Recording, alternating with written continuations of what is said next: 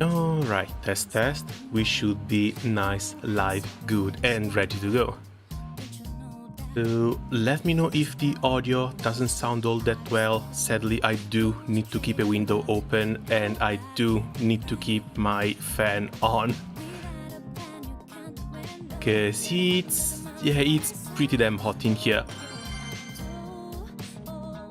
Hello Gamen, hello Kito, hello Tronghai, welcome. How you guys doing? Started the guild war already? Or most importantly, did you get the 100 million for the skin? I am so insanely happy to see the requirements for the skin being that low. As 100 millions, it's basically nothing. If we start hitting some NM90s later, we can get that easily as well. Oh right, I forgot to change this thing.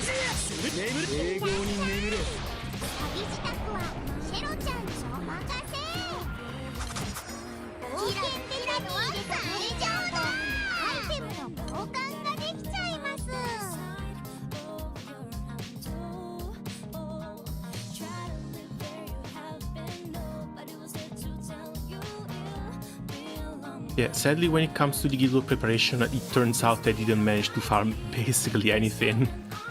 I kind of wanted to get at least the Darkopus weapons uncapped a little bit more for the little bit extra stats they bring, but sadly that's going to have to wait for the interlude. Again, it's been a while and since I kind of wanted to play Granblue Fantasy.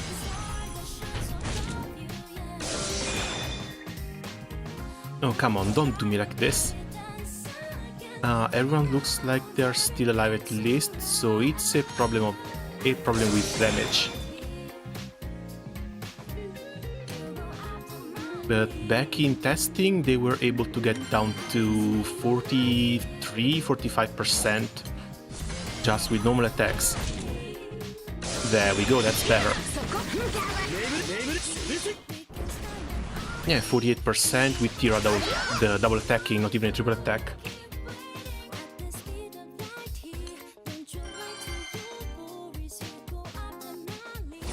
Hopefully they can keep this up, because I don't really want to go change the awakenings.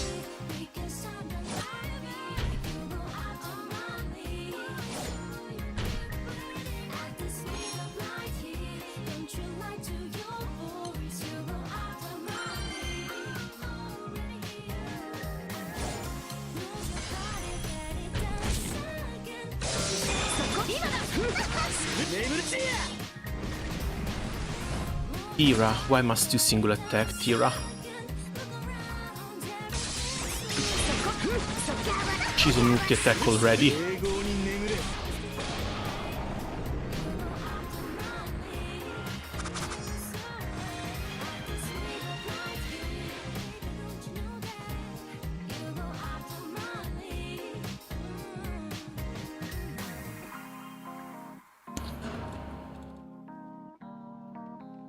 Yeah, sadly these things can happen between the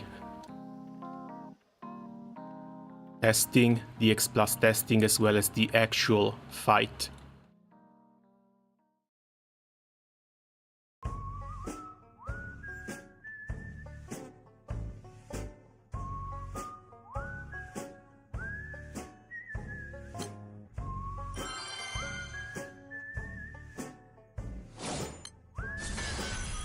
Why not use Agastya staffs? Because I didn't farm them.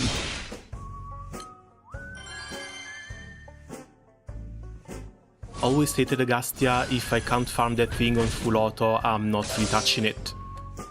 But yeah, looks like changing the EMPs sort of fixed this. Or at least I got lucky a couple of times. But we get double attack from the chains as well, so this should be fine like this.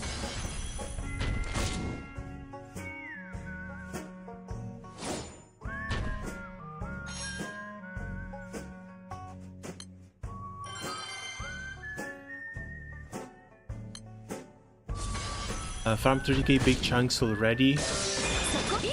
I'm done on this event. What do you mean?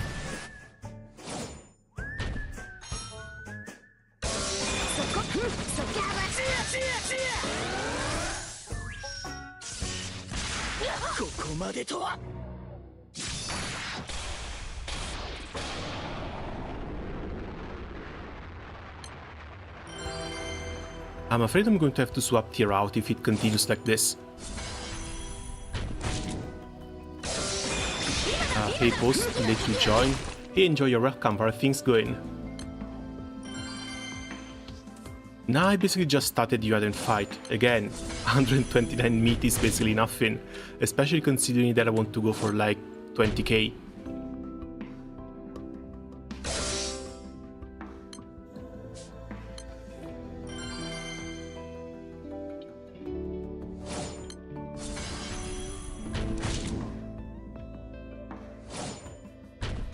Are you guys really going to make me do this?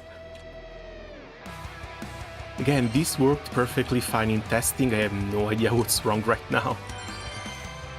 Because it shouldn't even be the counters. Yeah, this piece of shit is down here too.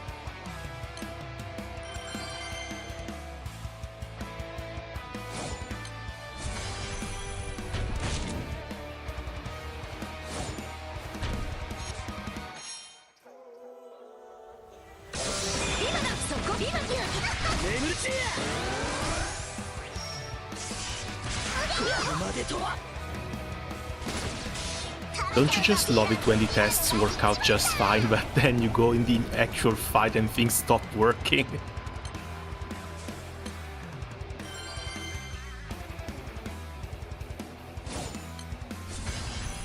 Is demo allowed? It's game OST? Oh yeah, sure. As long as it's not something that can get me copyright struck, then it's all fine.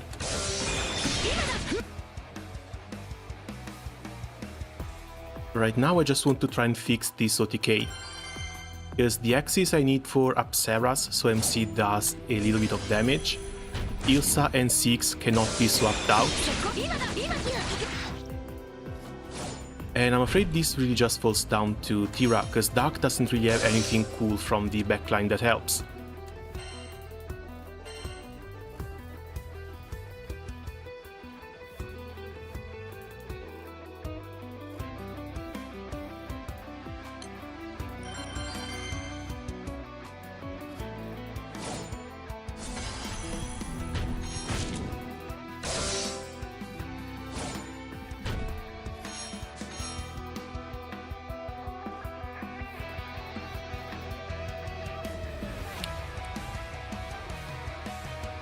Let's see, who was the other candidate? I've only done the testing last week, I already forgot half of the things.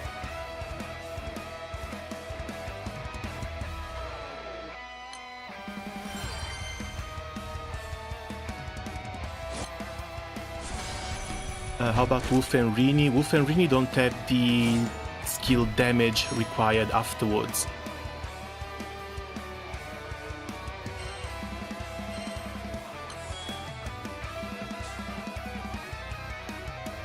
If I remember correctly, it's either these two or Vite again. But even for Vite has to triple attack in order to proc the 50%.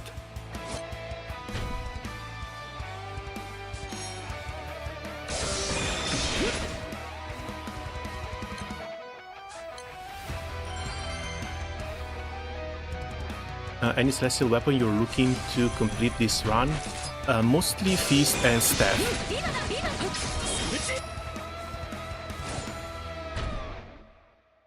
The bow would be a nice bonus, but the bow doesn't have as much use as Feasts and Staves.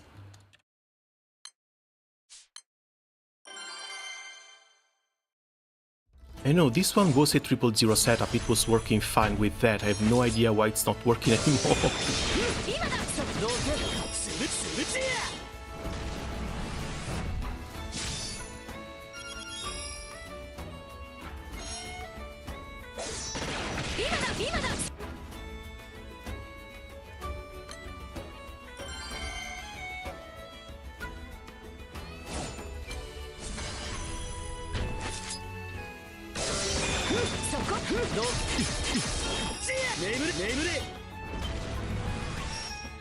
Yeah, it's the triple attack. Middle character in here needs to triple attack, otherwise this fails. Which feels a bit weird, because I remember this being a lot more stable. Do you have the Exo Staff? That one I do, but I'm afraid it doesn't bring as much damage as the Apsaras does.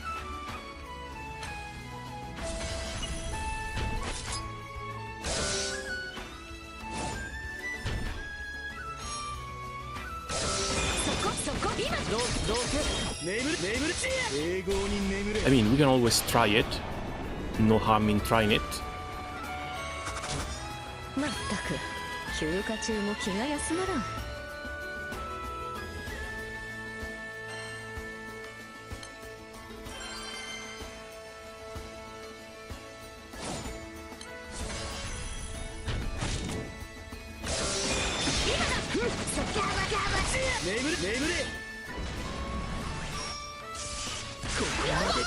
But yeah, now that I'm changing these, they go down to 41%. Ah, don't you just love it?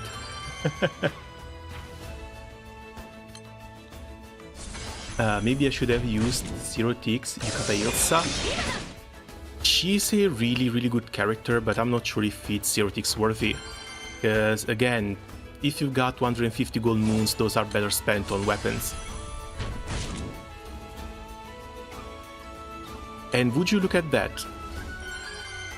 I go change a new setup and the old setup starts working again.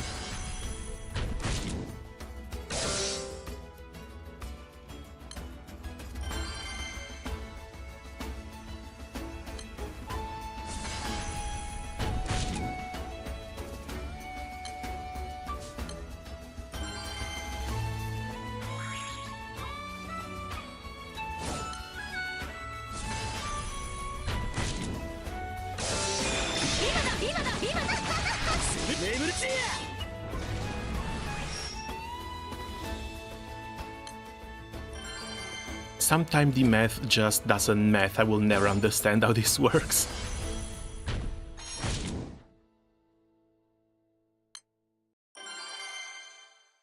Oh, right, the... damn it. Journey drops.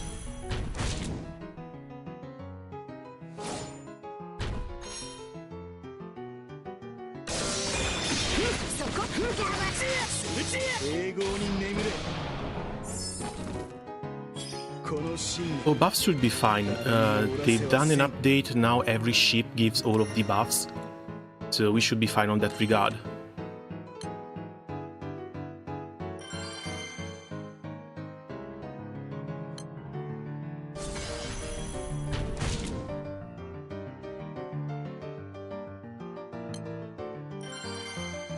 Why do some of these support summons up there just disappear? They've got a limit on how many times you can use them. I think it's like 10, if it wasn't increased recently. So every 10 raids you do with a single summon, they change. It used to be 1. It used to be 1, so we have to be thankful that it's now higher than that. Otherwise, finding the proper summon could have been a little bit more difficult.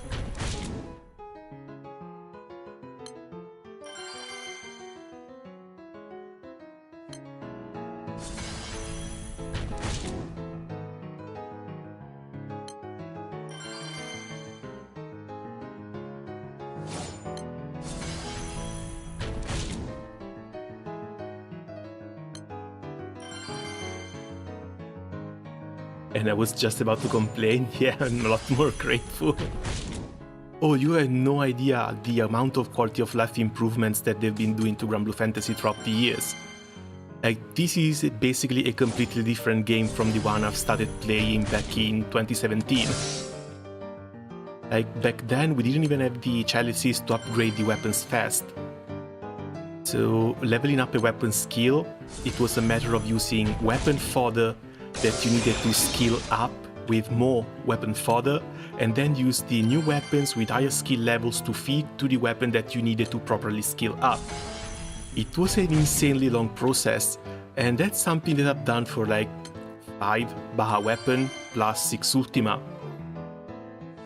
That was not pleasant. That was really not pleasant.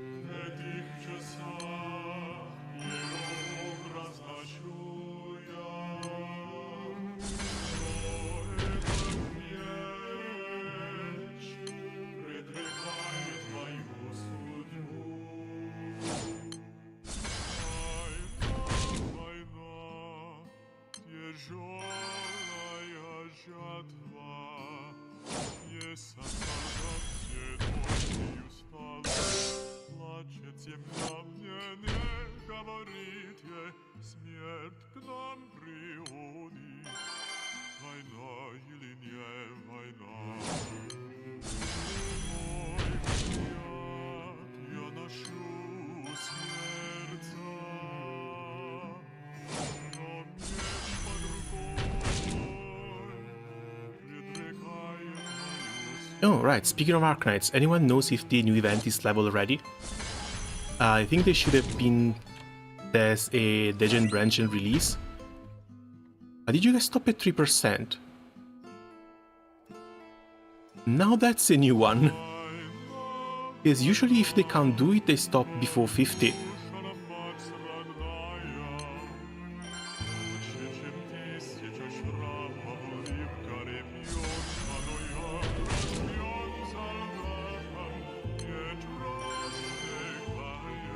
Maintenance right now. Oh, perfect.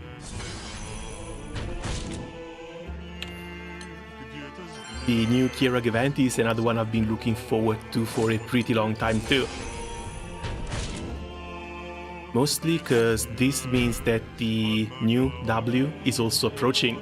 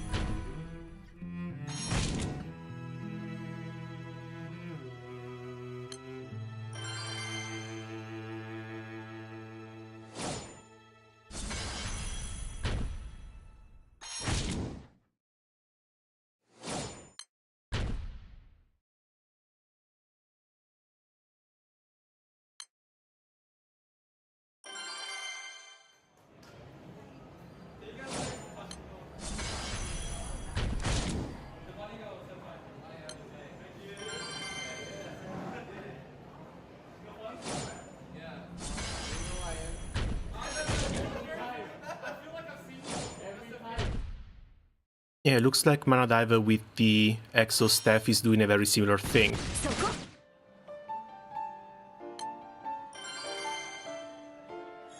Doesn't seem like it's 100% clear rate.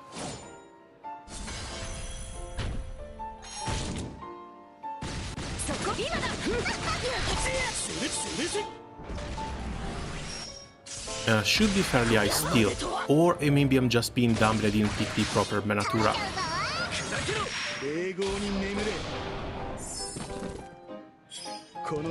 Yes, we got the... This one should be Yggdrasil for the extra nuke. The other ones both require a crest in order to work.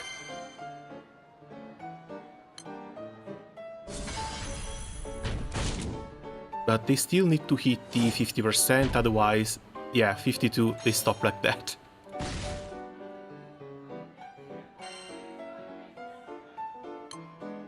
So what's the damage difference between these two classes?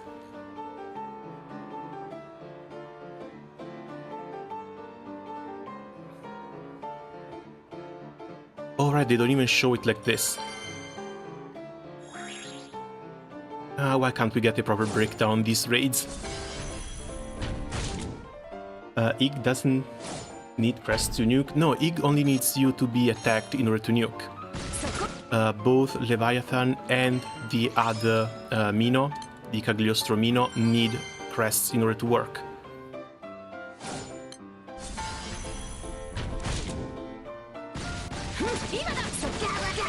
It's still 800 damage per hit, but that's also a double attack too.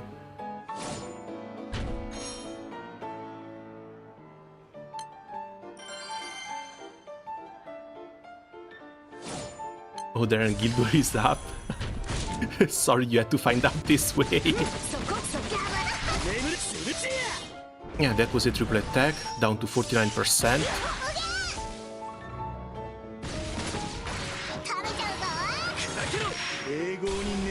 And that's a kill. I don't think I've seen the Yggdrasil nuke either.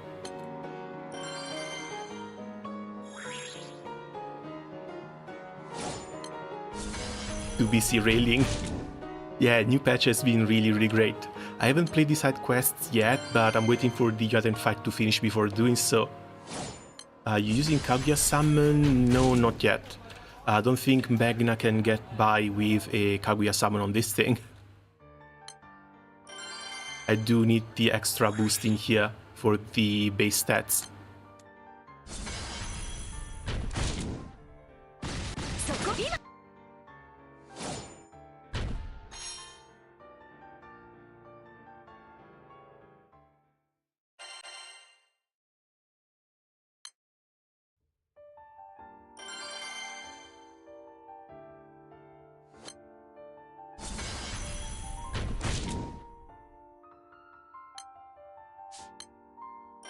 But no, looks like Apsaras was dealing a little bit more damage, so the OTK was a bit more stable. Still fails from time to time, but it fails at a little bit of a lower rate.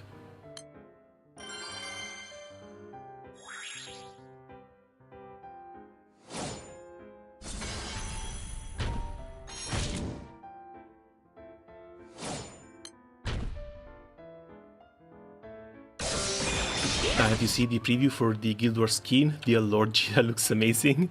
To be honest, Jita looks good no matter what you put on her.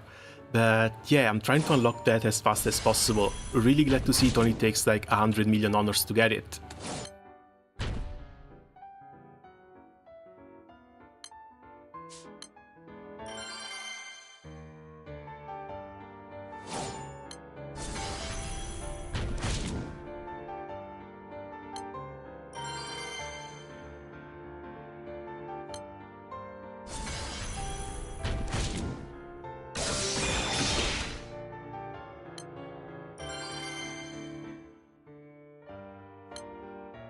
Should work, but I'm not sure if that counts as a link, because somehow that was being suppressed by YouTube.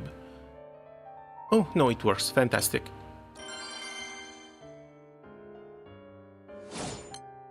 Hello Vincent, welcome.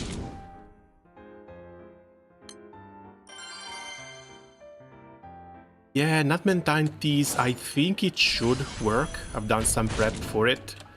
It should be a one button with a Kaguya sub-summon. So fingers crossed, that's good. That's at least going to stay consistent.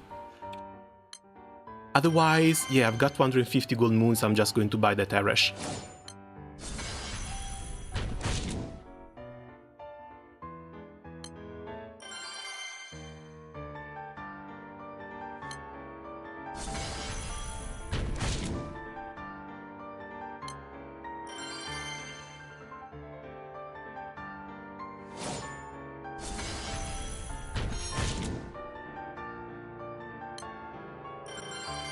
Now, I don't want to jinx it, but this has been going fine for a while.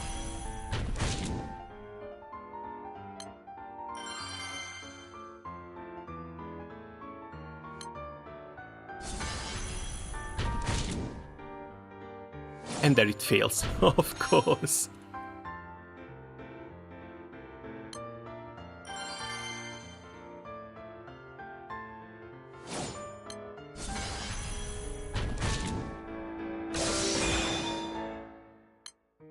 I think EMP-wise I've done all I could for everyone already. 27 out of 28 plus Marriage Ring, all the attack link bonuses. Dark attack is maxed. Heal cap, 9 supplemented. Ilsa can't really get any better than this.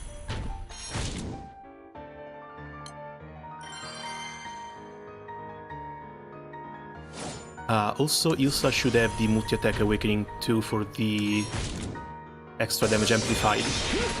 Yeah, multi-attack, alright. I'm afraid this thing really just hinges on Tira, and I don't have any better character that can do her job. So if Tira decides to do a single attack, this thing fails. 6-2, Awakening 9, balanced. Maybe swap him out to multi-attack too, but he's been working fine so far. No attack nodes because he doesn't really need them, just everything else on crit, defense for hard fights, counter and whatnot.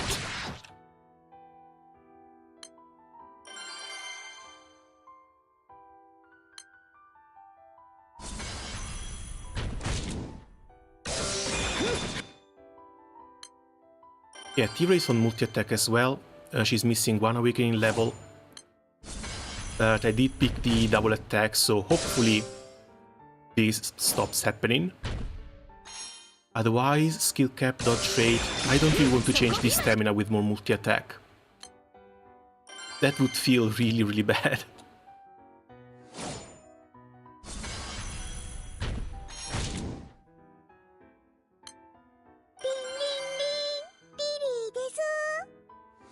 Hey, thanks for the follow.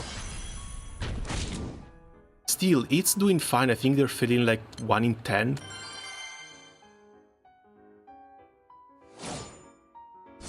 So I can probably just keep them like this.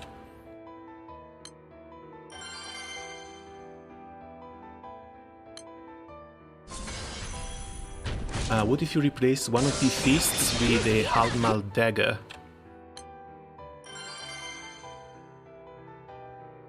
Doesn't that just bring more damage cap? Like, we're doing this without defense down, so capping damage. But we shouldn't really need extra damage cap, we should need more base stats.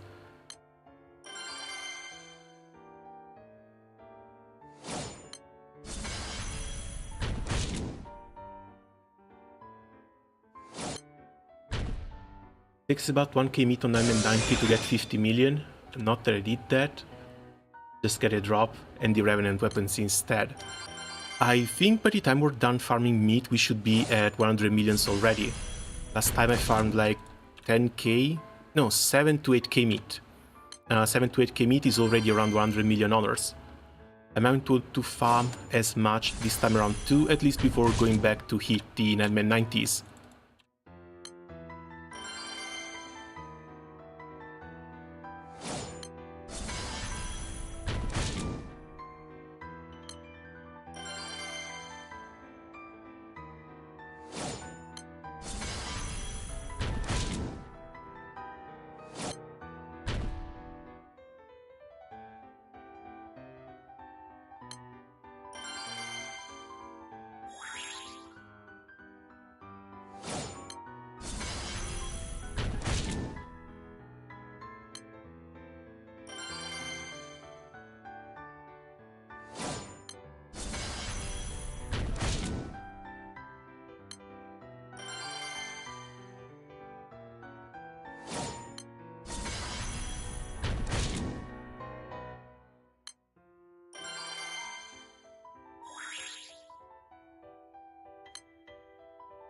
Yeah, the one thing I'm really getting worried about at this point are potions.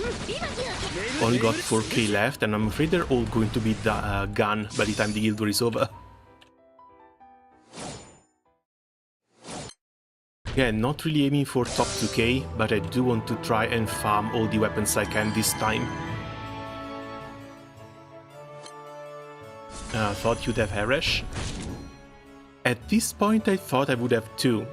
It's been in the back of my mind buying that damn weapon for a pretty long time.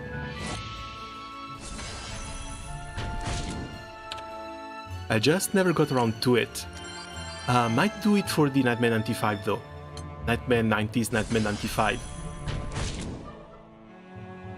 Because I was still debating between Eresh, Yatima, or a possible Grand, but with Roja coming home on her own, then yeah, that changes things a bit.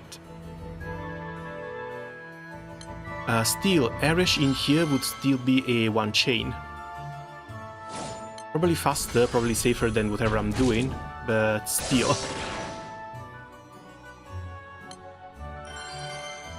By the way, kind of random question, but what's the mouse you've got for gaming? This is a very, very old Logitech G400.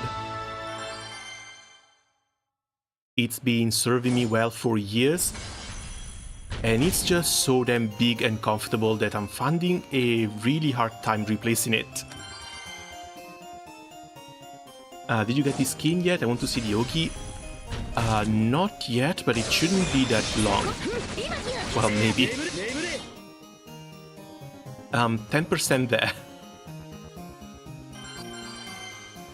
10 million out of 100 just farming meat.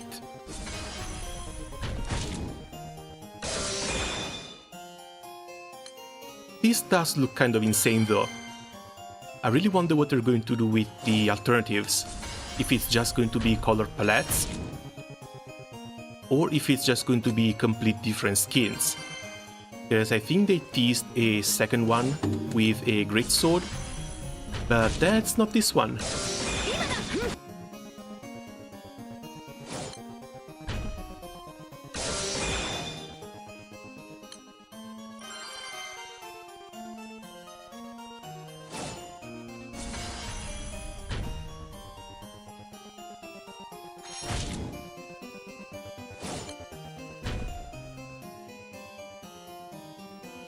By the way, new skin only gets uncapped once. We need to participate in at least in a good 2-3 more guild wars.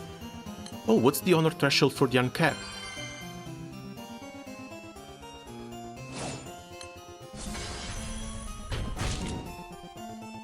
Because I'm seeing the 100 million to get it, but that's the only thing here. Unless there's something in the announcements.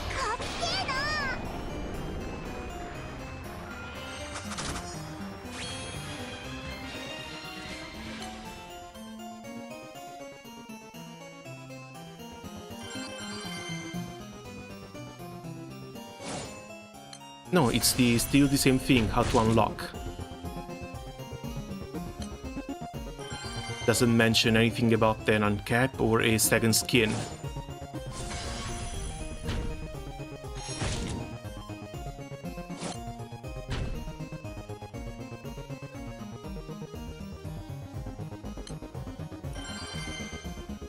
$100 million only, that's it.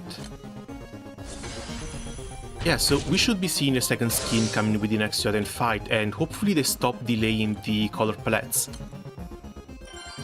Again, really glad to see it only takes 100 millions to unlock, but at the same time, the skin doesn't come with all the features that have been announced for it.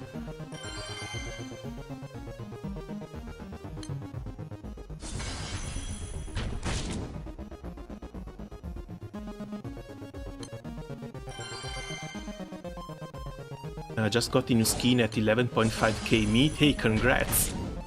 Only did mostly EX Plus, only did Nightmare 90 25 times for the mission. Usually I don't normally farm the Nightmare 90s, but I'm afraid this time I really have to. Not really for this skin, mostly for the weapon drops. Because I still need a few of the materials to finish uncapping my fist.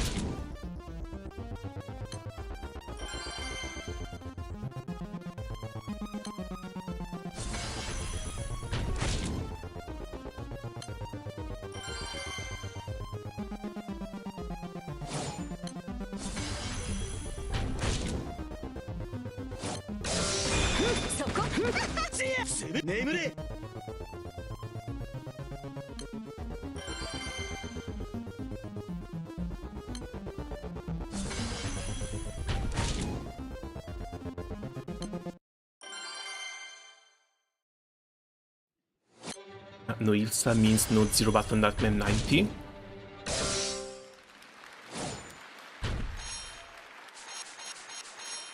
Yeah, I'm afraid Ilsa has been a bit of a linchpin when it comes to Dark ever since she was released. This one is going to be a little bit of suffering for me as well, because no Bowman and no Valentine Sidala also means having a lot worse OTK and burst setups going forward.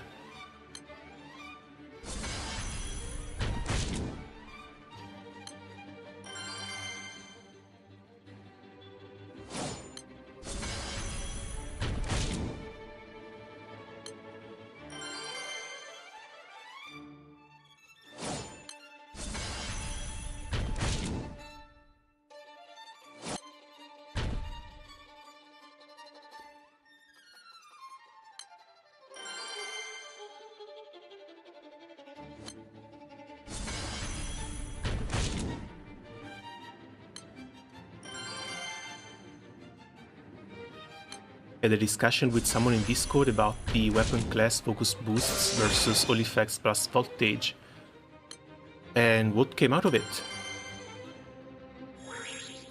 Was it about the new celestial weapons?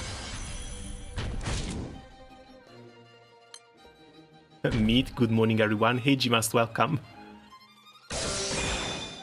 Last guild was rough. I got 5 weapons from the Nightmare 90s in 11k meat. Not sure if I was unlucky, but I hear weapon drops have similar rates as gold bars.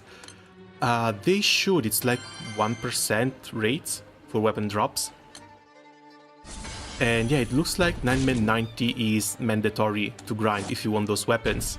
Because I've done only Nightmare 95s and I've done like 1 weapon drops in 75 million honors. That one was a little bit heavy. Oh, not 75, sorry, 700 million honors. That one was a little bit heavy. And I want to try and avoid the same experience right now. So say 2k meat, then we see if the Nightmare 90 setup still works.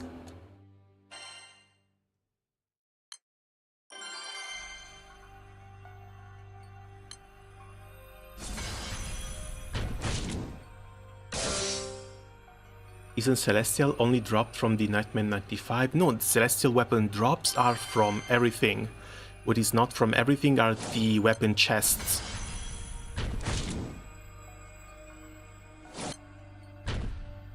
Where are they? Like the chests of good fortune. If I remember correctly, these don't drop from some of the lower tier raids. Either EX Plus and Nightmare 90s.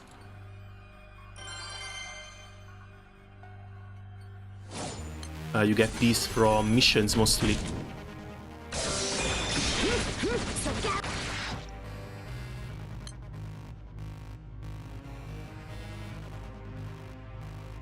Oh yeah, no, sorry, I misspoke. I didn't mean the weapon, I meant these special chests.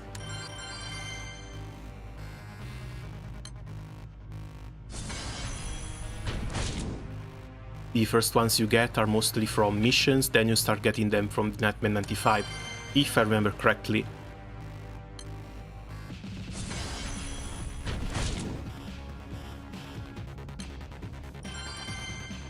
So if you want to farm for weapons, Nightmare 90 it's only drops.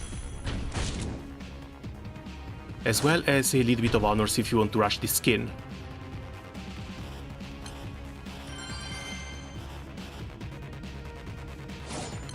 Now, what class are you using? This one is Apsaras.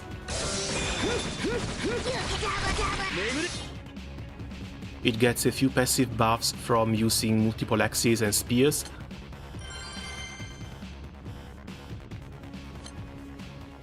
Which lets them do a little bit more damage.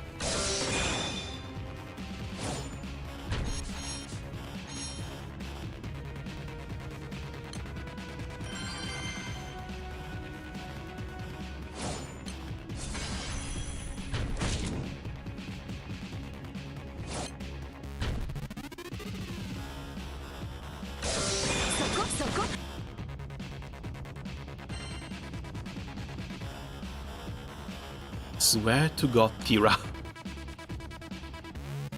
Who else has guaranteed crit attack? If I remember correctly, someone like Predator.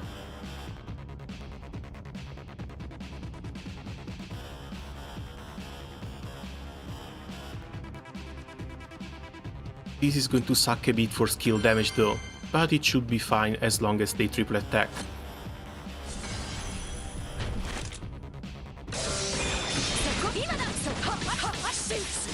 Oh yeah, that's 1 million hits too.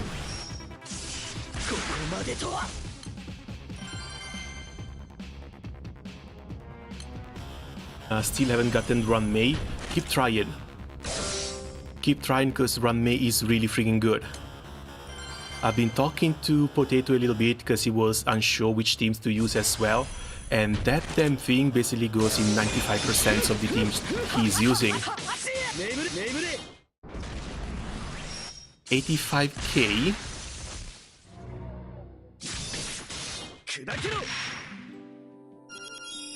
Huh. So they can actually get screwed because of the counters. If the boss only attacks the first ones, doesn't hit 6, they don't get the summer battle counters and they can actually get screwed with 1% HP left. Isn't this fun?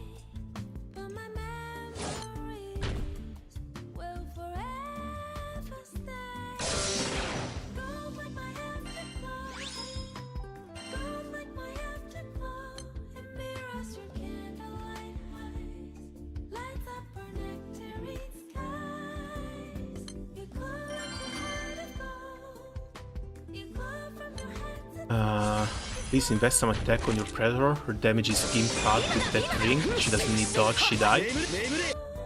Ring is mostly here for the skill cap, but the skill cap is also just for the normal stuff too.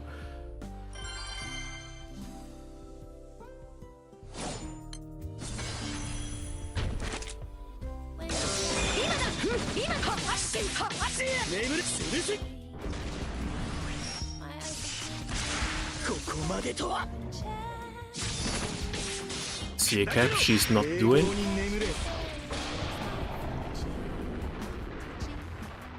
Well, it's a bit of an improvement at least.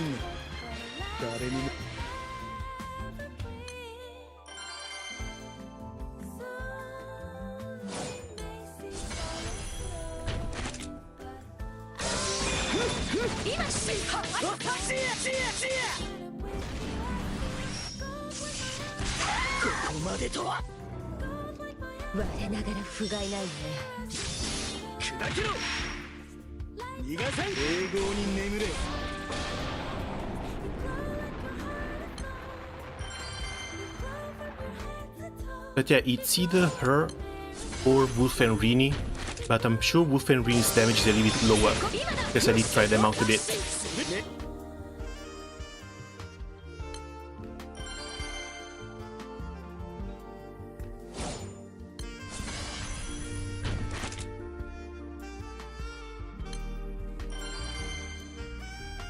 You also don't have Bowman. I don't, and even though we just had a surprise ticket, I am not spending money on a male character.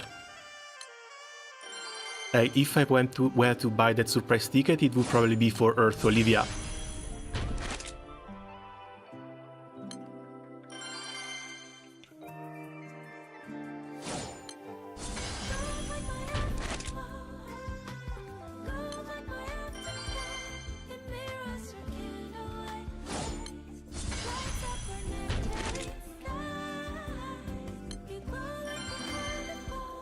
Bowman and Olivia Earth are pretty strong, but getting them is a pain.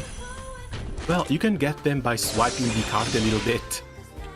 And especially with the Japanese economy going a little bit down the drain, those surprise tickets have been getting cheaper and cheaper throughout the years.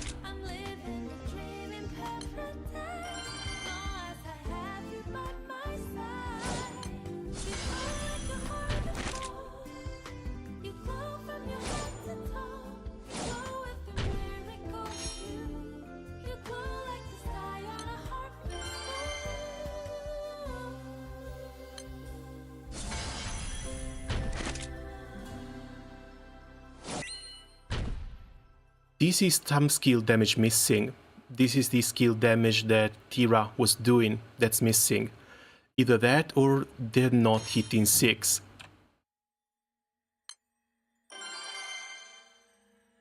At this point it's all just down to RNG. Everything on my side deals triple attacks.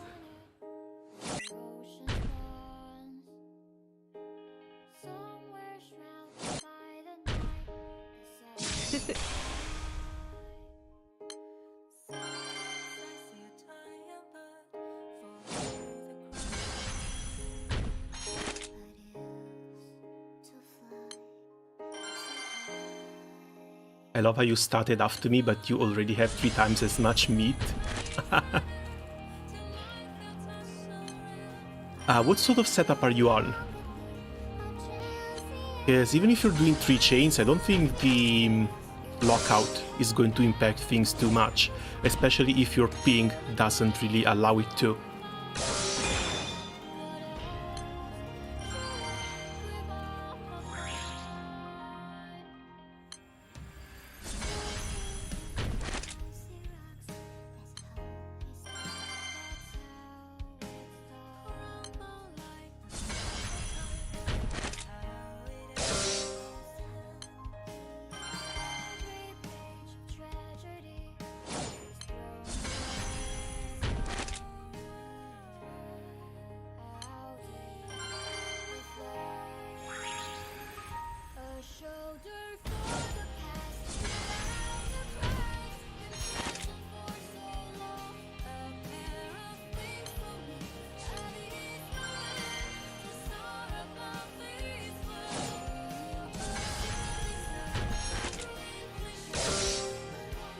I wish I wasn't occupied with uni so I could have finished my Magna 3 grid.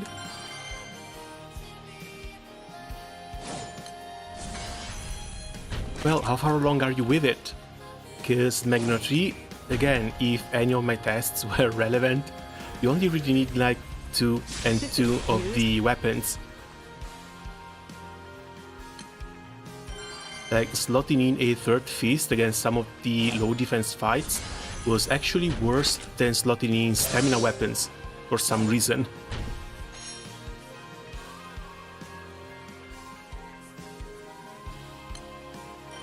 But that's something I want to try a little bit better this year than fight, especially come the Nightmare 95s.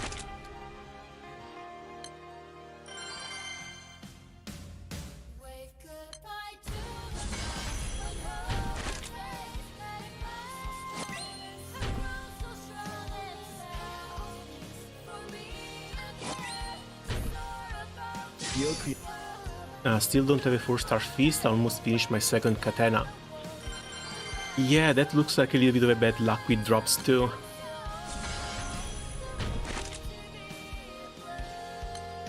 But hey, Dark Curtain fight is only a week, as long as you can cope with it a little bit.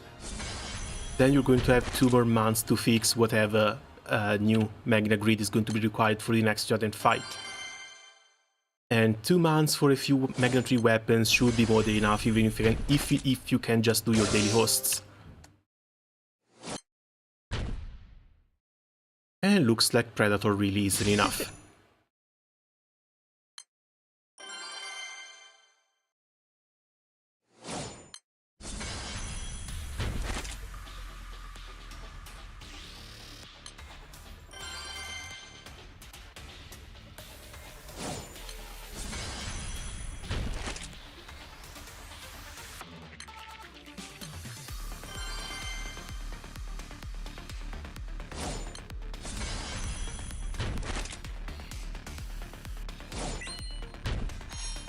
They get it most of the time, but there's still a little bit of damage here that should be done via skills.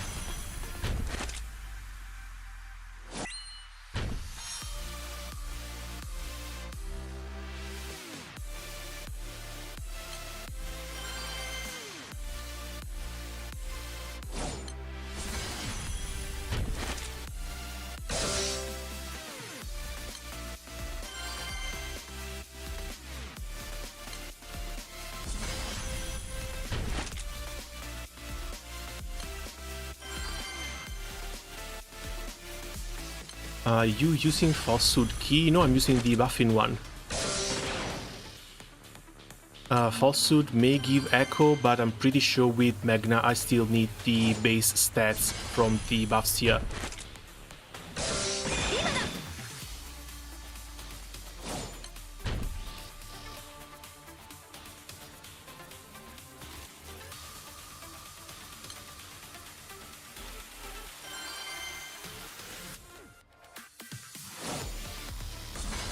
I guess we can.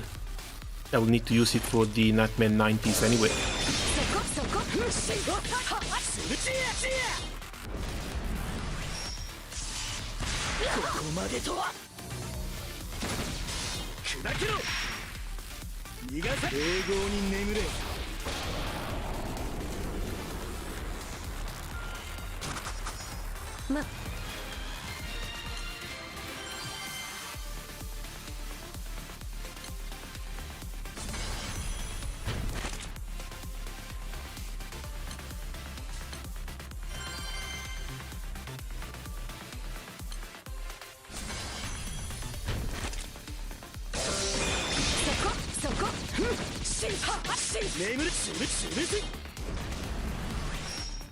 The hell?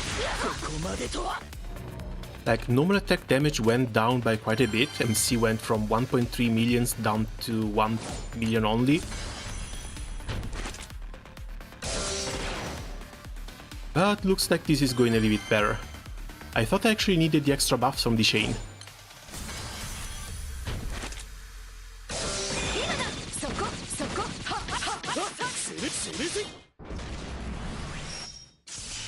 Might have been something to do with crits, because this is now mostly up to 6.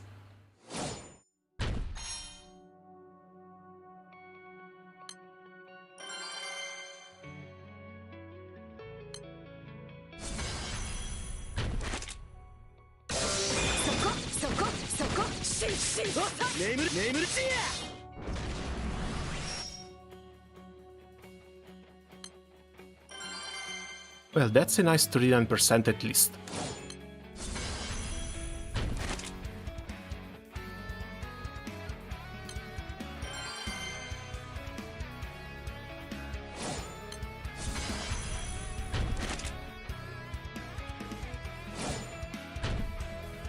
And it can still fail.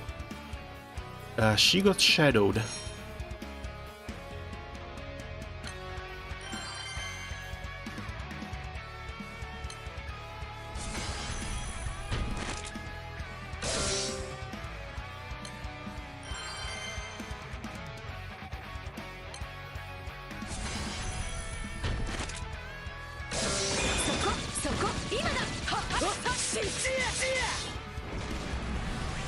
Okay, this is a failed one.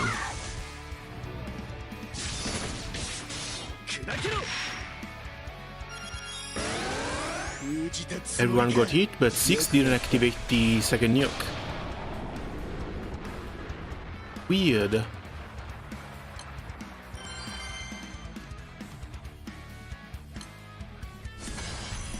Might actually be the counters.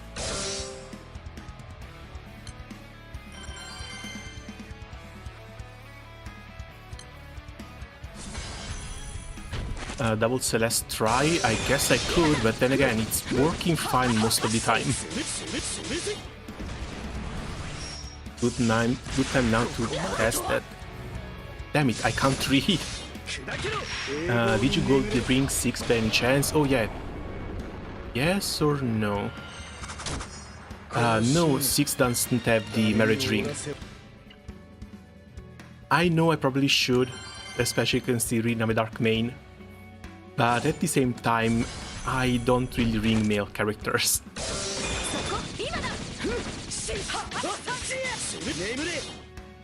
I know that sounds stupid, but yeah. My marriage rings are reserved for actual waifus.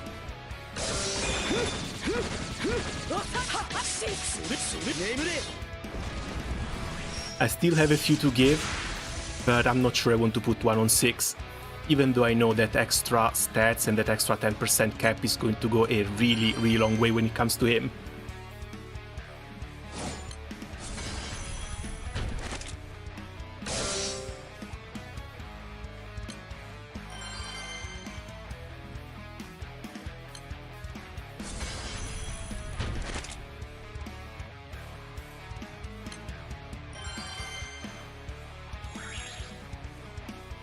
Like, my dark rings went to basically just degenerates at this point.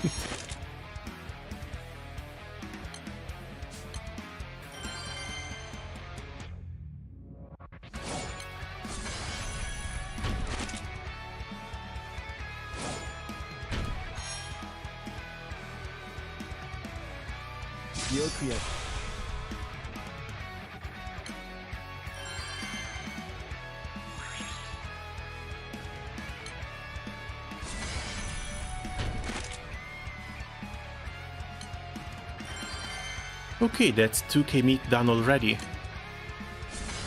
But in an hour, which is a little bit slow.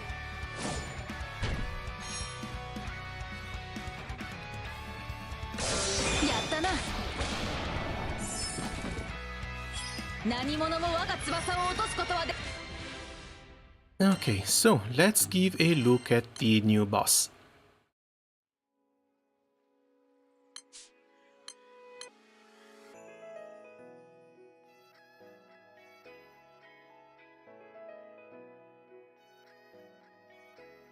This one was the NM90s setup.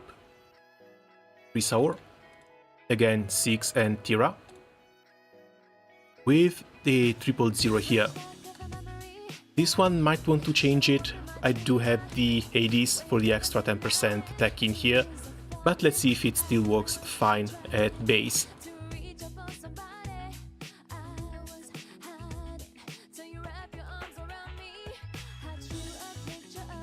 Plus marks are fine. And this one should be fine with a Kaguya second summon.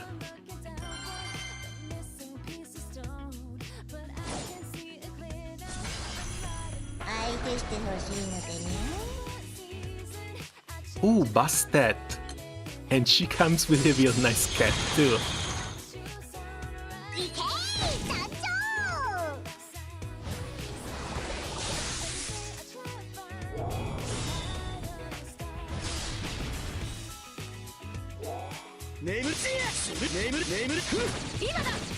Okay, just summon is not going to be enough.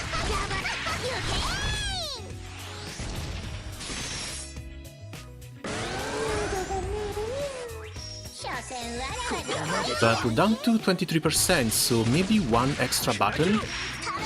Oh no! Oh no! One summon OTK, it actually works!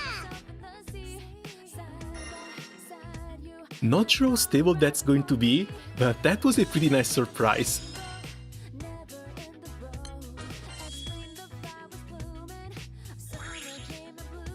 I didn't expect it to be that close either.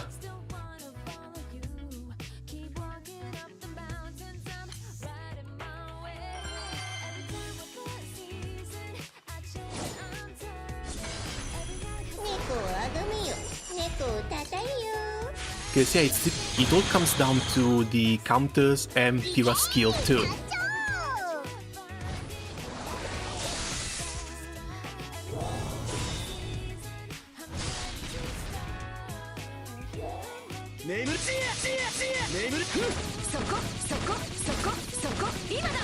Oh god, the damage is horrible though. 200k per hit from Ilsa.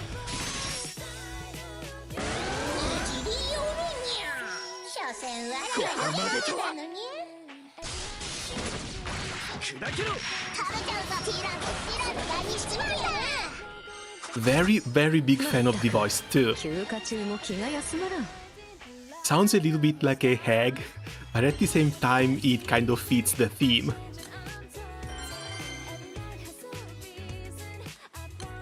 Also, very happy to see that we went back to...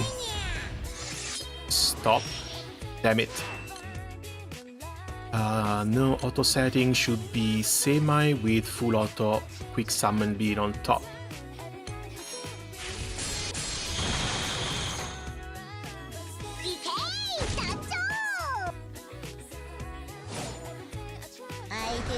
Mistakenly press the button, no surprise this doesn't clear.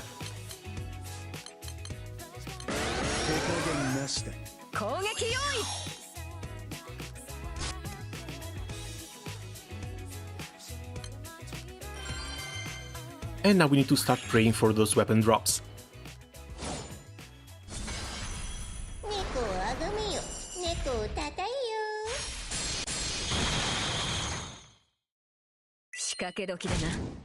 Next bosses, we're going either genderless or male soon. Honestly, I kind of wish they would start making some of these playable.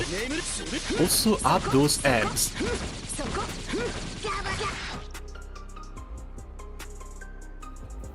Sorry, wait a second, are those abs?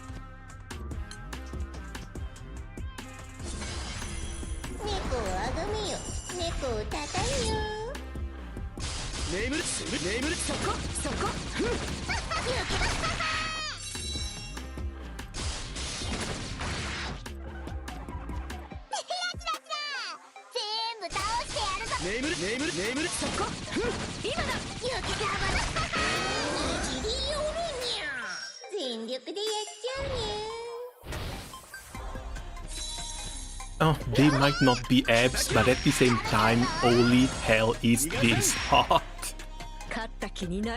Why do we keep getting bosses that are one prettier than the other? And most importantly, when are these bosses going to be made playable?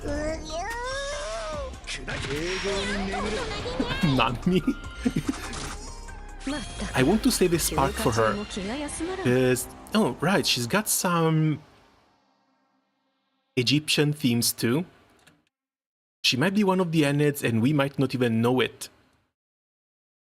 She looks so freaking cute as well. Damn it.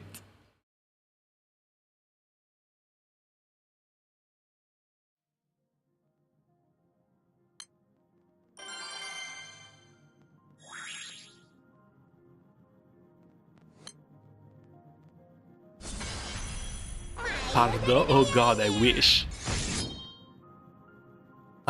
Wait, where the hell am I? Oh. Weren't you supposed to use the summon on full auto?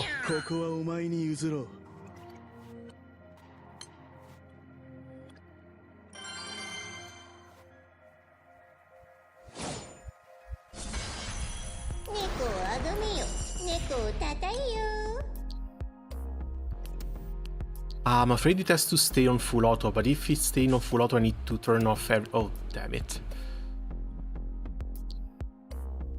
I would love if the game would just remember these sort of things. Like fight to fight, which settings they are on full auto, which settings are not.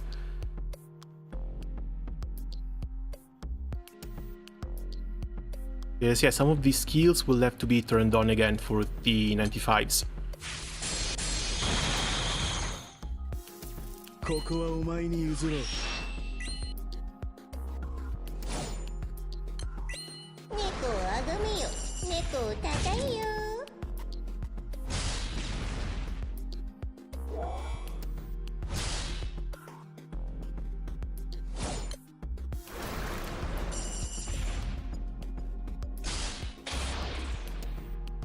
Friendship ended with Mars, now Bastet is my best friend. Well, Mars and Bastet can be very important, but for two very big different reasons. Oh, right, but we're at it. This needs to be changed to Aphrodite.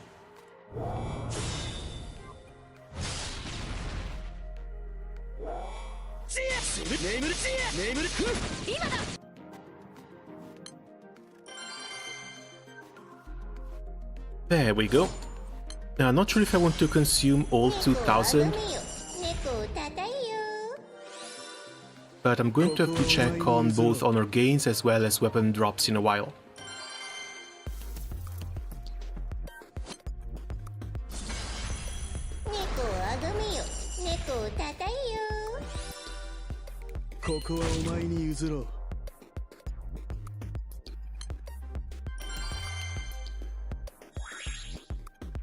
Bastet in the Granblue's Doko.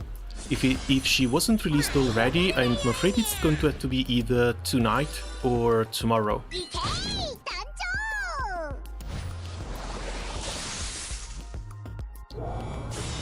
Oh no, it's a... What are these two doing here? They even had... They haven't had a relevant event in a while, and we just get the 4 Coma team thirsting over this guy again. But yeah, no, Bastet for Coma should be released tonight. I say tonight because it's like 4 to 5 in the morning for me, but you get what I mean.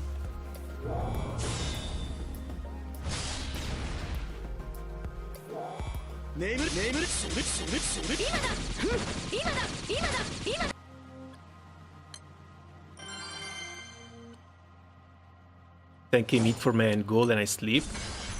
Have a nice rest, because this is going to be a real hard United fight.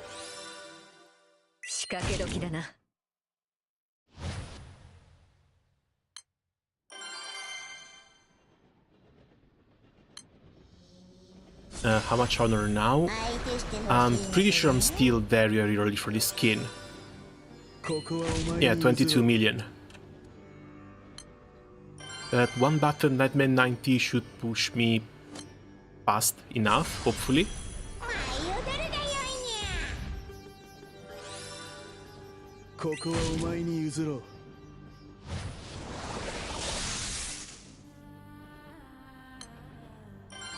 As for rankings, yeah, this doesn't look good. Hopefully some more people are going to wake up, otherwise we're going to start in B tier once again.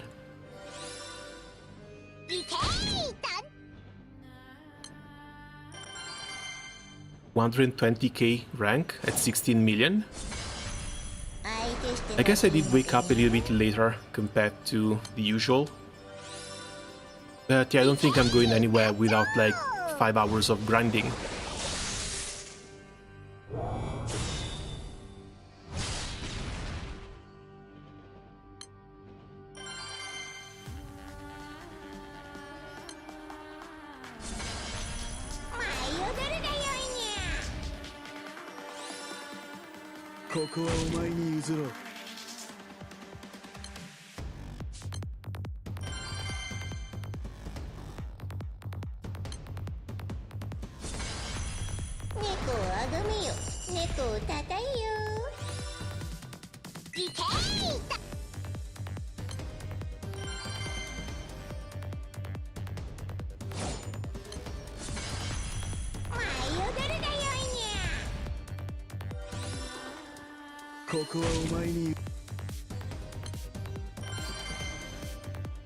Can technically zero turn now, same as yours, one summon.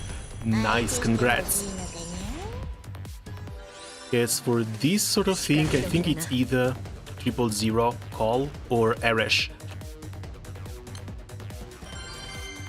Speaking of, I do wonder if I should actually buy that damn weapon. It might be about time.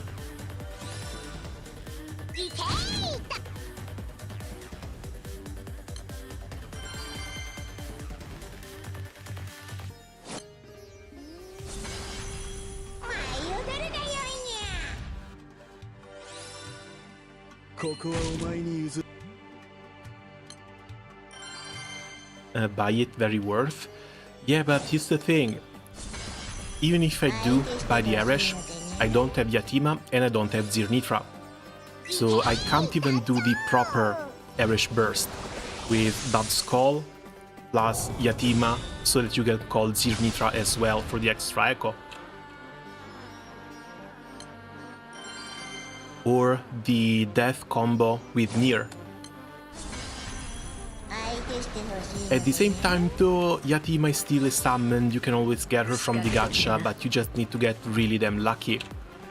And if I spend 150 gold moons on Yatima and then end up getting a dupe, either these summer free draws or next to that, that's going to hurt really, really badly.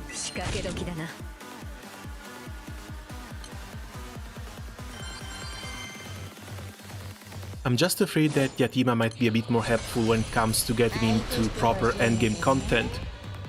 Something which I haven't done yet, as you can see from the state of my poor Dark Opus weapons. Did you get any 150 gold moon weapons? I didn't. Also, hello Vent, welcome. It's been a while since I've seen you around here. How have things been going? You know, like, last few times I had some moons available, they went to Yucatan Armea, as well as Grand Zeta. As stupid as it is, spending 150 gold moon weapons on a character, especially a grand character that you get Spark, yeah, getting into the 5 unit and fight without Grand Percival, without Grand Zeta felt a little bit too bad, and I decided to burn those weapons on Zeta instead.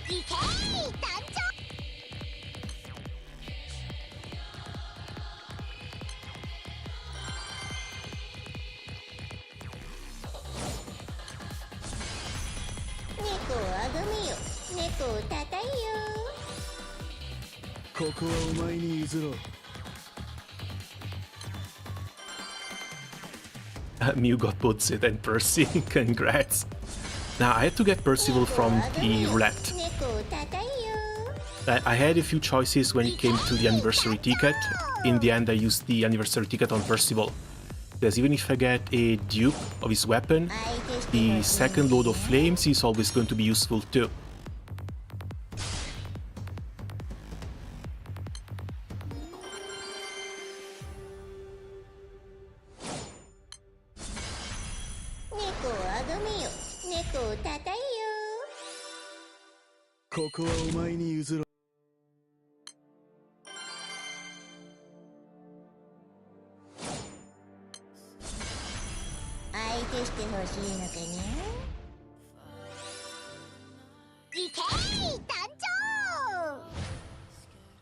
To be honest, if you don't get Erish this Guild War, you're never gonna get it. Yeah, but here's the thing. These weapons were released over a year ago. I haven't gotten Erish in over a year, and I've still been fine. When it comes to farming materials, even with the... what's his name? Sandbox, I always use different elements so I can also stock up on EMPs for new characters that are coming out. And lacking Erish never felt that bad. So I don't think Erish is that big of a necessity, at least for me. Because I don't spend 10 hours a day farming Akasha, for example. I probably should. I will need a lot of gold bars going forward, especially to fix up my dark. But at the same time, not the type of content I play constantly. So something like this has always been fine for me. 相手してほしいのかにゃ。仕掛け時だな。 And yeah, I swear, if I didn't get lucky with the Oroja YOLOs, I probably would have spent that 0 ticks on Oroja as well. 仕掛け時だな。 Why not use the Babs plus on Mioji Dabologi? Because this one is working just fine. I get the double strike, double CA from 000 at battle start, and I get the extra nukes from the Freeze Hour too.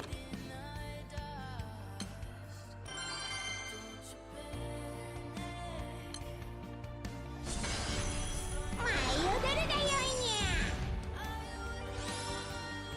ゃ。いけー団長。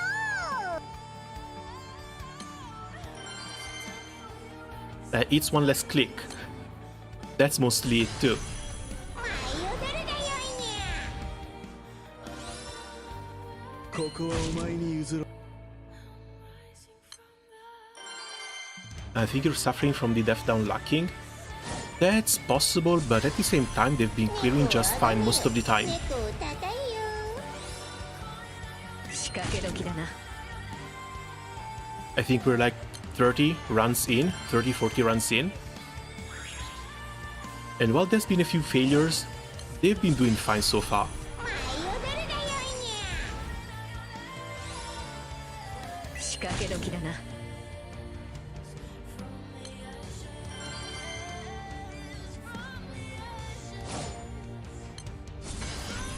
相手してほしいのかにゃ。 仕掛け時だな。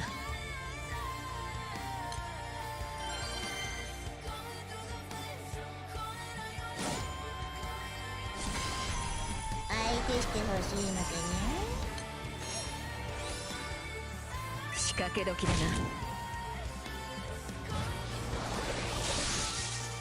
な。 Okay, 31 millions, we're getting close. We are 1/3 of the way there for the new skin. 猫をあがめよ。猫をたたえよ。いけー団長。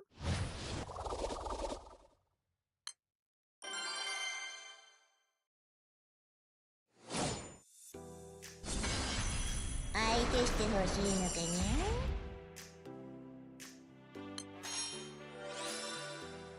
ここはお前に譲ろう。 Also, thanks for your 250 Hades. Oh, that's something I'm going to have to go back to the moment we start getting into the proper fights.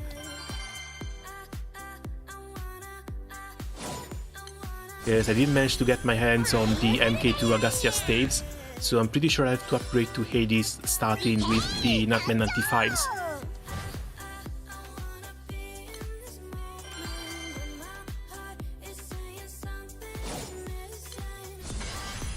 舞い踊るがよいにゃ。 仕掛け I'm 時 not だ sure how good just a single Oroja weapon is going to be, but if anything, it does bring a little bit of echo. And if I do buy that Airage, I'll still have to use the quad axis in order to proc the ここはお前に Eternal 譲ろう。 Signature skills.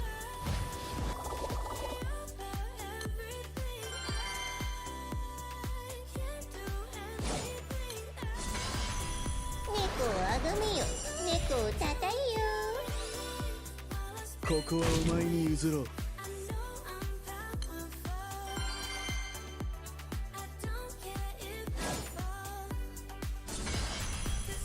い踊るがよいにゃ。 仕掛け時だな。 Of course, not a single drop yet. Why would I have expected anything different?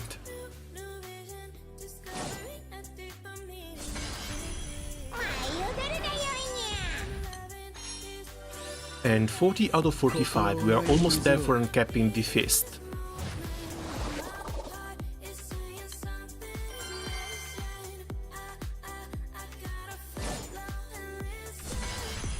舞い踊るがよいにゃ。いけー団長。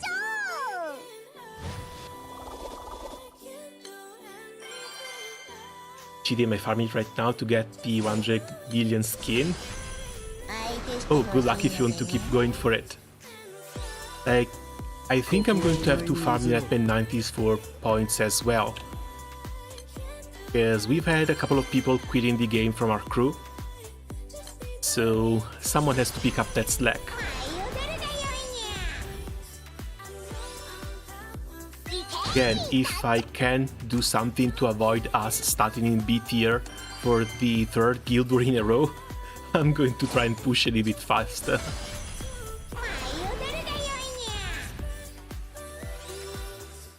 ゃ仕掛け時だな。舞い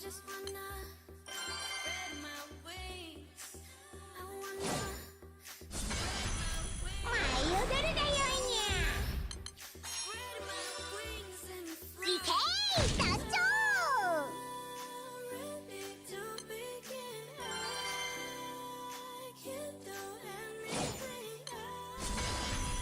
舞い踊るがよいにゃ Did you see the field effect? Check the upper side notes. Oh, right, I did see the icon, I didn't check what it does. Moonlight Melody raises by 1 upon busted normal attacks, lowers by 1 upon special attacks.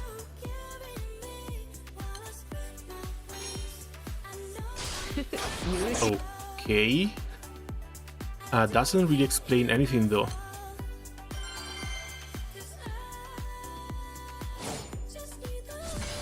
Moonlight playable like Hecate? You won? Oh, I would love it to see her playable, I swear. Not to mention, if they do it like Hecate and they actually bring some cosplayer in the summer live stream, すぐに片付ける can you imagine people thirsting over her?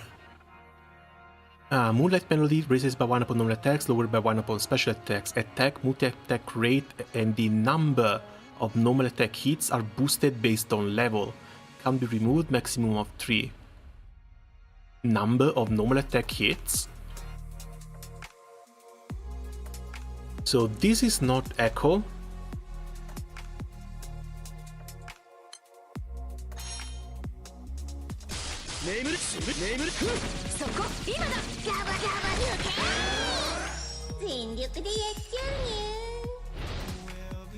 Oh, oh, DCA.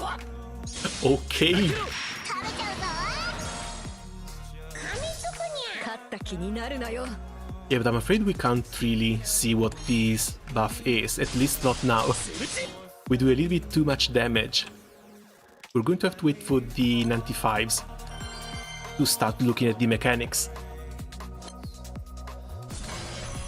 相手してほしいのかにゃここはお前に譲ろう You played the new Elder Ring DLC? I'm afraid not, my computer is a bit too old to run Elder Ring. I'm going to need an upgrade before I jump into that. Still, when it comes to the Dark Souls series, I think I'm still stuck at the first one. 欲しいのかにゃ Played the first one back on Xbox 360 and never really touched the series since.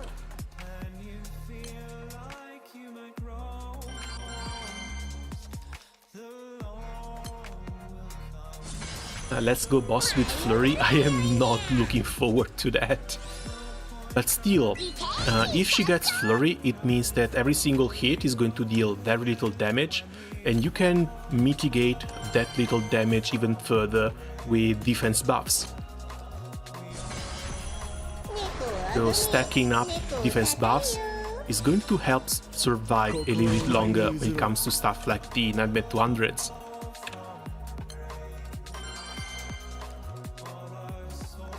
And speaking of defense buffs, now Dark Magna also has access to Garrison.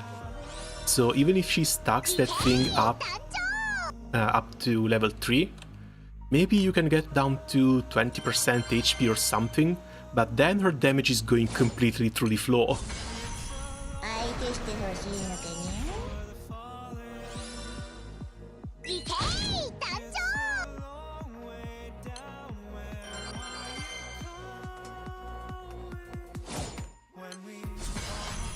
猫をあがめよ猫猫をたたえよ 仕掛け時だな。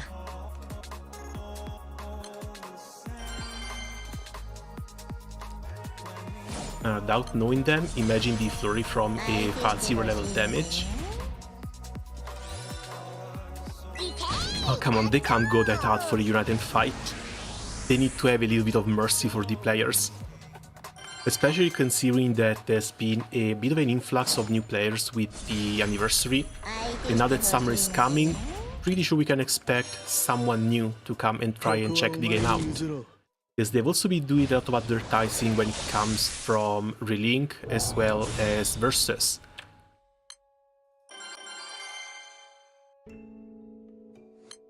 Which is why I was expecting Zeta to get, not Zeta, sorry, Beatrix to get a 5-star instead of Mercury this month. Because what the hell do you mean you release Beatrix in Granblue Fantasy Versus, but you don't give her a 5-star in the base game? That is just completely unjust.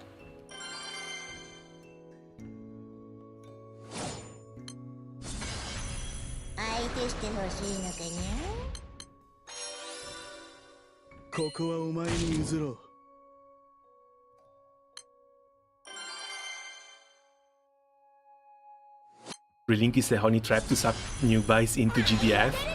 Oh, I don't doubt it. Absolutely don't doubt it. But I also hear that the Relink grind is basically similar to the Granblue Fantasy one, especially when it comes to farming for the endgame weapons.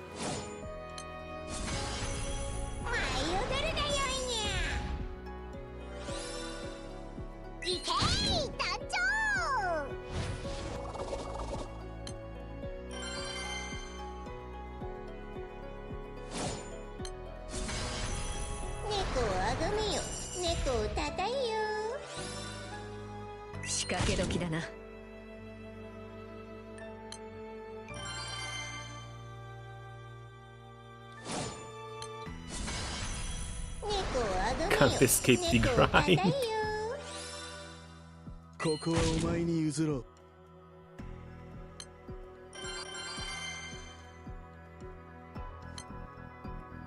Yeah, sadly me getting into Relink has been delayed a few times. I really wanted to try that game out, but at this point I'm afraid I'll have to wait until the end of summer to do so. But hopefully there's going to be a bit more content, especially when it comes to the endgame stuff by then. Because it looks like they want to treat Relink the same way Capcom treats Monster Hunter. So they release a little bit of content here and there, without really turning the game into a full live service one.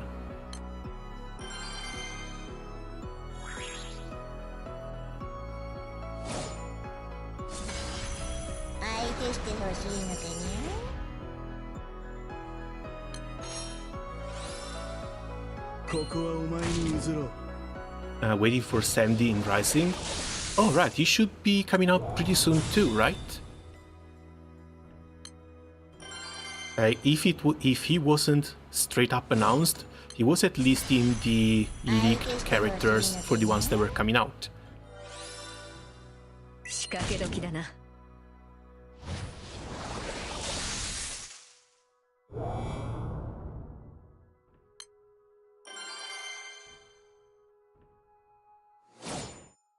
Relink is finished. Yeah, but Relink is always going to get some new character here and there. So a couple of new characters, couple of new quests, some new bosses. They still have a ton of stuff they can do with the game. Not to mention, since it's not actually 100% related to the mobile game, they can just invent new bosses and put them in Relink.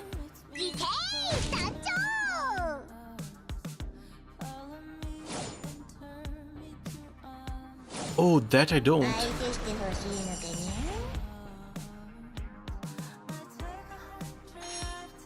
I'm using these two, but I think I want to keep Forte for the little buff she brings with the crests.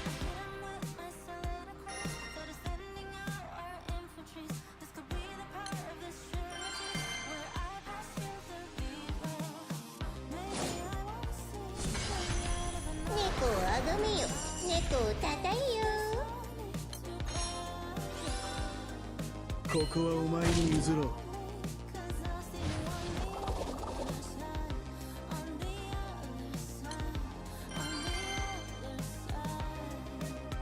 Not sure, from whatever, they didn't plan to make new stuff. 相手してほしいのかに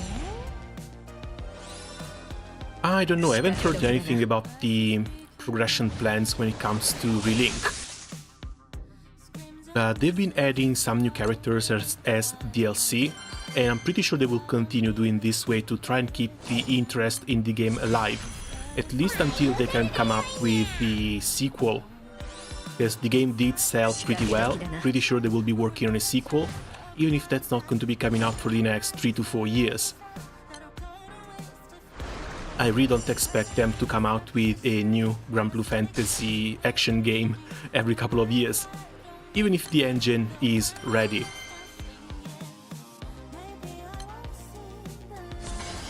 Leaked stuff from Versus is Grand's mom and Siete. And here I think I've heard about Bikala and Sandalphon as well. I don't remember where I read about that, but I do remember Vicky and Sandalphon as well to be added to Versus. Do you have Ilsa Bowman? Ilsa is right here, but she's hiding behind the Tyrannosaurus. Bowman, no, I don't have.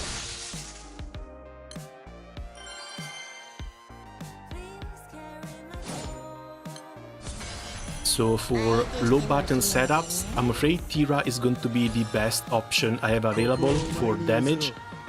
If not Tira, it has to go down to either Predator or Narmea. But even for either of those two, the button number just goes up.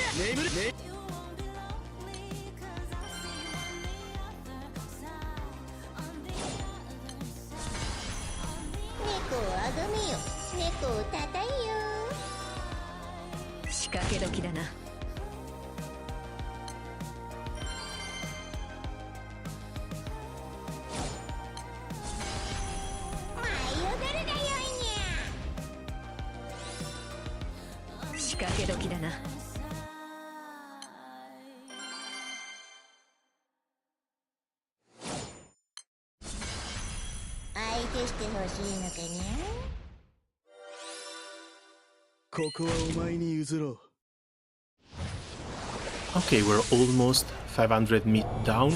We are halfway there for the skin.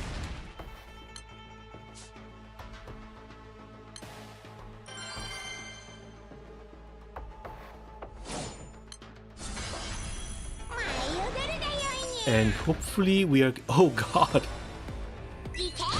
I cut my total rank in half since last time I checked it.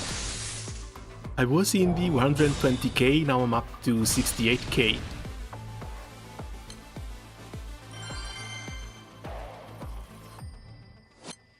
All my sands go bye-bye after Magna 3. Sadly, mine as well. But the summons are worth it. I've seen people doing both main and sub-summon, which is honestly a little bit crazy, but you need a ton of sense to do that. Still, 10% attack and HP from the sub slot is a really good one.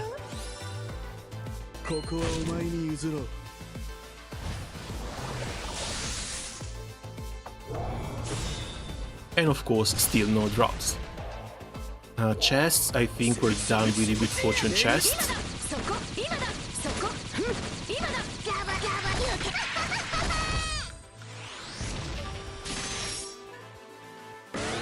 Yeah, 25, resets only give tickets, we're done with the good fortune chests. We're going to have to wait for the Nightmare 95s to come out to get the rest of them.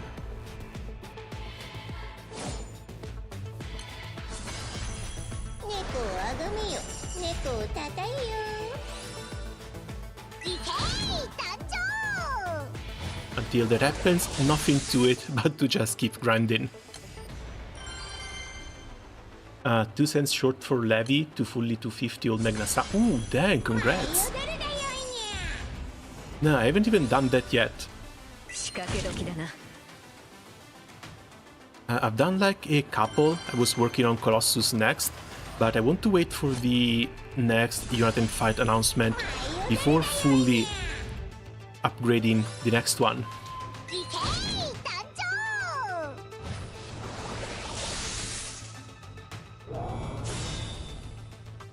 長 Is it good to have two of the same Magna summons?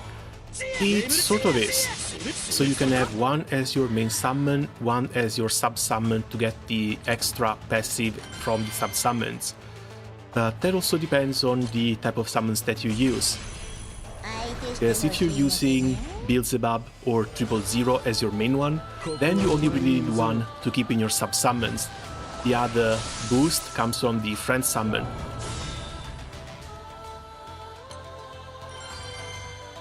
So really, one is all you need. A second one feels like a bit of a waste, but if you have materials to spare, why not?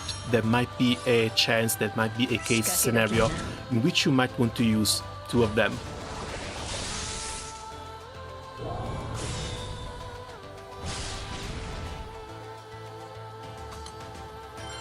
Does Magna sub stack with Primal sub? I assume no, but I never bothered to check. Oh, that one I didn't check either. 仕掛け時だな。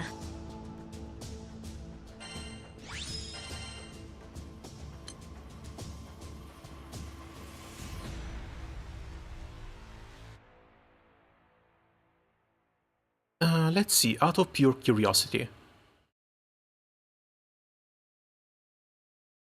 Just Hades?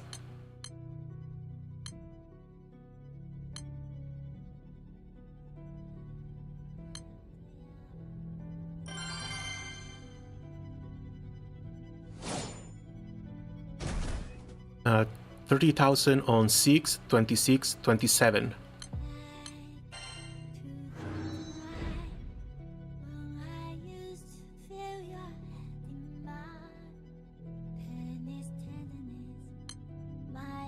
Hades plus Celeste.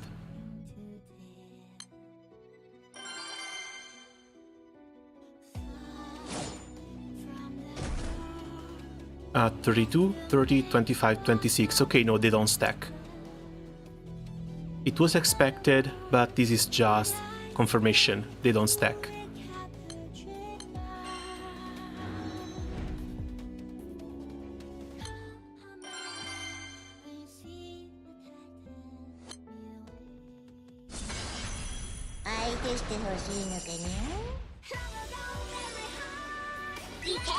Magna sub effect is HP. It's defense though, not HP.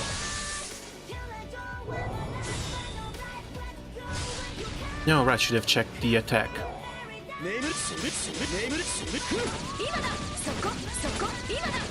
Yes, we did go down moving to the other one.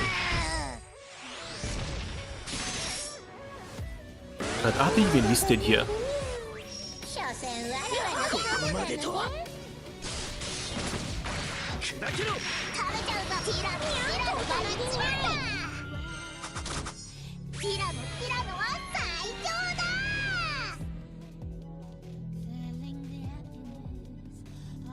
Yeah, no, these are just weapon skills, they are not listed here.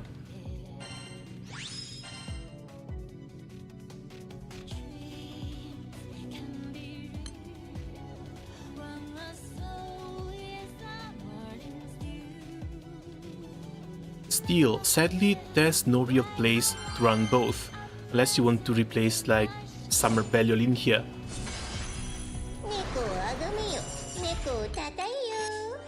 Because everything else is kind of mandatory.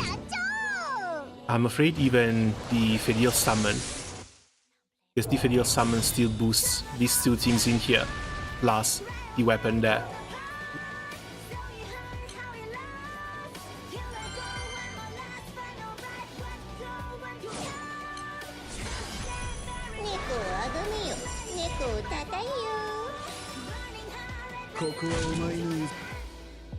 Just put both of them in the same, or in the sub-aura slots to see if the attack kept going up, and yeah, it does. There's always the same problem though. There's not enough space for both.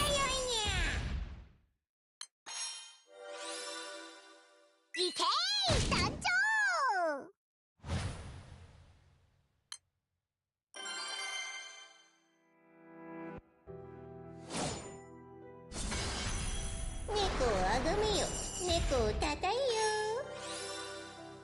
ここはお前に譲ろう。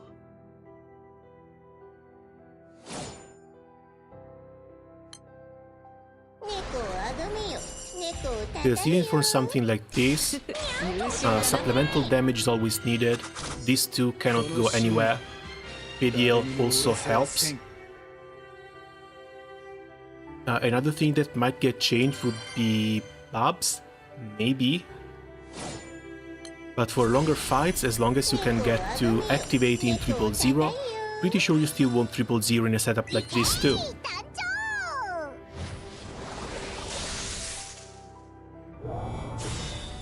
Imagine if we have four slots for sub aura instead of 2. Something that might actually happen in the future.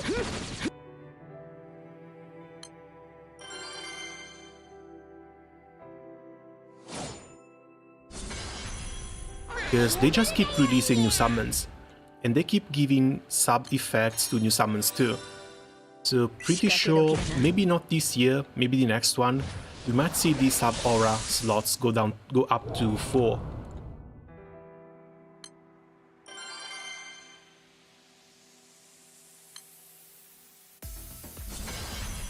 猫をあがめよ。猫を叩いよ。いけー団長。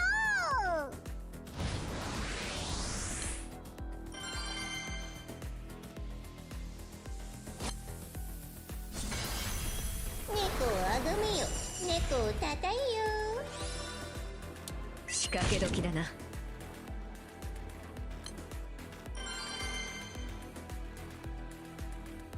You don't use 150 gold moon weapons? I haven't bought that yet. 猫を叩いよ。 Again, I already in the back of my mind to buy it, I just haven't done it yet. You know what? Screw it. 相手してほしいのかここはお前に譲ろう。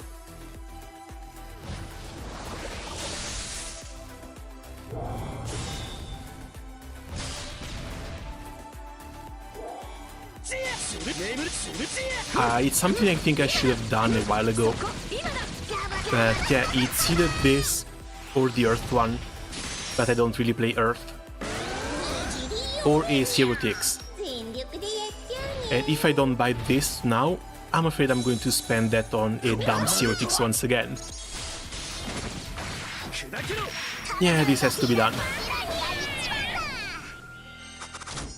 ティラノは最強だ。 Rest in peace, my gold moons. And let's see what it takes to uncap it.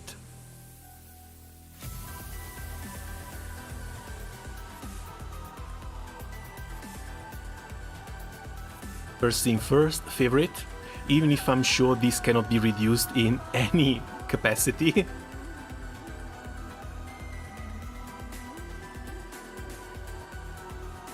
Oh. Oh.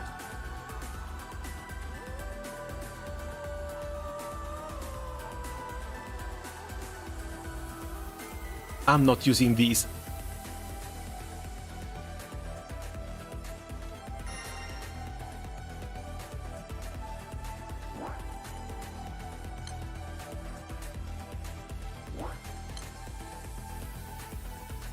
Yeah, these I'm going to keep for the Orologia weapon later. But still, 20 Toad strips, a few of these should not be that bad of a deal, come on. And even if it's just a little break from the ardent fight, it should be more than fine.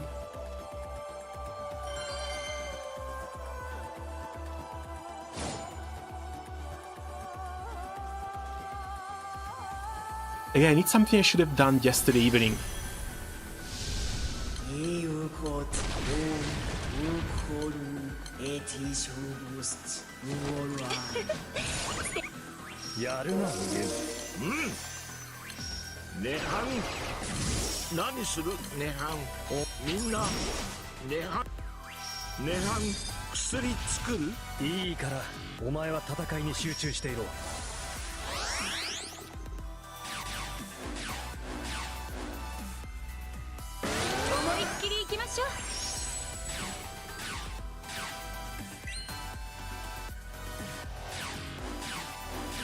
30 jewels is a lot.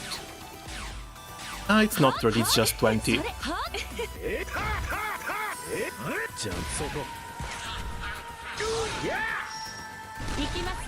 And I should probably try and fix this thing so I can one-shot the boss here.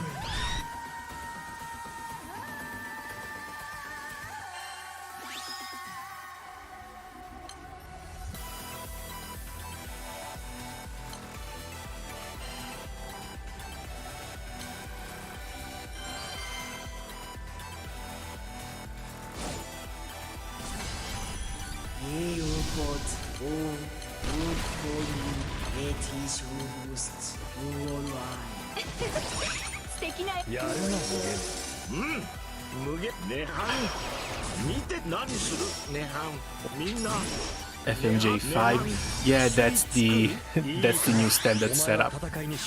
Oh no, not even. This is still with stamina. But I do need some better bullets.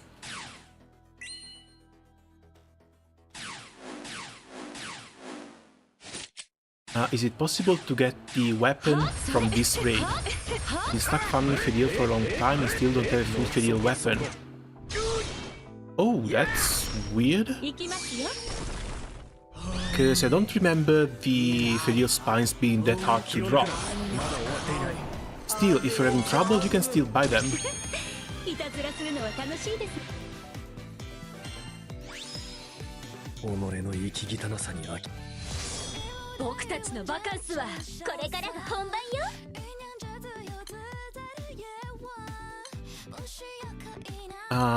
Oh, they changed the raids a little bit.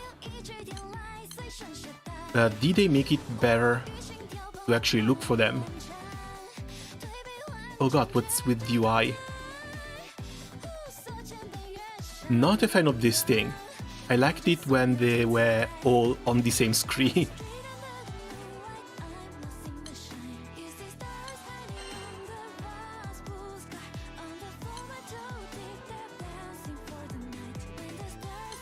Oh, there's people running Fidel too.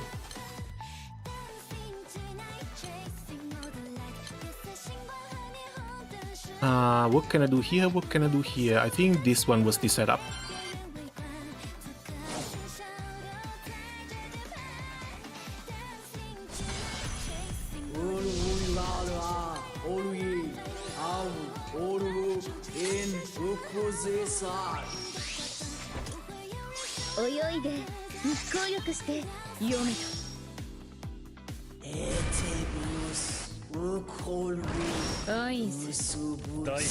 All of a sudden we are doing the wrong Garen fight.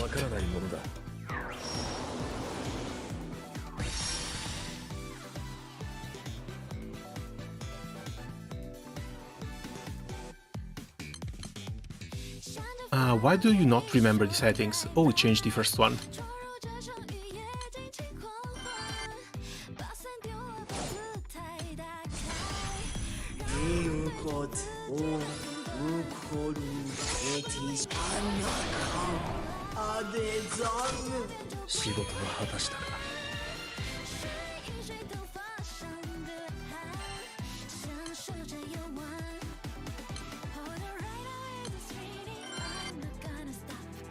Not like Gildur again. Someone pops in, I'm going to give them Gildur whiplash.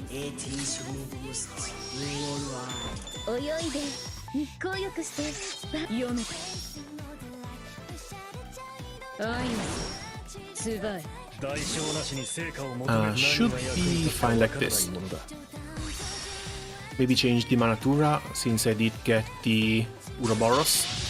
This was so freaking expensive. Like, not just in materials term, but even just in clicking terms. Wasting all that mats, wasting all those clicks just for one Manatura. This was crazy. I hope they don't do something similar again.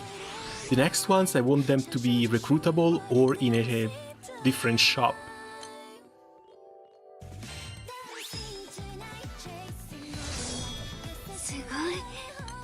Okay, we said Fidel Jewels and Toad Strips. See? 2 Toad Strips from one raid, not that big a deal. We should be done in like 10 minutes if everything goes well.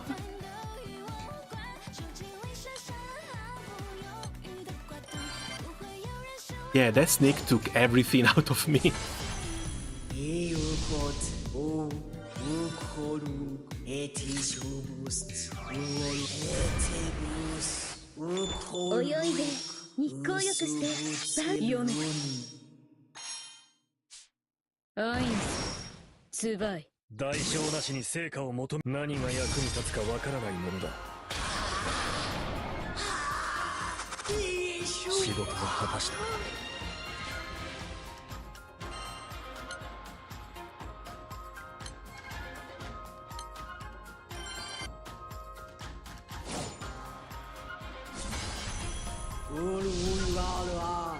I'm scabbing or having to farm for Ouroboros.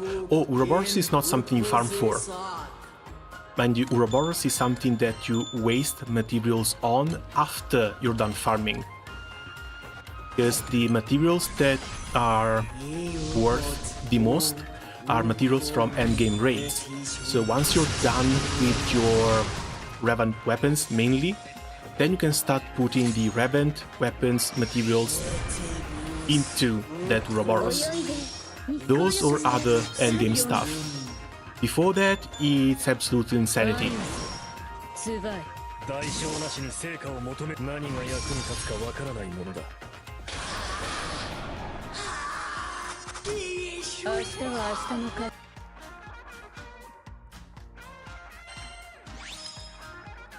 Normal attack on the new skin is so good. I'm going to need another hour at least before I see it though. And that is if I can get all this stuff for the Erish as fast as possible. It uses Revan's material. Now I'm doing that. Well, it doesn't just use Revan's materials, but the Revan materials are the one that give you the most points.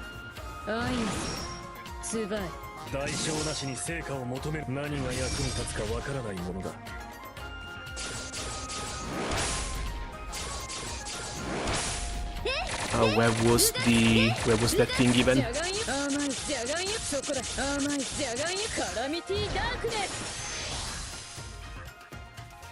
Oh, that's the island.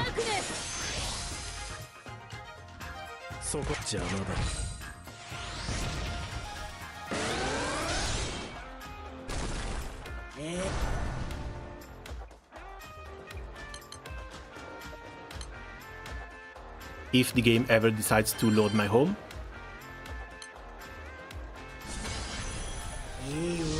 You could use any material. Yeah, you can use any material. It's just that the amount of clicking required if you use any material is really high. Like one of the mats that really came in handy were the mats from the Exo raids, Xeno and Exo raids, because I think they weren't added when this thing was released. They've been added afterwards.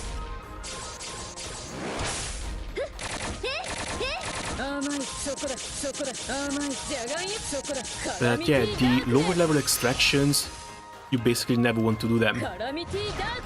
They give so few points. It actually hurts to click on them. What you really want to do are the gold ones, but then again, Magna just 1%, 3% for the urns and other Magna materials, 5% for this stuff, including Magna 2 Anima, golden ones, and Ravens, and then there's the endgame mats down here.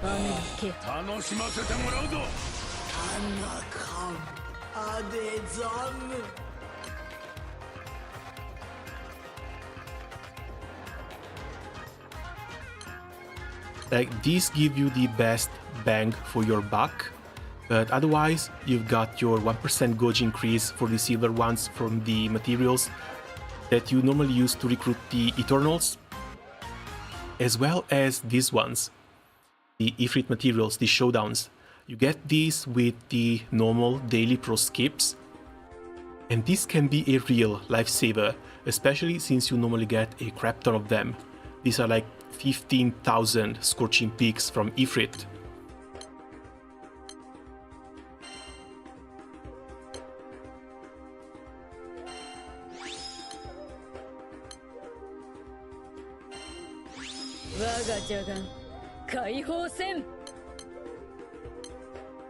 Also, I get the feeling I'm not the only one who just bought an Erish and found themselves without the materials to uncap it. I don't know why.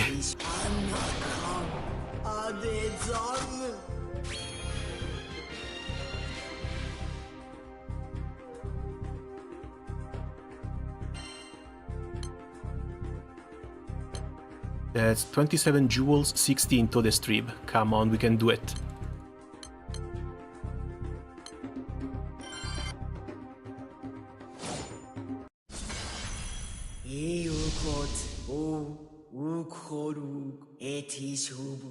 How did you have that much? I skipped them since they allowed to.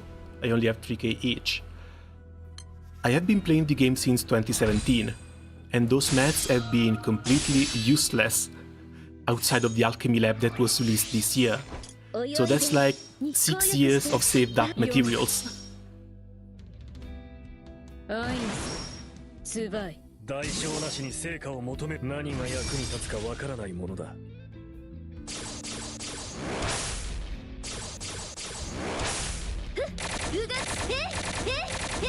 甘い甘い甘い、そこだ。ジャガンよジャガンよ。カラミティダークネス。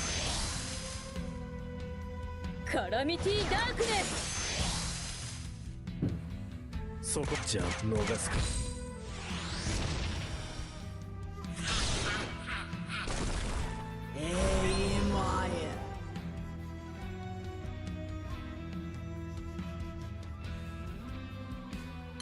Should be able to get into a third one as well. Sadly, during the United fight, these you just have to check the rewards as soon as possible. You can't stack up to 5 of them.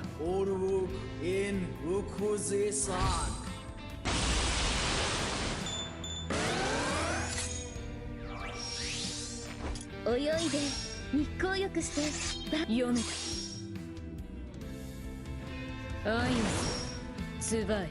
代償なしに成果を求め、何が役に立つかわからないものだ。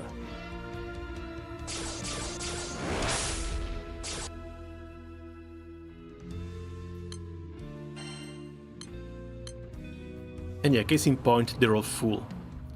So while they're full, we'll just back to the NM90s like this. How you doing? Just finished farming 8k meat. I don't trust dark players to play nice.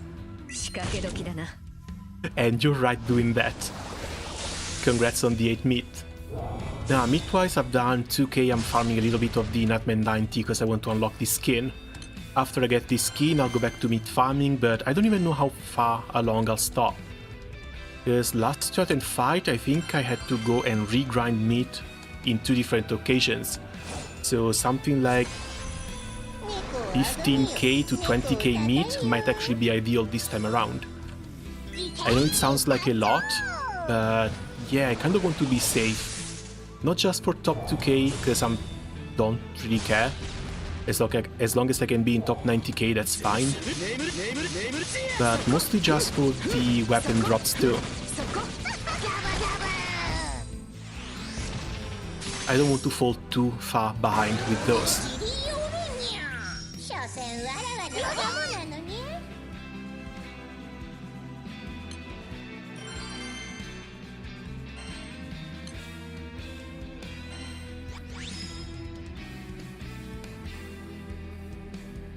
Okay, nice, another double to the strip drop.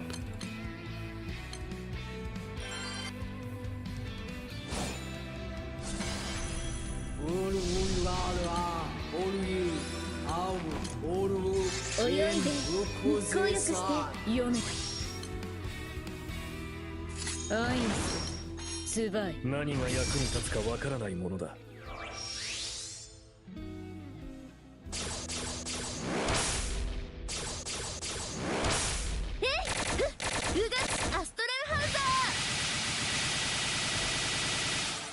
ジャガンよジャガンよ。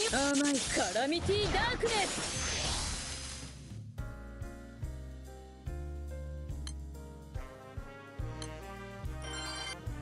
Kind of funny to see Fediel still being this much alive, especially during your fight.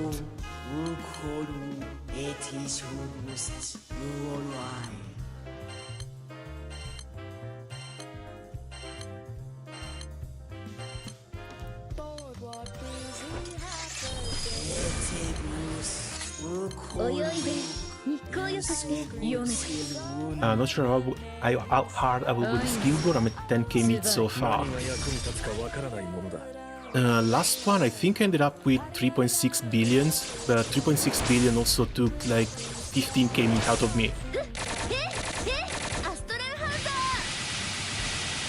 And I'm pretty sure I will have to top those 3.6 billions in this challenge fight. Not sure if I'll go for 4 or above 4, but we'll have to wait and see. Mostly wait and see the actual rounds. Good night, post got his kill and 10k meets, wish you all good night everyone, see ya. Hey, have a nice rest and good luck with your actual fights.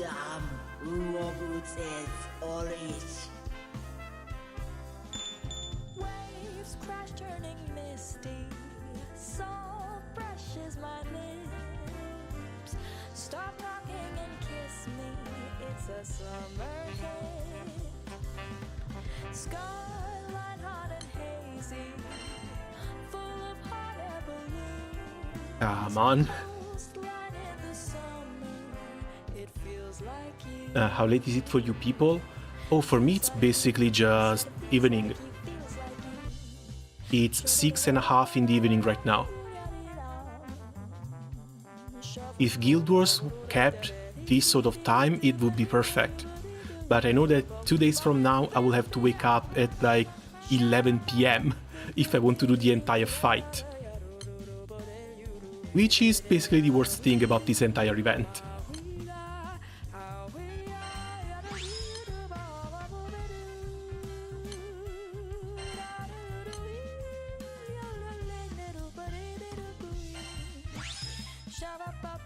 Oh, speaking of drops, right here.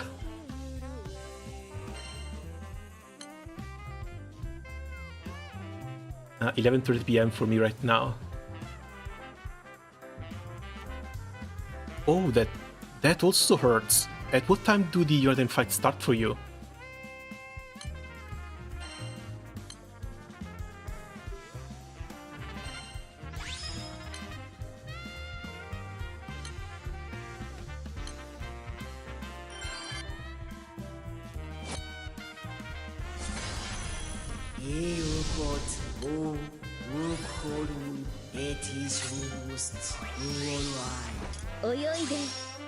After the end of the prelims, does the next phase begin immediately? I hope we had a short break because I have a few things to farm for the Guild War.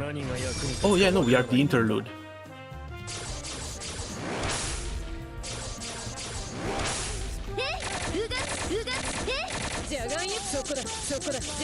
Let's see, preliminaries end in 22 hours. After these 22 hours, there's going to be the interlude until the United fight proper begins with the first fight.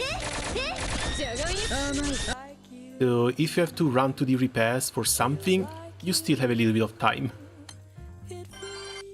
Not much, mind you, but for example, if you need to uncap your Arish and you need a few materials to do it, that should be more than fine. Either that, or if you want to uncap, say, your Darkopus weapon, there should be plenty of time to farm those few materials left for the proper United fight.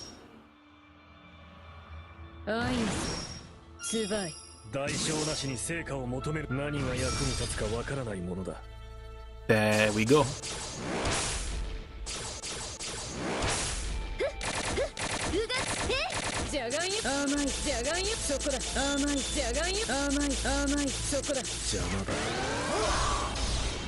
Oh, this thing has no skills, that's right.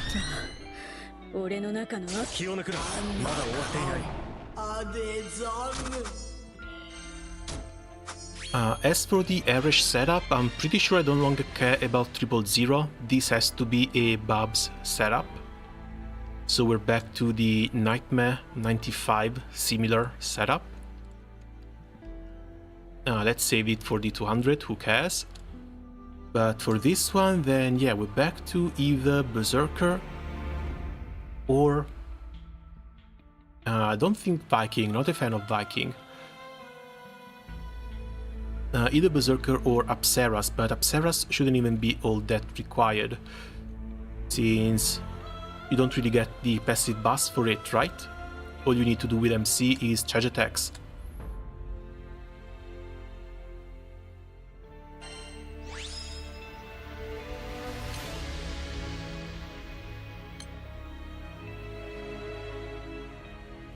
Eresh, and this one also gets changed into the X1.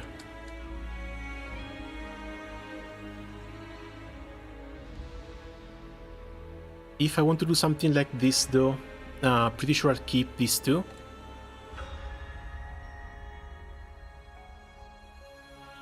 But at the same time, these are just going to go away.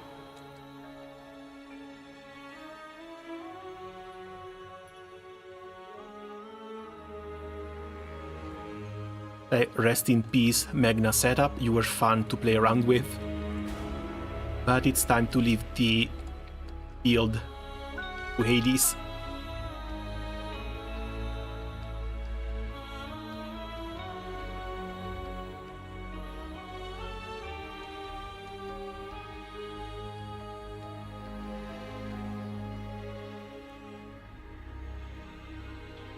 Oh, and the weapon too can go back to Repudiation Katana with the extra stamina.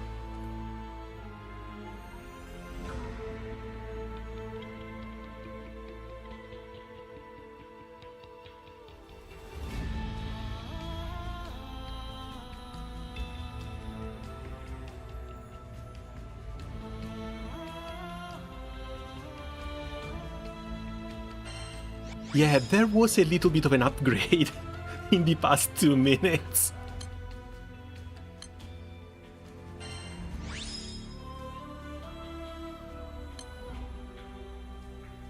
Oh yeah, not 000.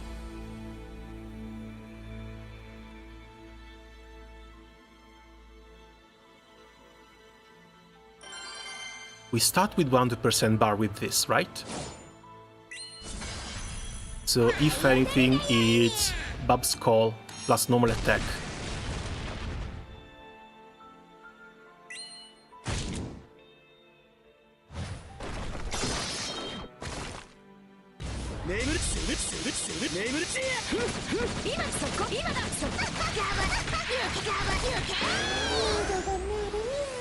Shouldn't this also have an echo?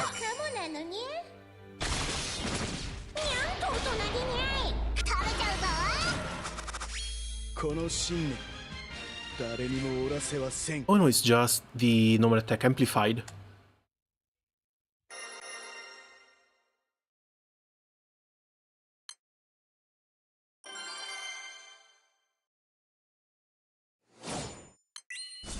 And looks like the 40% hit to skill damage cap is not affecting things either that much.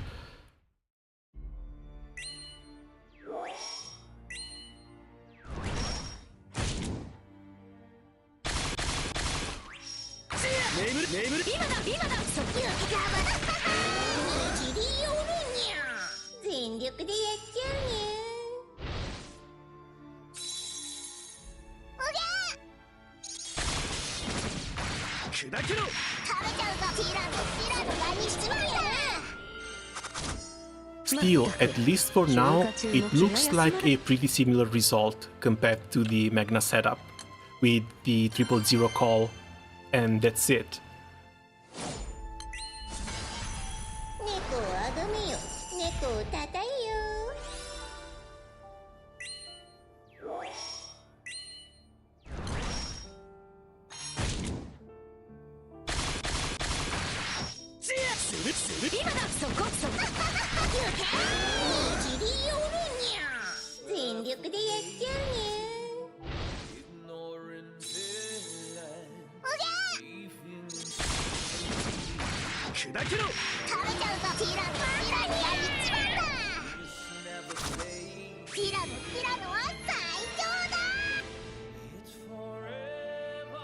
Ayo, the animation. Oh yeah, that's one hell of a hot cat.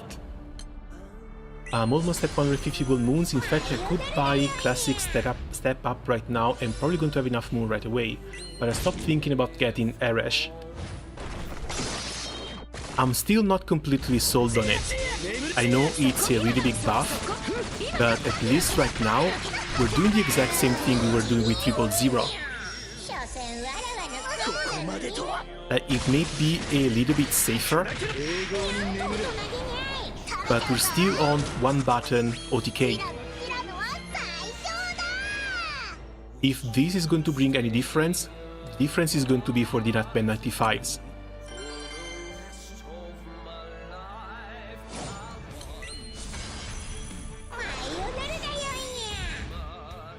Especially on a 2-turn setup.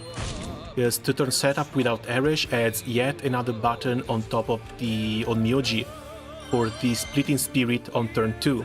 Eresh gives you 2 turns of 100% boost to charge bar.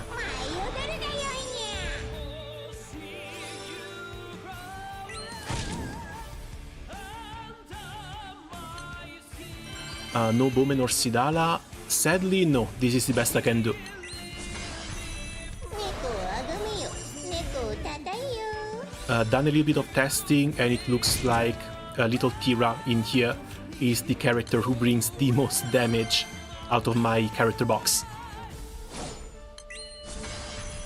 猫をあがめよ猫をたたえよ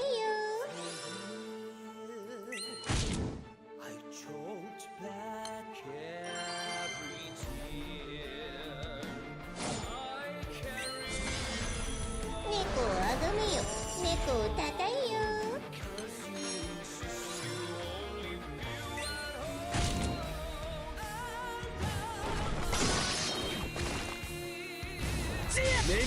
That is one pretty cool charge attack though. 喉が鳴るにゃ所詮わらわの子供なのにこの辺にしといてやる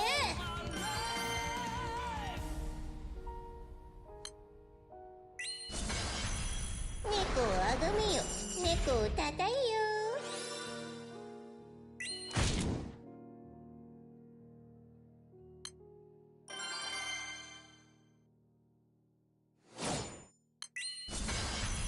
相手してほしいのかにゃ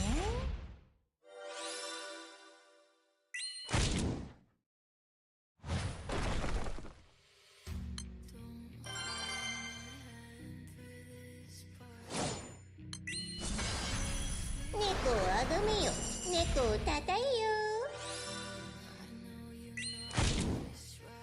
Fuck it, getting Eresh. Dude, I don't know, like, this is a weapon I still consider to be like cherry on top of a primal setup. I'm sure it's still good for Magna, but if your grid is falling a little bit below the endgame one, I don't know how much I can recommend the weapon.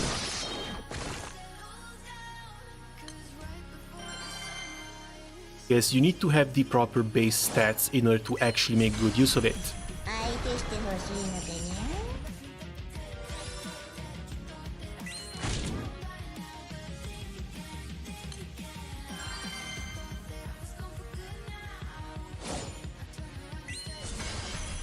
猫をあがめよ猫をたたえよ So say we were still stuck on Magna. If we're still stuck on Magna, it would be double fist, double axis, or double fist, double stamina. そこ今だ今だ覚悟は OK 所詮わらわの子供なのに Or double fist, one axe if you still want to run 2 of these. But I don't think you need this much skill damage and skill cap, especially since it gets reduced by the weapon itself.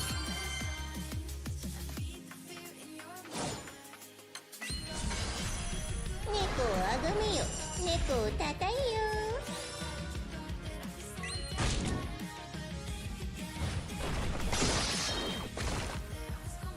眠るち So maybe try something like this.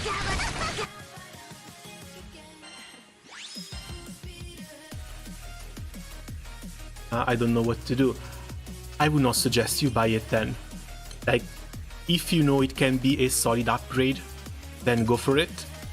If not, leave it be.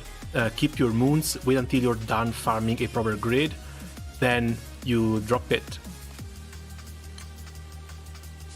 Oh yeah, let's do the same test with the Kaguya summon. This is just Magna to Primal, same amount of damage, similar grids.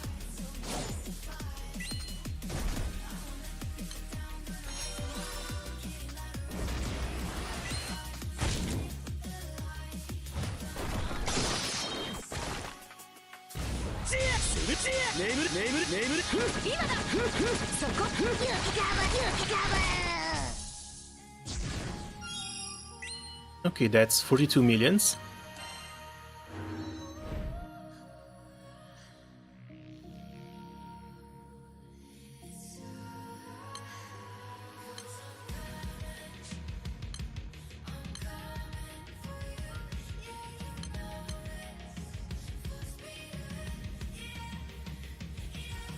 Oh wait, were we already on the primal setup?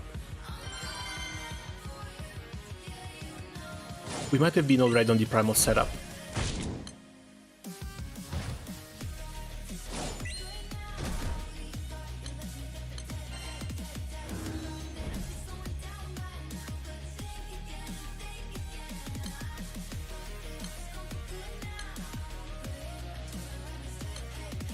This is something I should have done a couple of days ago, damn it.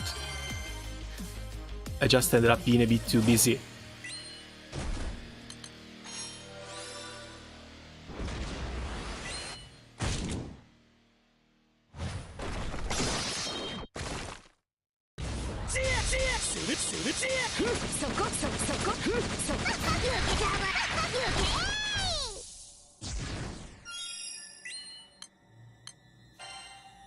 Well, still 42 millions.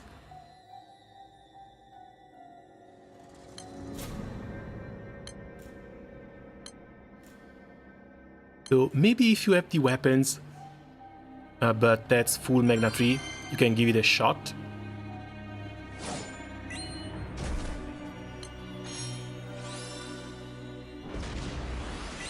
Pretty sure bonus damage key kills it for you. Actually, with no Bowman or Sidala, without the defense down, you probably can't zero button. You're referring to the Nightmare 90 or 95s? And 43 million on Primal. Yeah, there's a 1 million difference in here. But we also took away the Agonizes from the Magna setup.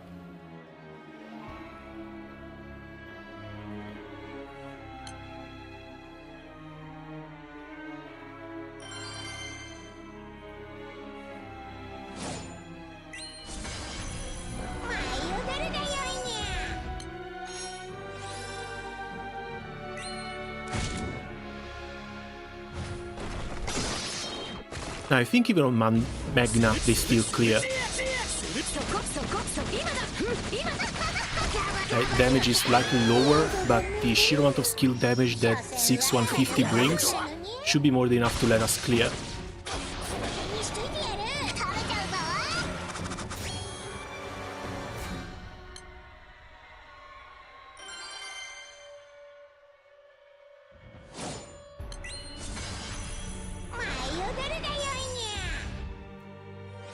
And I'm using the Primal Dark Opus here just because I don't want to go change the key on the Magna one once again.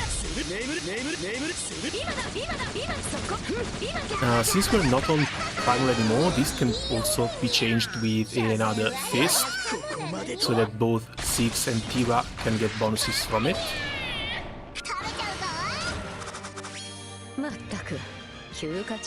Yes, we got more than enough voltage from the Magna Axis too.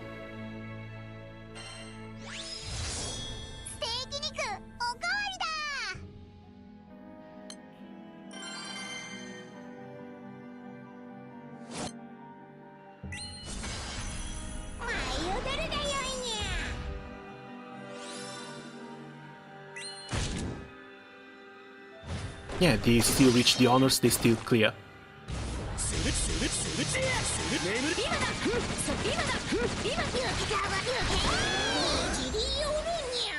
所詮我らのカモなのに And they clear with counters without skills even. ティラノは最 So yeah, Gmast, if you can copy this grid, maybe you can use it if you don't have 000.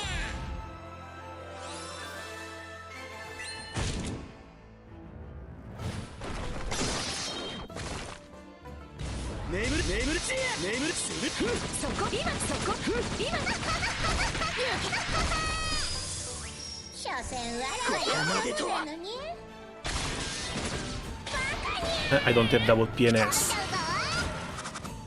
Ah, that hurts. That actually hurts a lot.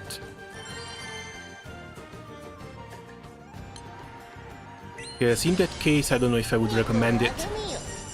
Like, if we take these out, we miss out on 100k supplemented damage, plus the voltage they bring.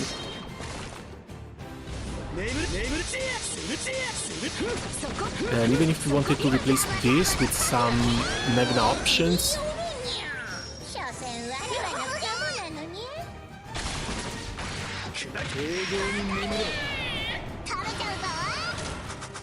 no double PNS, just a level 40. It might be a little bit difficult then.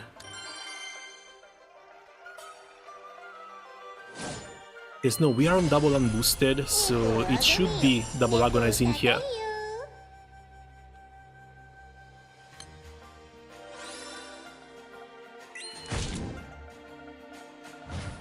These guys only work well on double boosted, so we're going to have to leave them behind.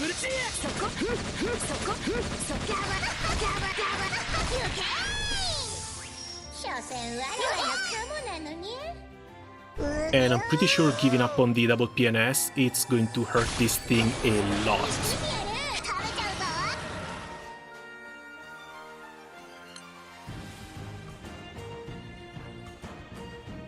You still have Echo on your Magna Opus, right? Yeah, that I do.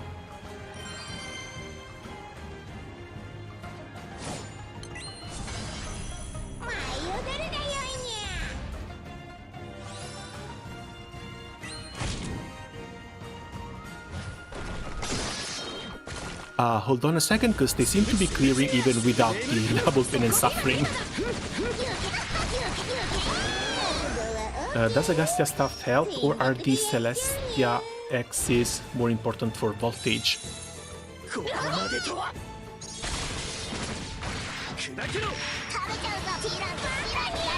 That depends on how big the boost on the Agastya stairs is. Especially if it's MK2. If it's MK2, I'm pretty sure you can replace them. But then again, being able to replace these things, being able to replace the double pain and suffering with double agonize.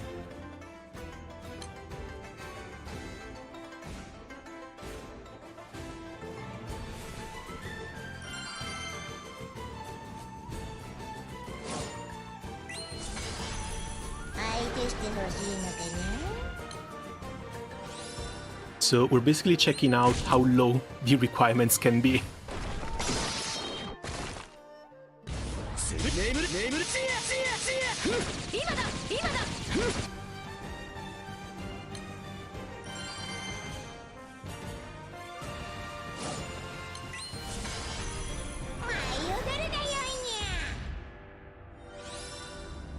Yes, even going down like this, they're still clearing.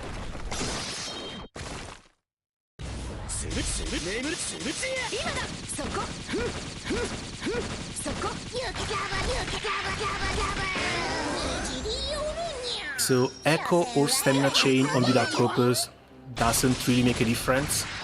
Double Pain and Suffering or double Agastya, double Agonize doesn't really make a difference.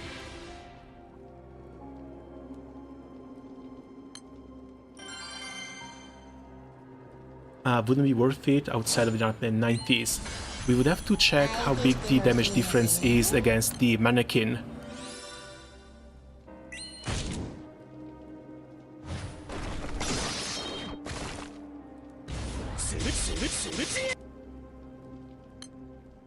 Again, we're going to have to check the damage difference against the mannequin, but that is something I would possibly do after I've gotten my skin. 猫を叩いよ For now, let's just leave things as they are.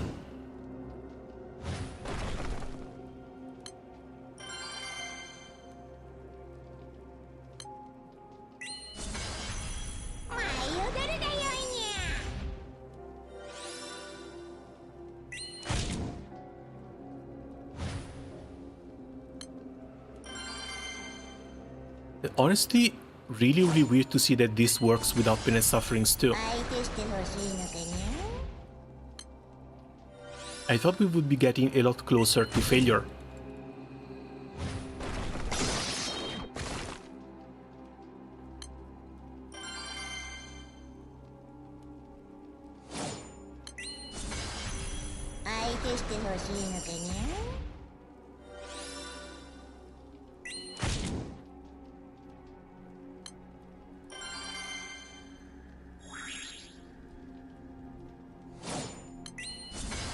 I guess the Irish stream is going to have to wait. Again, I would still consider this weapon mostly a farming weapon. The reason why it's on top of the tier list is because it helps you farm gold bars in Baja and Akasha. But otherwise, for general use, I would still put the Earth 150 gold moon weapon above this, because that is basically Earth's real 11 out of 10 character.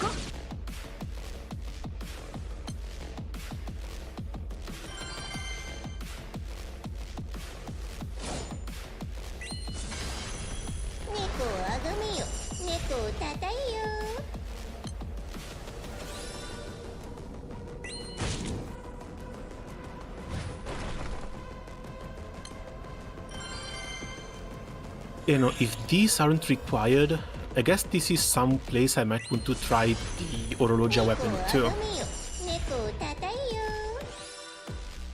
Problem is if I have enough materials to actually uncap it.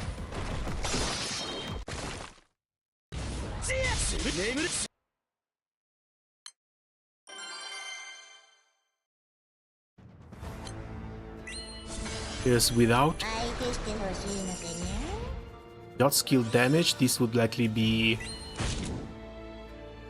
attack and stamina.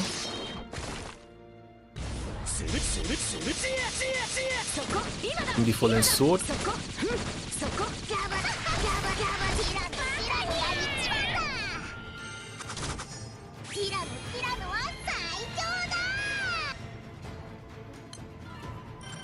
With the second slot going to either a second fallen sword or the Orologia weapon.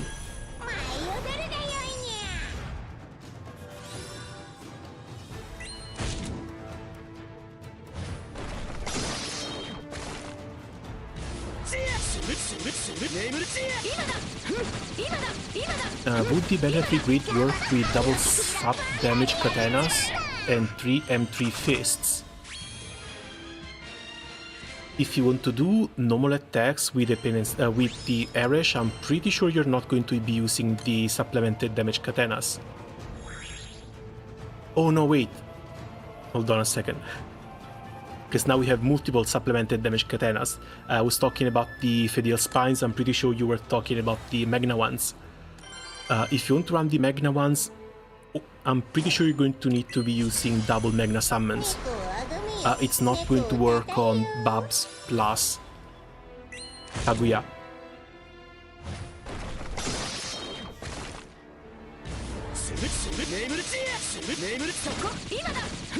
そこ今だ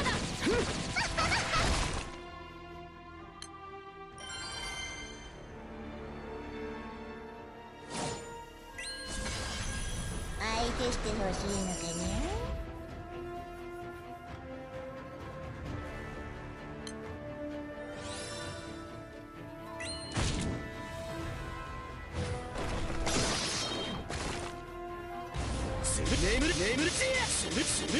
今だ今だそこ今だそこ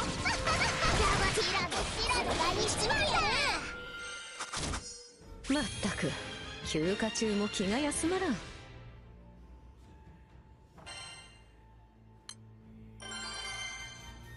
Again, these should really be A2 to 3 use. 猫をあがめよ。猫をたたえ But よ。 at the same time, by the time I get the second one, it's likely going to be the end of summer, if not next year altogether. So I'm going to be stuck with one for the time being. そこそこ今だ今だそこ I don't think one copy is going to help a lot. Yeah, me neither, but I just want to try and see what it does. Because this is not something that you're going to uncap with multiple weapons either. And I will need to farm more bars by the time I get the second one. 舞い踊るがよいにゃ。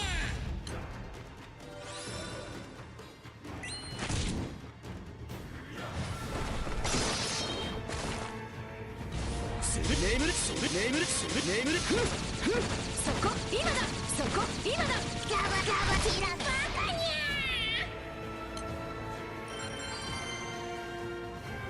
Can you read this? We only have minus 300% charge bar gain.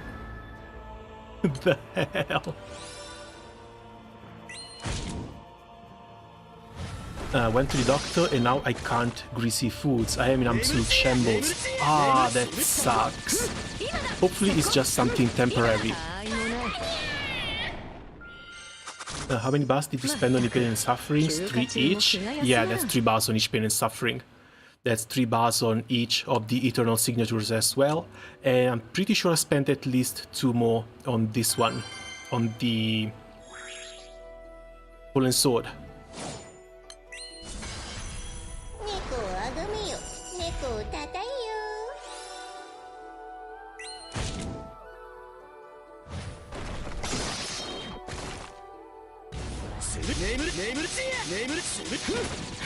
そこそこそこたいもない I do think the damage went up by a lot though. 休暇中も気が休まらん Because we used to stop around 20% and the last 20% damage was done just by skills and follow-up skills. This one, Tira doesn't even get to attack anymore. That's how high the damage flew.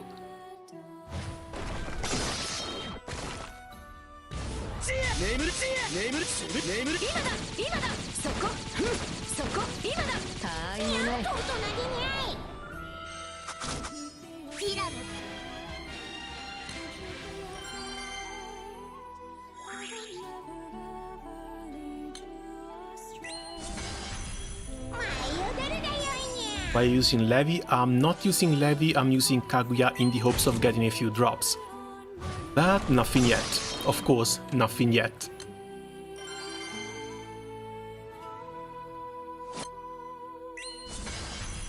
猫をあがめよ。猫をたたえよ。 Yeah, we went from being barely there to Tira doesn't even attack anymore. And there's also around 12 million extra damage from 6 alone, plus 3 more from Tira. たいもない にしといてやる。 This is absolute overkill. 猫をあがめよ。猫をたたえよ。 You misclicked once? Ah, damn it. Yeah, I'm trying to read chat more than I'm trying to actually play the game. That's probably why.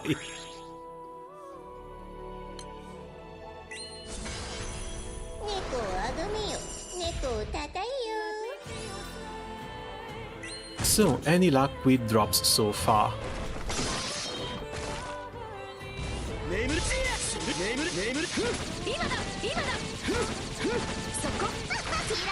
Of course, absolutely not.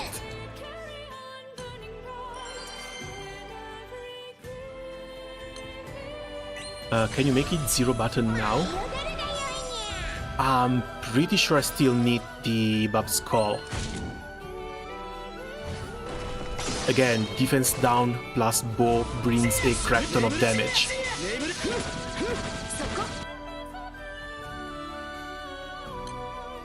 I mean, we can try. Wasting time on one raid is not going to hurt us that much. But I'm pretty sure this is not going to happen. Yeah, no, we're stuck at 196k. This is not going to clear.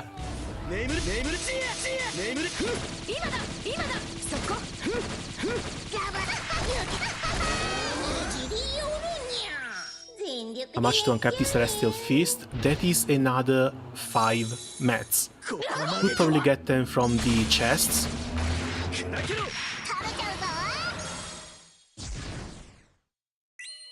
Sorry for the bike. Sadly, the window at the new place lands onto the street and I can't close it, because if I close it, I suffocate.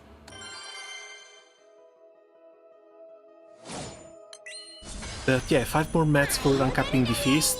I could get it via chests, but I just want to unlock the skin first.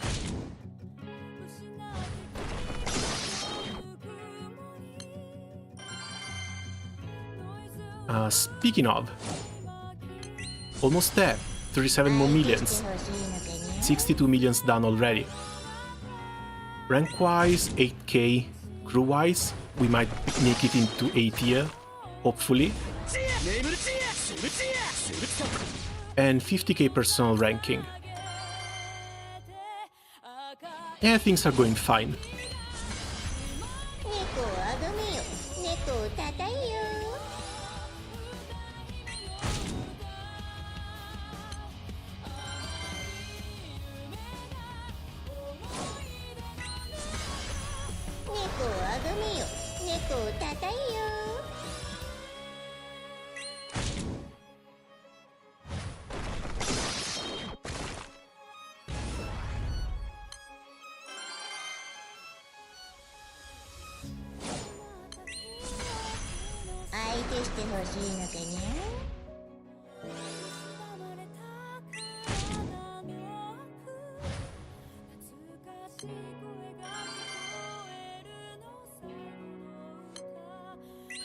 Things seem docile, maybe because the Nightmare boss is hot. Too many people got one hand occupied and can't properly press F5.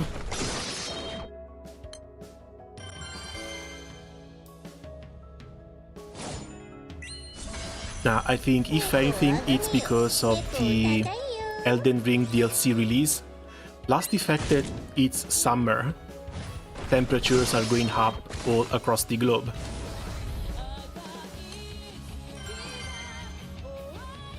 Maybe not that far, but sure. Now, one thing's for sure, all the Granblue Fantasy artists are not playing Guild War. All the Granblue Fantasy artists are busy drawing fan art of Bastet. And I would not be surprised to go on Twitter and see fan art already being posted. Now, if only Elon wasn't trying to completely ruin that platform, because hiding likes was completely unnecessary.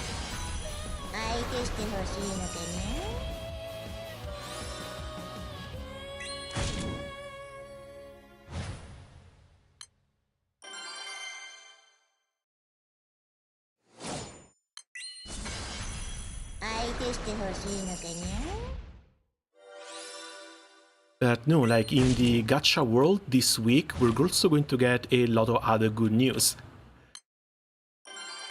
Is Honkai Star Rail new patch has basically just concluded. The story was absolutely amazing, and now we get to farm a little bit in preparation for the next one, and we just get to prepare for the next planet. Genshin has got 2 new characters coming out, but one is a very small healer. I don't think I'll be pulling for her, but we're going to get her new quest coming out like next week. And in 6 days, if I remember correctly, there's also the 1.1 patch for Wuthering Waves, with 2 new super hot waifus coming out. And I am still very undecided on which one to roll for.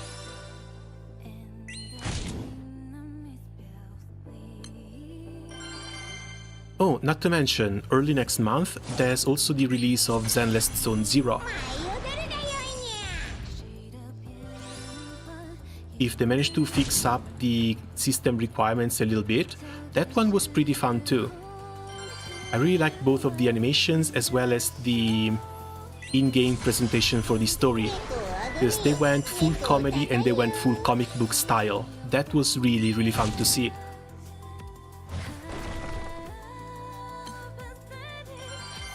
1.1 comes exactly on Final Rally, I think, which is nice. That would be absolutely perfect. So you're done with Guild War and you have something ready to detox. For once Phoenix did good, we like the wow chicken. Yeah, I'm still undecided though. Because on one side we got Jinchi, which is going to be a Spectro damage dealer. And I kind of need a proper damage dealer. On the other, Chisha is going to be both a main damage dealer as well as a support for other fire units. And I do have the Fire Lolly building under works. And she's supposed to be another main carry as well. So I could either start a new team with Chisha. Either start a new team with Jinchi or prepare and fix up my fire team with Chisha.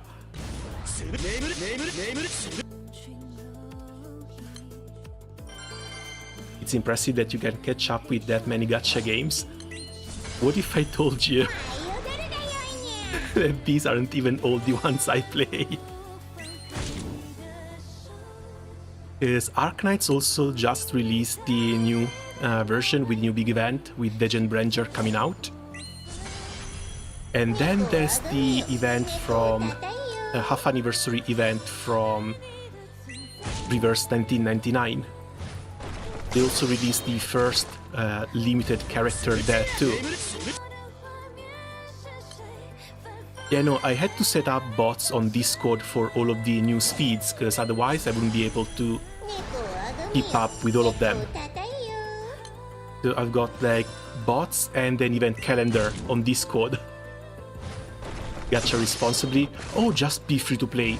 If you ever get the itch to pool, go pool in a game where you know your roles won't really matter.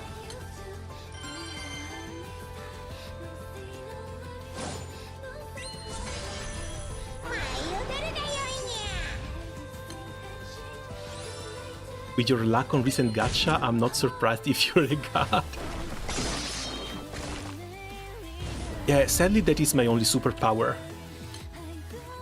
If I could also translate that to real-world gambling, that would be great. But sadly, it's only video game gambling I'm really lucky at.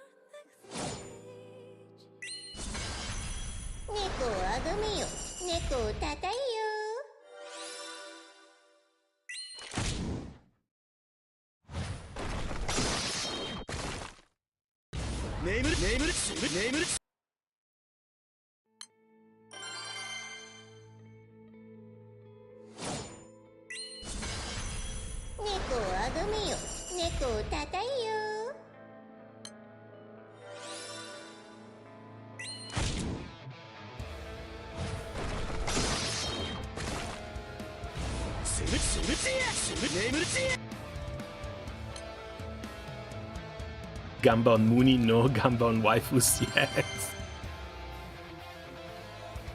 You want to know what's the strangest thing?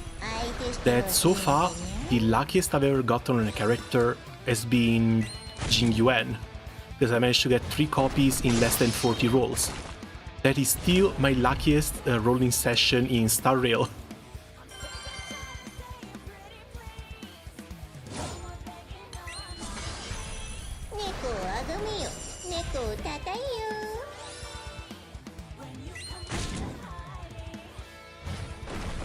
For some reason, I can't seem to find any busted art on Twitter, which feels a little bit weird.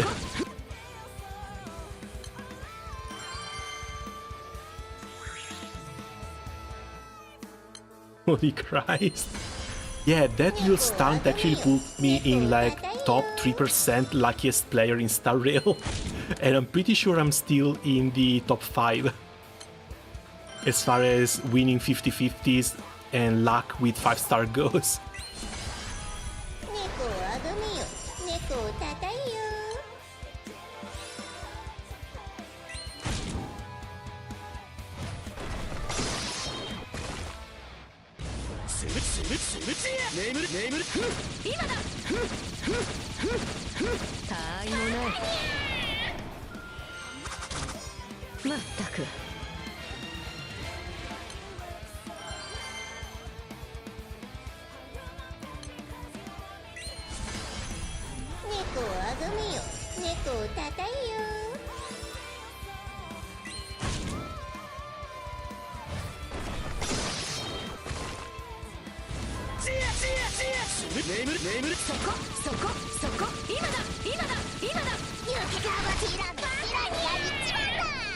Strange, looks like the Granblue fan artists are not as hard at work as I was expecting them to be.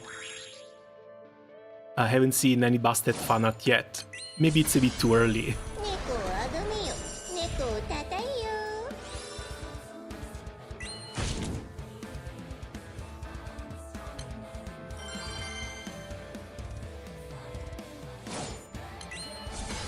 My recent luck was hosting Valorant King in 3 days in a row, and all 3 gave me bars, which was recently. Jesus Christ, and you complain about my luck? Congrats!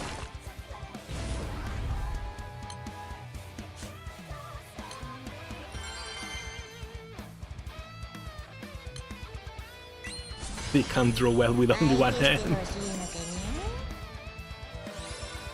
I'm pretty sure they're well trained in that.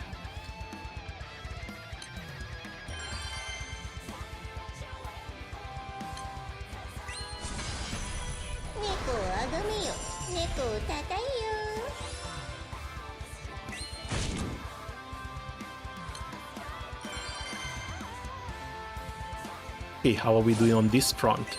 28 more millions. 28 more millions for this skin. So shouldn't be too long now.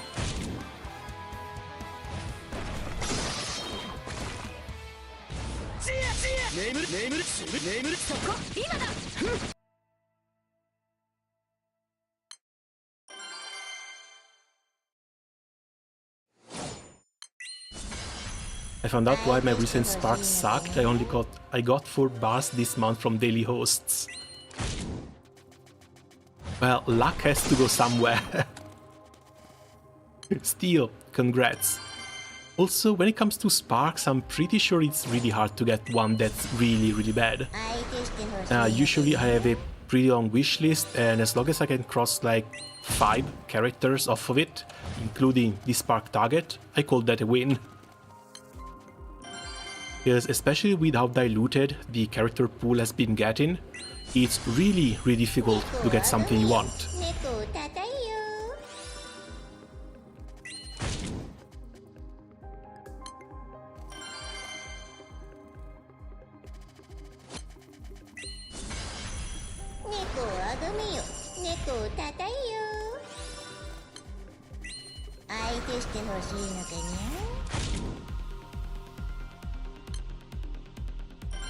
Is it a waste to pull if you can't spark?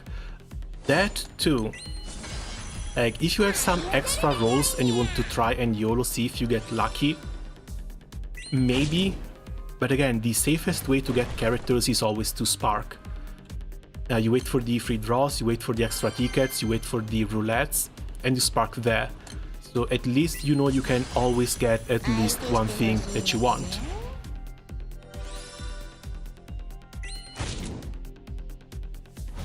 The problem is trying to hold strong.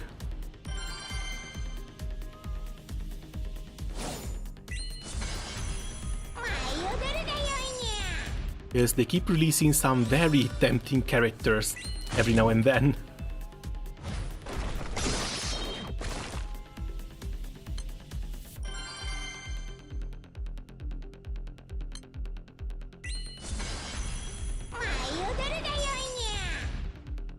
Still, this summer I think it should be pretty chill. Because we're in June, we should not be getting a United Fight in July nor August. So soon the closest United Fight is going to be in September, which is going to come after all of the summer draws, as well as the end of summer, in which they will be bringing back the Yukata characters released in March.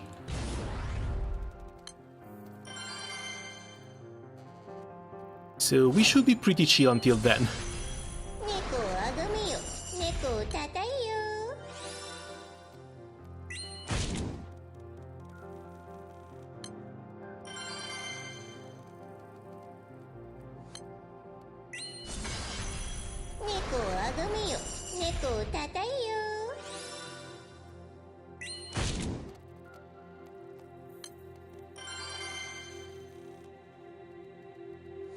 Alright, while we are at it and while I don't really need Fort anymore,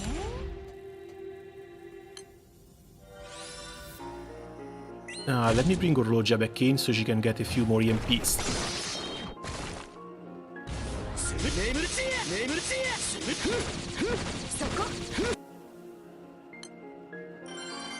Again, pretty sure she's only going to be really useful come the Nightmare 200s, because even the 150s should be burstable. But I do want to treat her as well as I possibly can, and she does need a few more EMPs in here.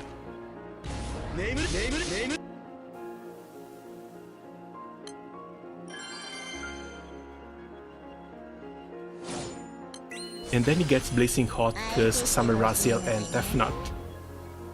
Yeah, but you know what? Summer Raziel and Tefnut are only two of the units that are going to be coming out this summer. Last year we got 11 of them. You know how bad things are going to get with 11 new summer characters?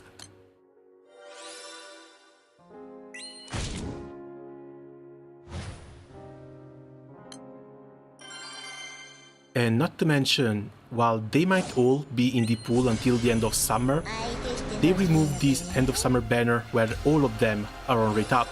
So end of summer banner is only going to be for some of the new summer units.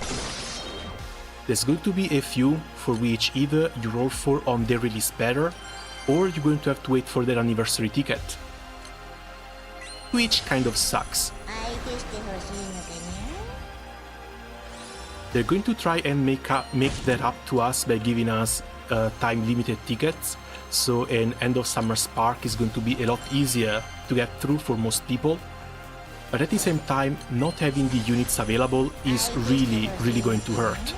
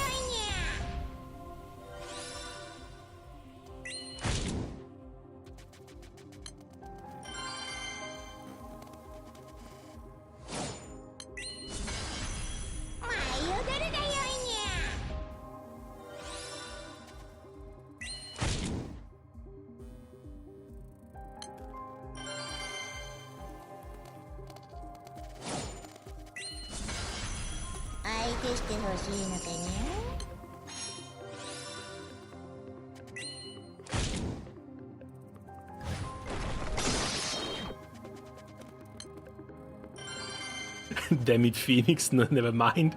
I don't want Chicken to curse my spark again. No, that's not something Chicken has any power on. That's basically all Kimura's fault. Kimura and Fukuhara. Because one's the director, one's the manager. 猫をあがめよ、猫をたたえよ。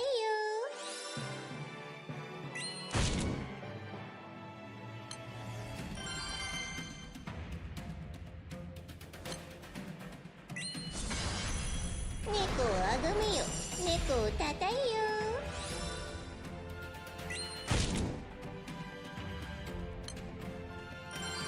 Okay, 22 more million. 22 more millions and then we go back to meat farming. But we go back to meat farming with style.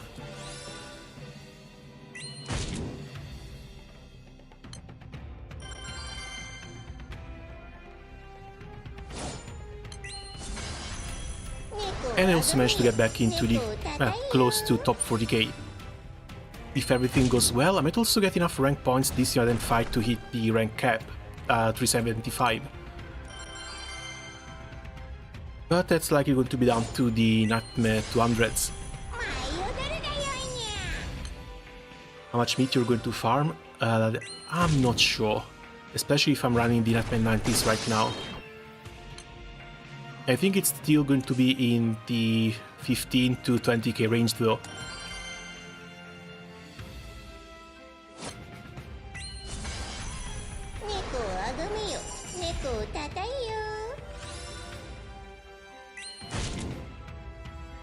Unless this guild war turns out to be so extremely chill that I can even think about attempting a top 2k as a European player. That always looked like a little bit out of scope for me. But that's also going to require a ton of manual play.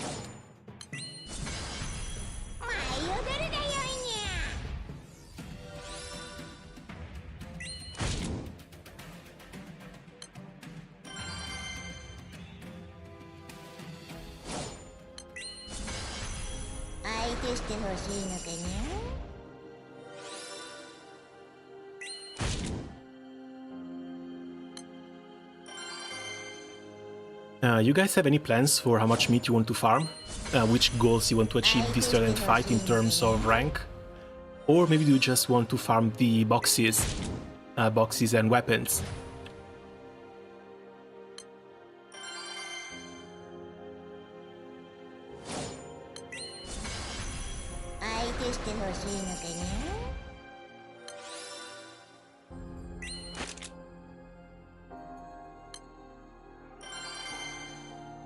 Yes, just a clean yes.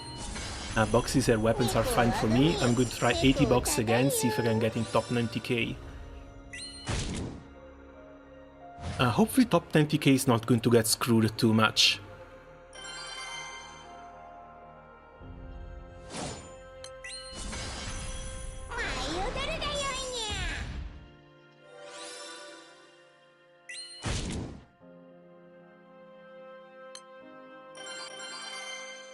I'm trying to remember how high it was last year in fight, but I think it was still in the 2.2 to 2.4 billion range.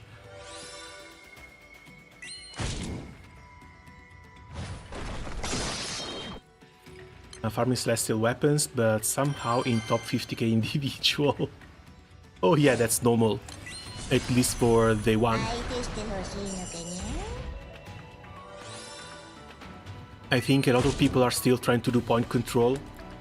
Most people, especially the high ranker ones, are just farming meat.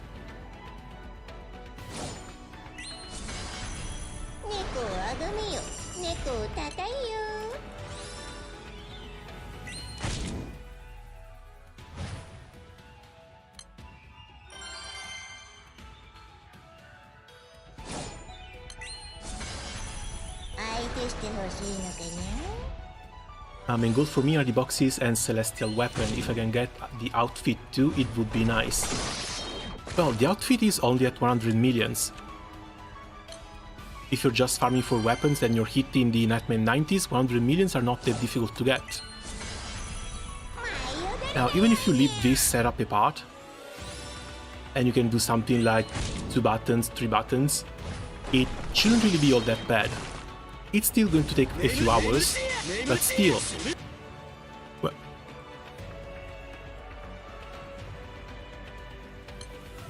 normally the fat rewards are at like 500 million and 1 billion. So you should be able to get 1 billion throughout the entire Uranus fight, if anything, for the crystal rewards.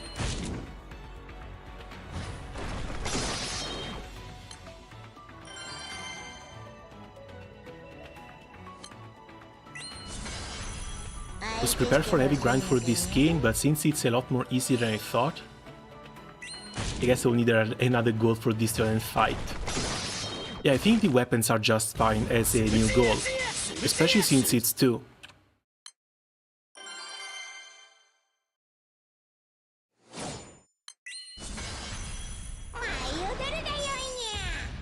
And hopefully we're going to have a fire Uranus fight next, just so the weapon can go down back to 1 and we can start stocking up on the materials for the next Guild Wars.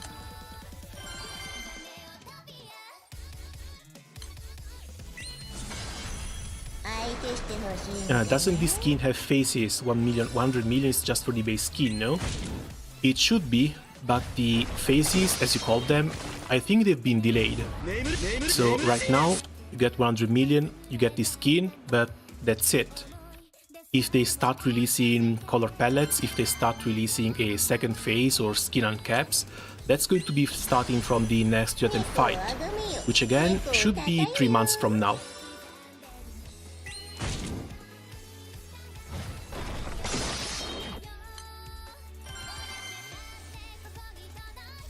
Since the outfit is 3-star, which we start at 1 at the moment, maybe 2 start on 500 million, 3 star on 1 billion. Oh, that's how it works.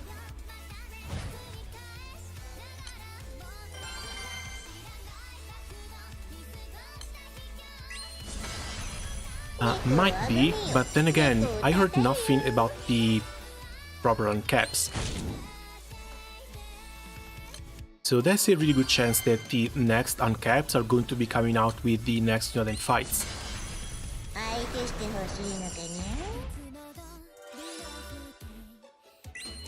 And yeah, those ones I can see requiring a few more honors to unlock.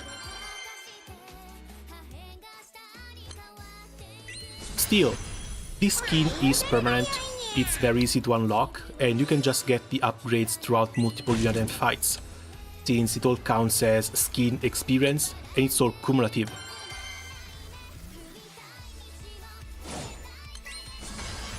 So it turns out it's something pretty nice, and it's something that also doesn't take that much effort to get.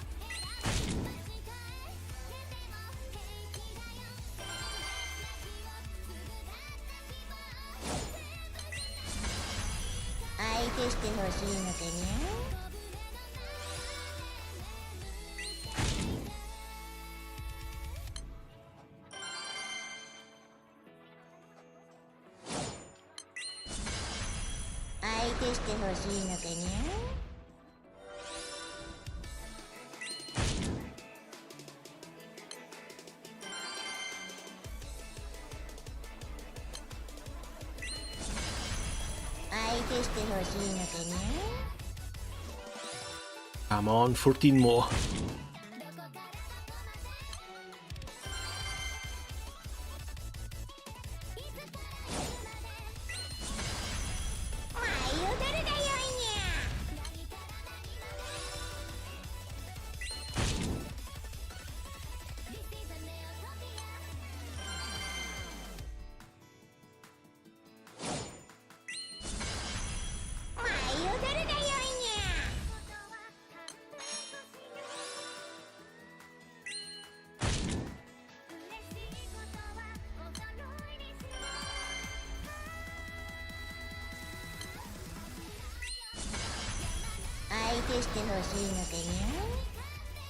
This is absolutely brutal though, because this is like 1.5k meat burnt on the NM90 for absolutely 0 drops. And I'm really afraid this is just going to be a repeat of the last Uranus fight.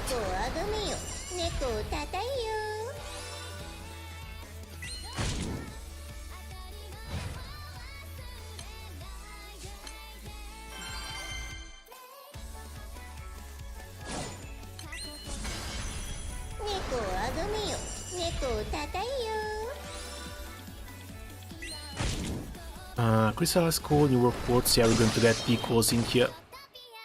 眠るしぶちやしぶしぶ眠るそこ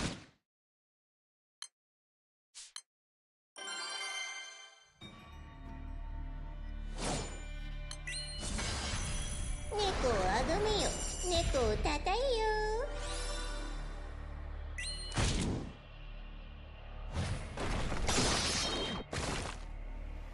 ちやちやしぶしぶちや眠る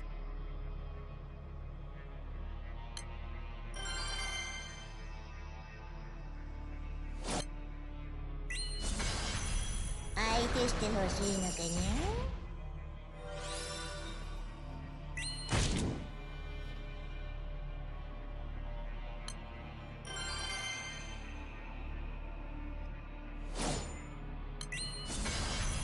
相手してほしいのかにゃ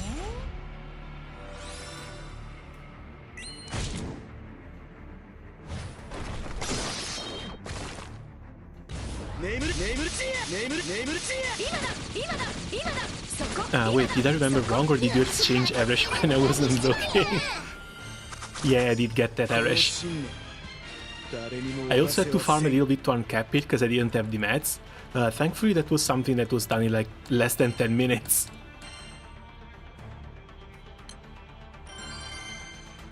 At least I can grant for the next sands I need for Hase. Oh, congrats. And good luck with your sands drops.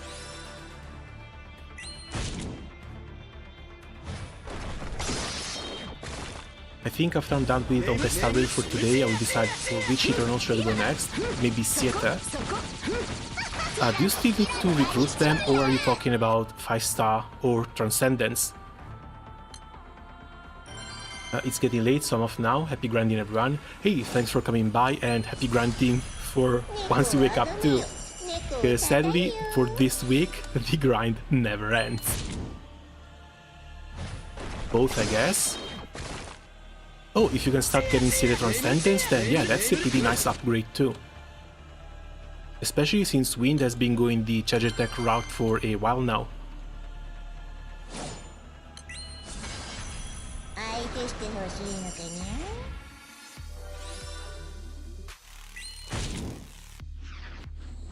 What mats does Runmei need? I can't remember, I'm sorry, I can't answer that at the top of my head.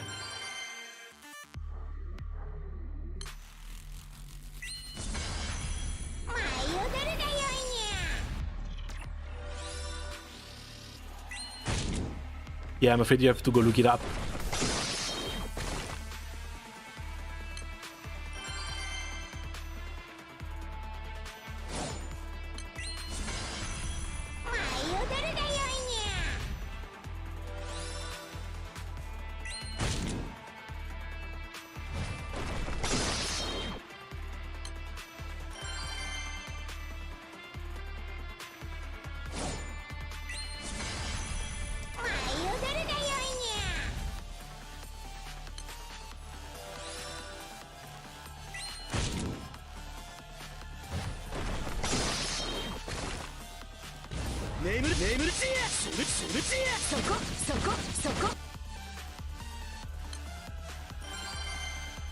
Steel, it's the 21st right now.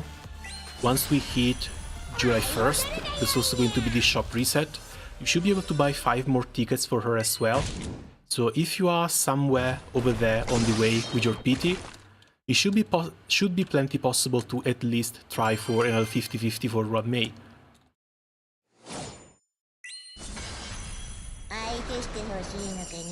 Yes, yeah, Firefly is great and all, but if you can get Runmei, that's just so good. She's such an insane buffer, it's crazy.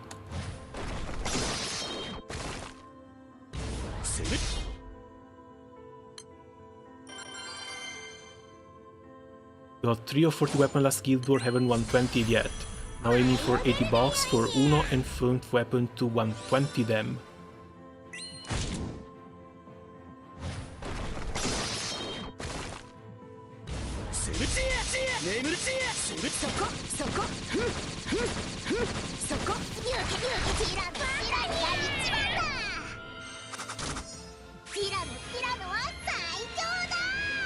Yeah, I should probably start thinking about more Eternal Transcendencies as well, because I kind of stopped a very long time ago. Stuff like Uno, Quartre and Fifth are still very far behind. Not to mention Trio.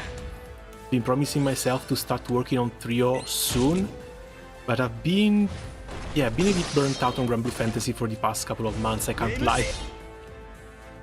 My will to play the game has just completely dropped. Hopefully Unite Fight is not going to cause too much damage, but already from the fact that I'm going to have to screw my sleep schedule to keep up with this event, and yeah, I'm not sure if I'll survive.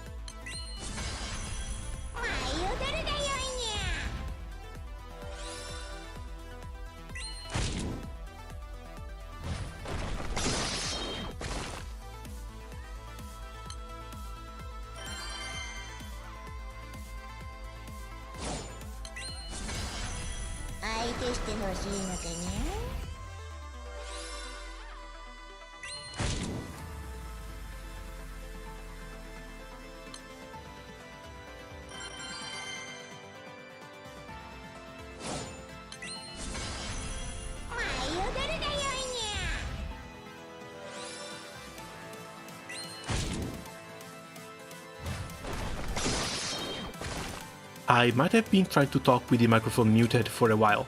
Sorry about that.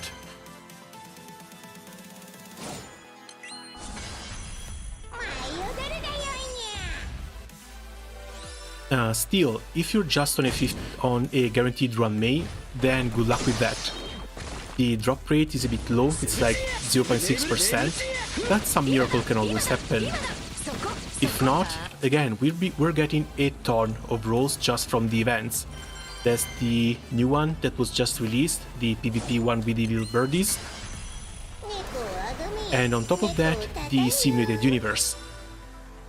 When I was done rolling for Firefly, I was at 130 rolls.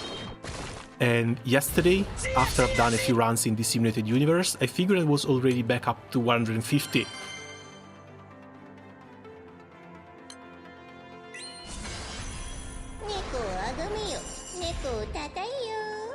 So hopefully, fingers crossed, there's going to be more than enough resources for you to get your hands on Run May. Hello, do you have any tips for farming meat faster? Thank you so much. Only tips I have are just try and reduce the number of buttons that you have to press. The lower, the better. Try to reduce the amount of charge attacks that you do. The lower, the better.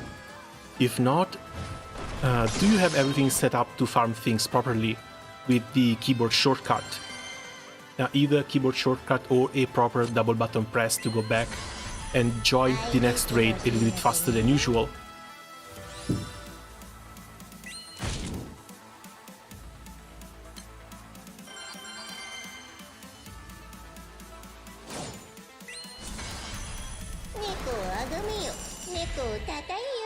Sadly, when it comes to speed, it's mostly just a matter of clicking less or joining raid faster.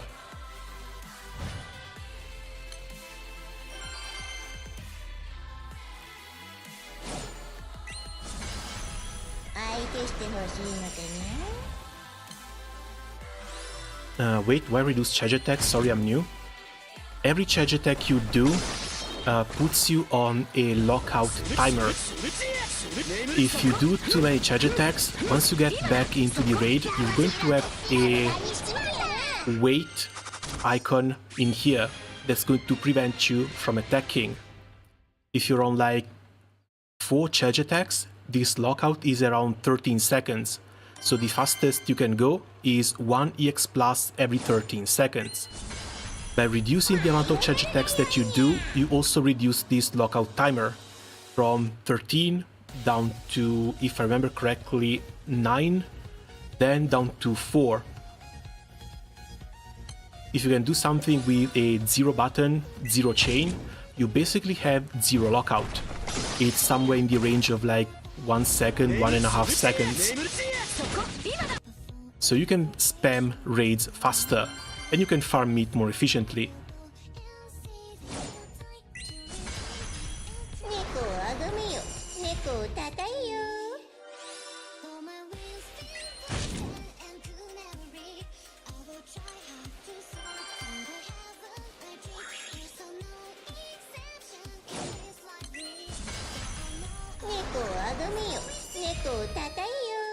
Like, if your ping is high enough, it's also sometimes difficult to notice.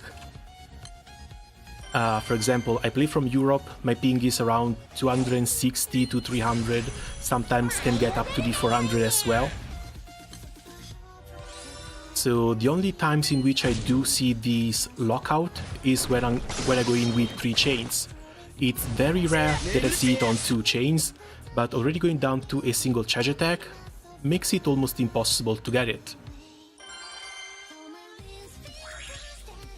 If you're playing from Japan instead and you have a 5 millisecond ping, then yeah, you have to employ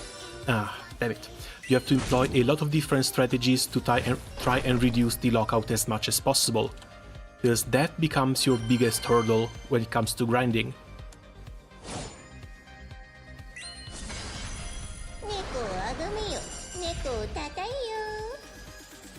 5 more million, come on, 5 more millions for this skin.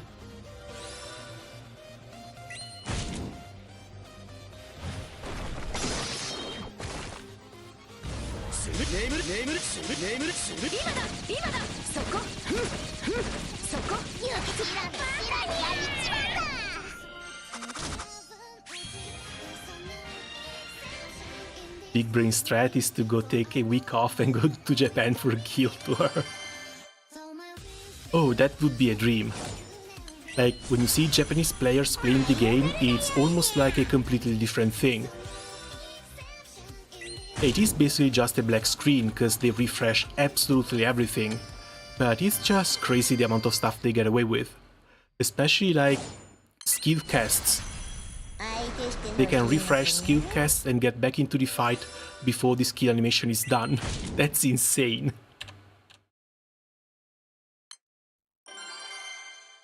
Like me, I don't even refresh summon animations, because reloading a raid is slower than letting the animation play out.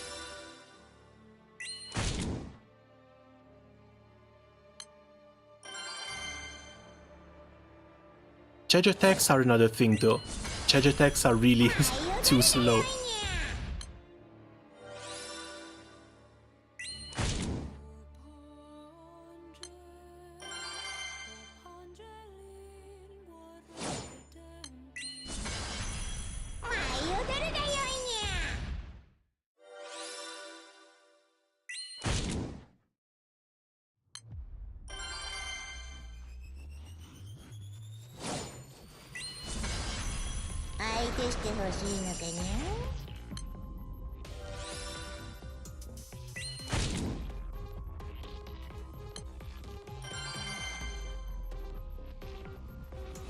Where to get Alpha Elixirs again?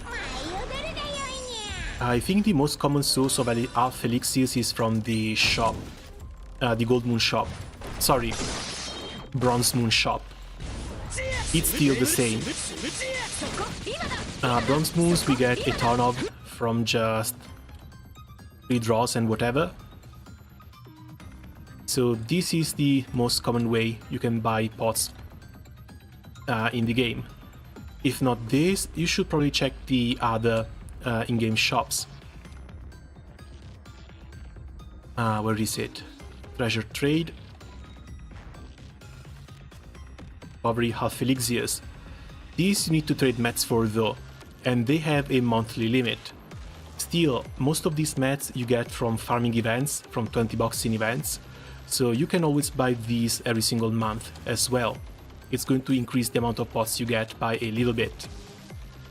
Other than this, there's the casino. But Casino I haven't been in a while.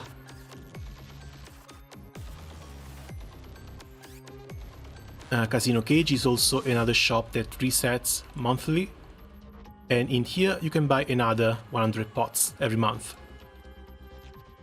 It's not much, but they all add up.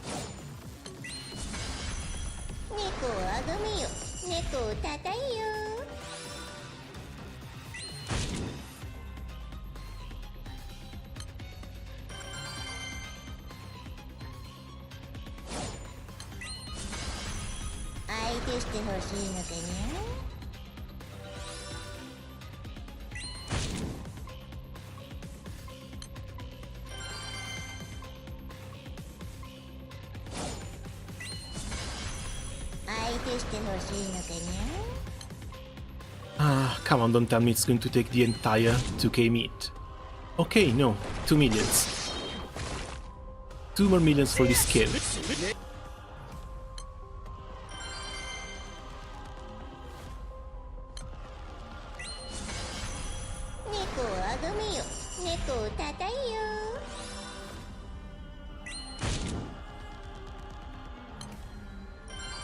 And yeah, rank-wise, we're just skyrocketing.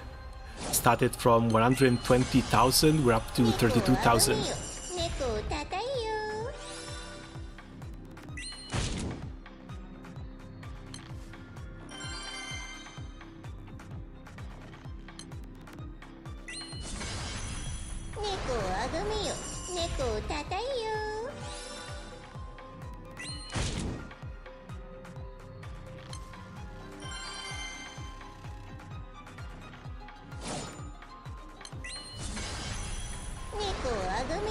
Yeah, also, is this really possible?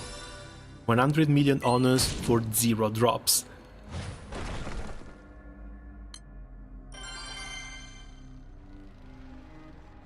There has to be something stuck in the income chest, right?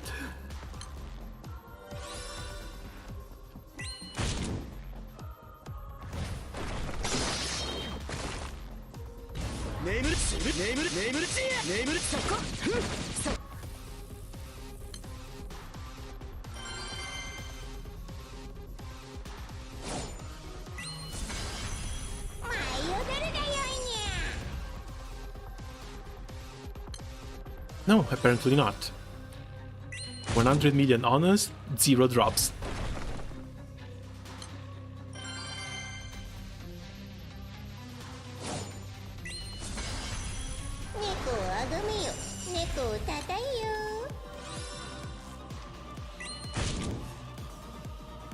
Death can trigger Mamalogia's third passive. Isn't the third passive the auto heal?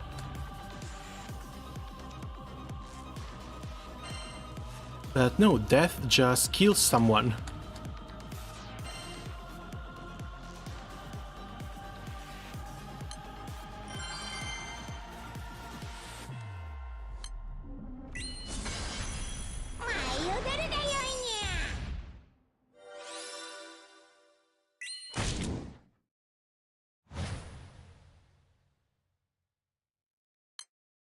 Yeah, no, this activates when an ally is almost knocked out at the end of the turn, so someone needs to be on red health. Death just kills someone. There is no almost knocked out, there is just knocked out. Still, that should have been the last raid. There we go, fantastic. Owning Seeker, Nova, 1 star out of 3.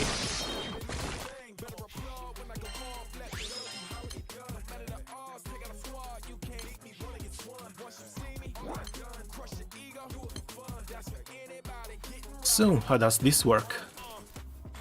Unite and fight. Oh, nice. This is where they said that it gets their own category.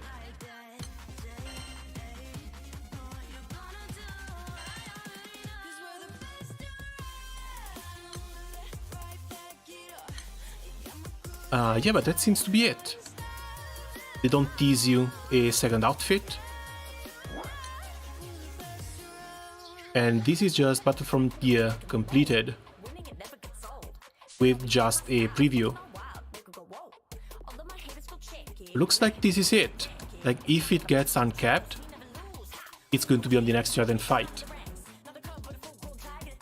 Yeah, you unlock all the currently available outfit stages. So we're going to have to wait for the next Unite and Fight for the second unlock. Which again, 3 months from now.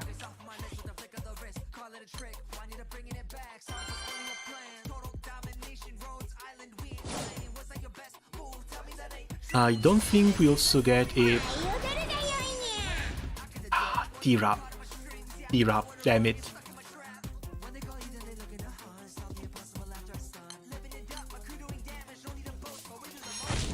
Special charge attack. Since they get a new weapon. Oh! Okay, that's pretty nice too.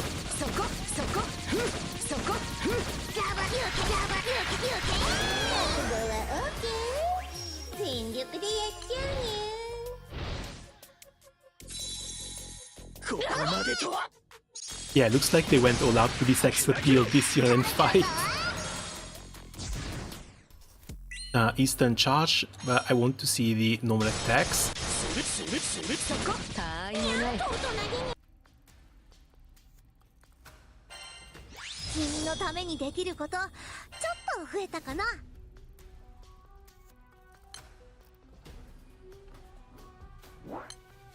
We're going to have to do a little thing here. This way we can check her out properly.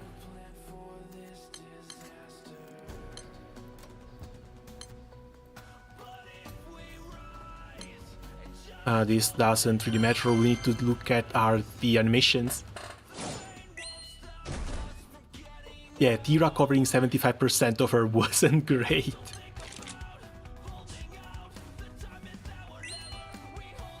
Still, that's a pretty damn big sword. Looks like we got the two-handed sword outfit instead of the dagger one too.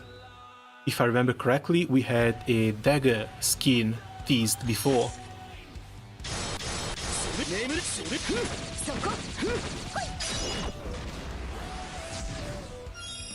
Yeah, animations look alright, and so do the sound effects.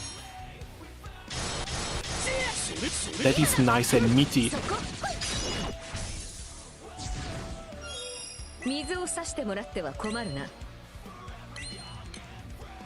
CA stands also really nice. And then there's the animation we saw before.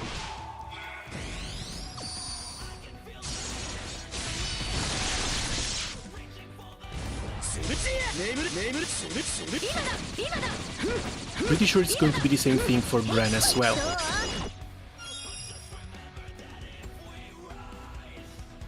We should be able to just switch gender while staying in the same raid too.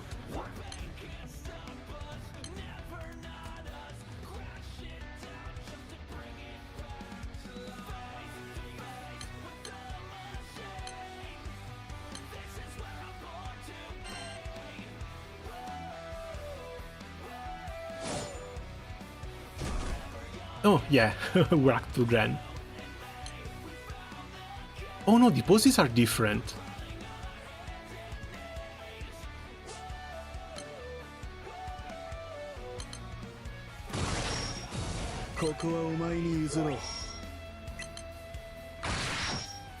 Animations are just the standard attack ones.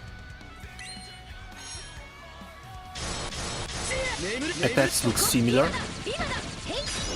Looks like it's only the CA ready pose that changes.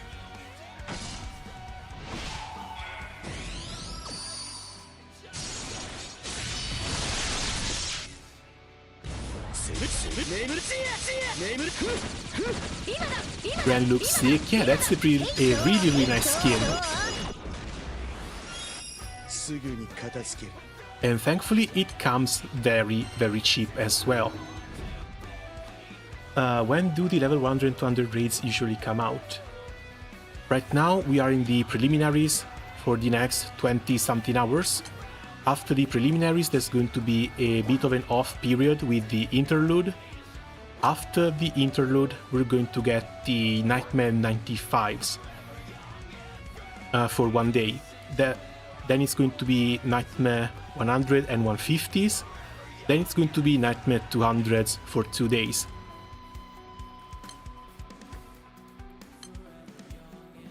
But back to Jita we go.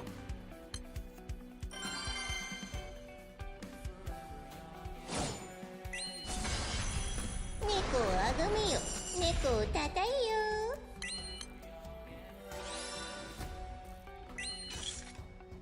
腕パーでお任せ Also, excuse me for a second because I need to go grab something to drink. I've run out of water.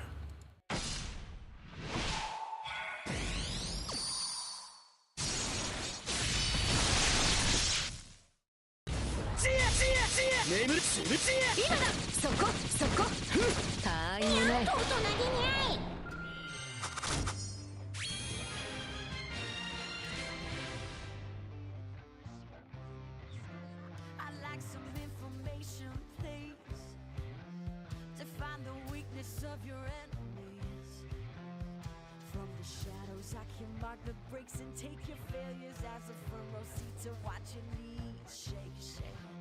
I'll have my premonition, please. Your information doesn't mean a thing to me. I see the holes in your logic and the picture in your locket is the people you don't want to leave. I'll give you 30 seconds head start to state your case before a bias court. When your sentence is delivered, I won't like it, but in silence I'll accept what I've been trained for. It's no catastrophe when you run from me. All the rumors that surround you simply atrophy. It don't matter how dark I feel the heat in your heart, and it's screaming like a beacon now you're on my radar.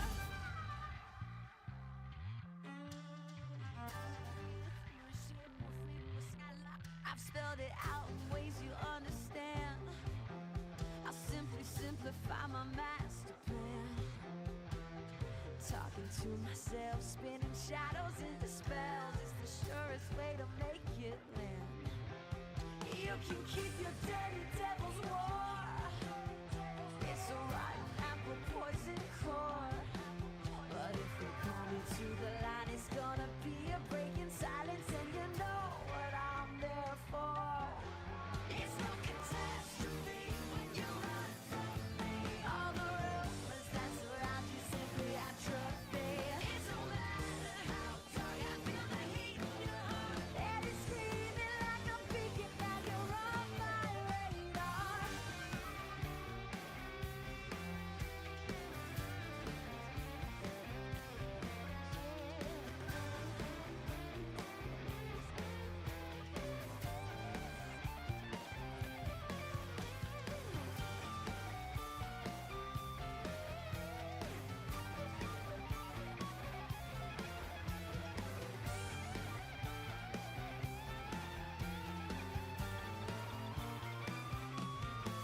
It's no catastrophe when you run from me. All the rumors that surround you simply atrophy. It don't matter how dark I feel the heat in your heart, and it's screaming like a beacon now you're on my radar. It's no catastrophe. Alright, back I am. It's like 8 in the evening. It's finally not as absolutely killer anymore, the heat outside. 舞い踊るがよいね But even though it's a little bit more breathable, it's still really damn hot. 腕パーで So, you guys dealing well with the heat?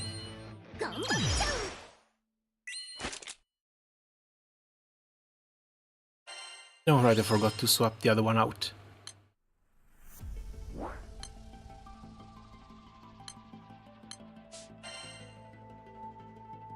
There we go. And I guess we can also go back to just farming meat. Got the skin already. Sadly, absolutely 0 drops so far.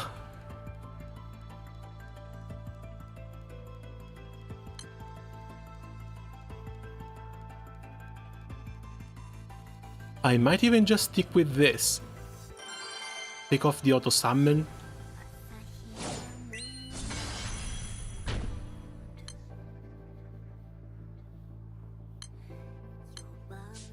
Yeah, just leave everything on semi.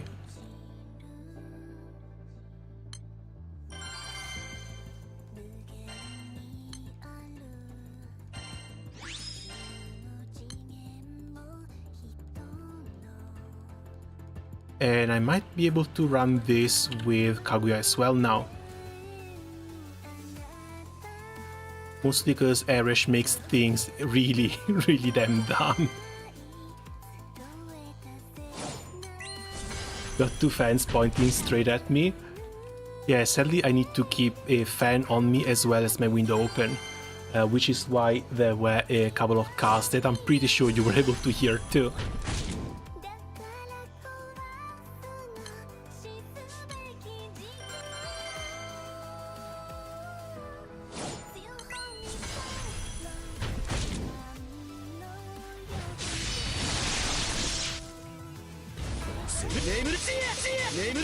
It's finally winter here, I'm really comfortable now. Do you want to switch places?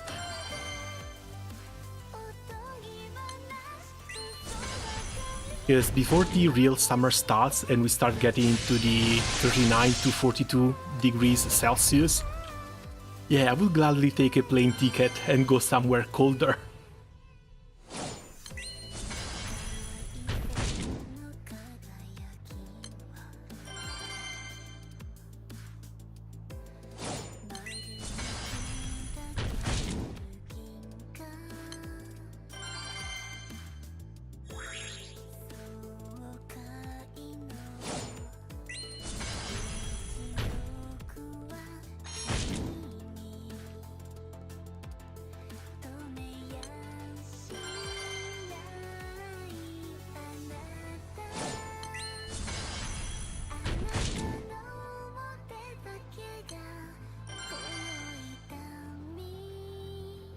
Come to Brazil. As long as it's not as suffocating as Europe is about to get, I would honestly do it.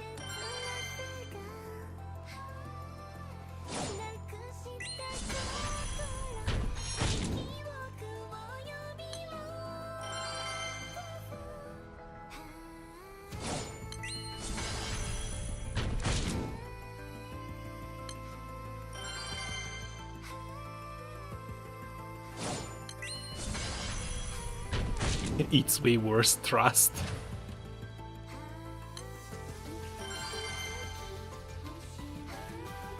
Yeah, but temperatures have been getting worse and worse every single year in here.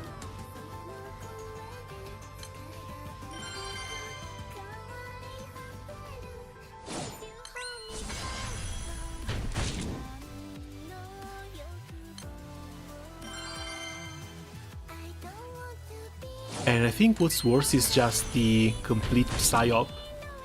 That apparently if you give enough money to your government, they're going to make the world temperatures cool down a little bit.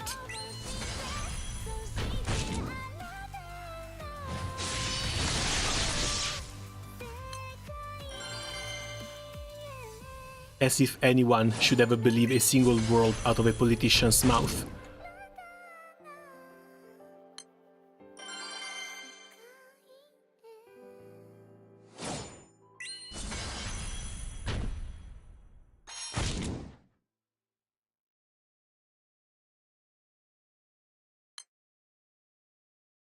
Oh hey, first captcha.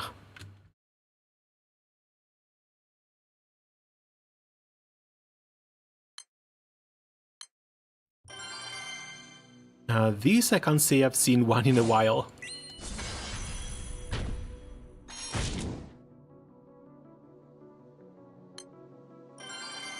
Somehow I'm already at my third weapon. Last Guild War took me 1 billion for 3. On one side, congrats. On the other, what's your amount of honors?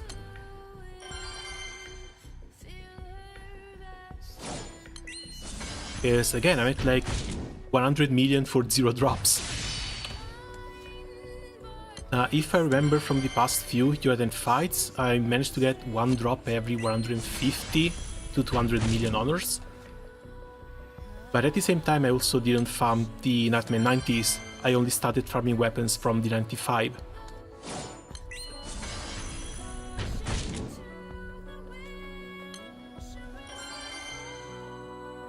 $135 million. Oh, so you're not even that far ahead.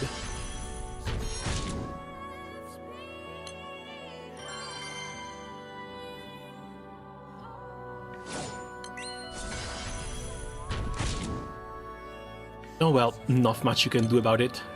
It's just RNG.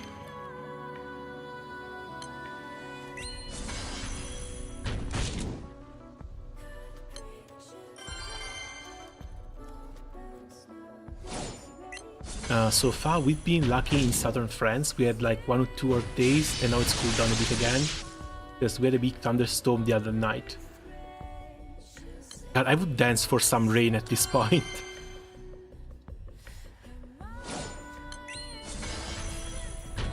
But yeah, though, I don't think we've seen any water come down from the sky in the past couple of weeks at least.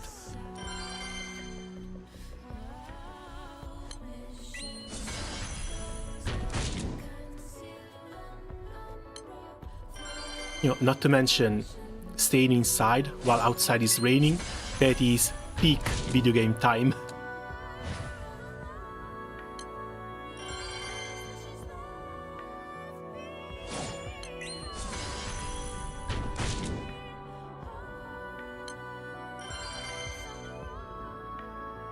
If I remember correctly, it's a base 1.8% chance for the chest drop and then another 3% for the actual weapon. Oh yeah, no, the rates are really low and they don't go higher with higher difficulties. That's the worst part.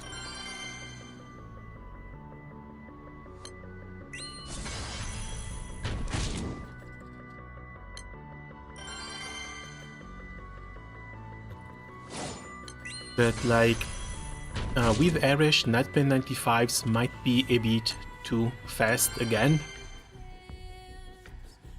There is a non-zero chance that I should be able to do just 1 summon, 0 clicks for the 95s, or it might be another 1 or 2 skills at worst with Ilsa and Tira.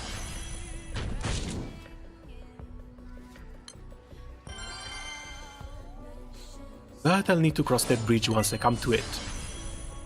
Still, if I need to farm NM90s and I need to farm them really damn hard, I will want to be sitting on enough meat to actually be able to do so. So it's very likely that I'll still be going for 8k to 9k meat today and another 8k to 9k meat tomorrow.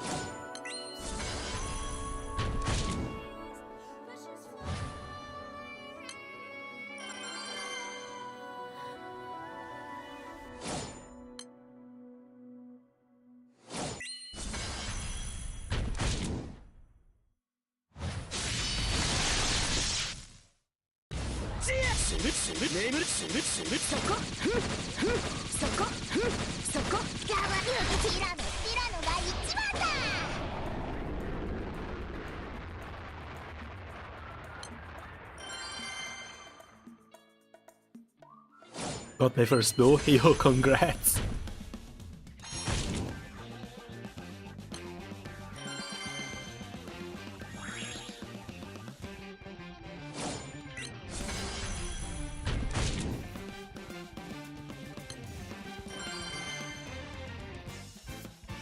Now, sadly, I've been here for hours and I've got very little to show for it. Nothing in terms of drops, just the skin and 105 million honors.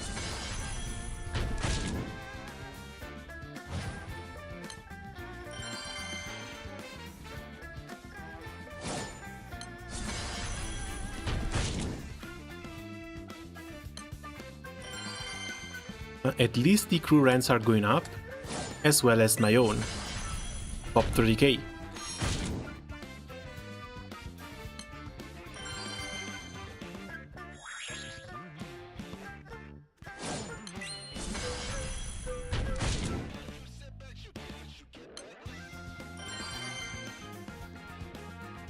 I mean, you got a new toy to show for it at least. The Irish, but the Irish is mostly going to be relevant for the 95s and 150s. And after that, mostly just for farming gold bars.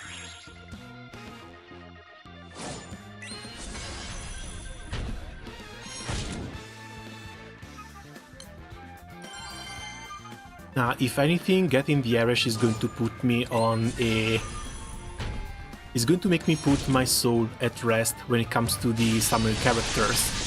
Because this way, I know I can be sure to not waste 150 gold moons on a summer limited.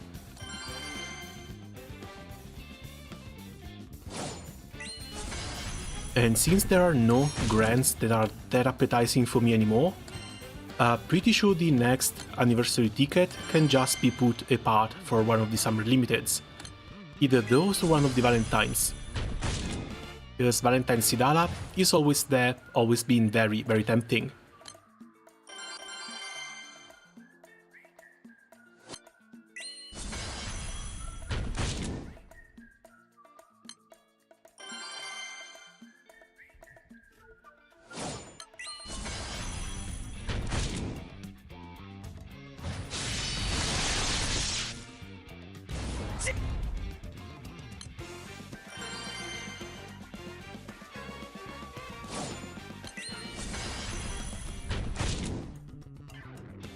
I mean, I hate how boring but broken Irish is. Now I gotta wait God knows how long to get fronting. 150 gold moons you should be able to get in around 8 months to a year. Most of them come from the roulettes though. So depending on how many you have saved up, fronting is going to have to wait either until Christmas with the Christmas and New Year roulette, or the next anniversary.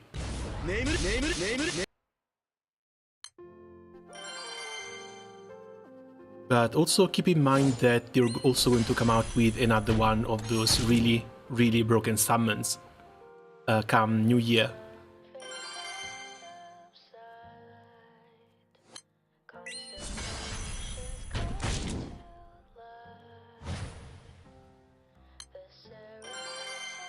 And I know it sounds a little bit insane that you can get, as a free-to-play player, you can get one of these weapons per year. But at the same time, Granblue is a game with a very, very long scope when it comes to grinding and progression. Everything is on a calendar, everything you work on little by little. So I don't think it's all that outlandish to look at something that may happen next year. Because, let's face it, the grind never ends, and there's some pretty good chances that next year we're still going to be here.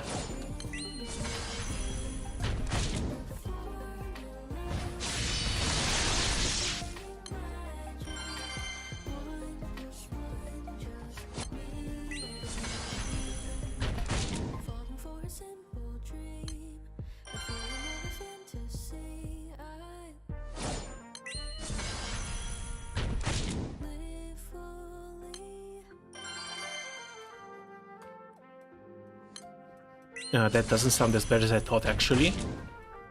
Well, especially if you consider the fact that they're not really going to be adding other Gold Moon weapons to the shop. At least not for the foreseeable 3 to 4, hopefully 5 years as well. So if you just keep playing the game, you might end up getting 4, 5 of these weapons. Imagine they releasing another series of illustrious weapons even more broken.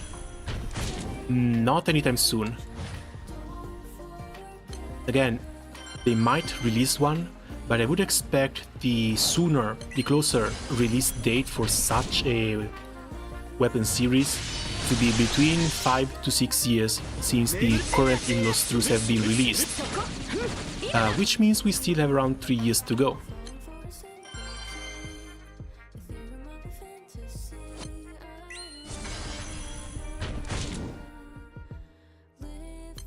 We might actually hit the end of service before we see another Illustrium Weapons series.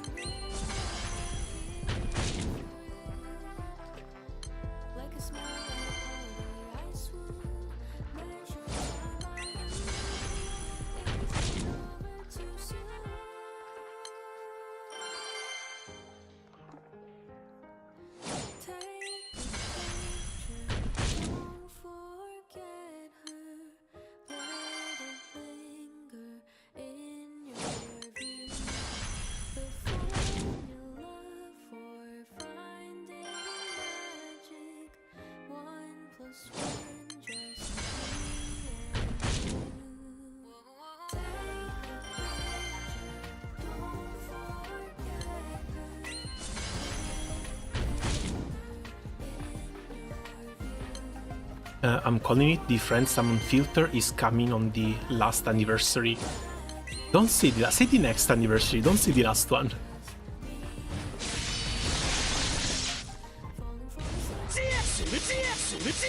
Because when it comes to end of service, I still think Granblue has a few more years under its belt.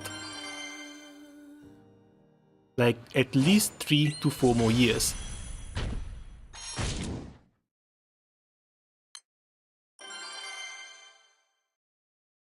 Then they're going to have to start figuring out some way to keep the Granblue Fantasy players attached to either the game or something else related to the game, because this is a bit too good of an IP to just leave to rot.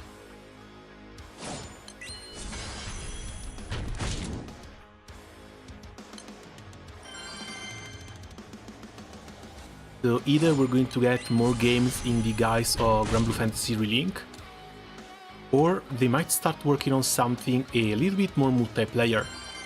I don't want to say an MMORPG, but I kind of do expect them to pull that move.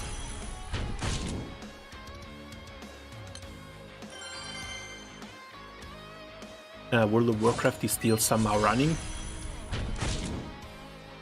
Yeah, but... And when you think about it, World of Warcraft is still running despite all of the bad choices they've been making. Because I haven't heard about players being happy about a recent patch in quite a few many years.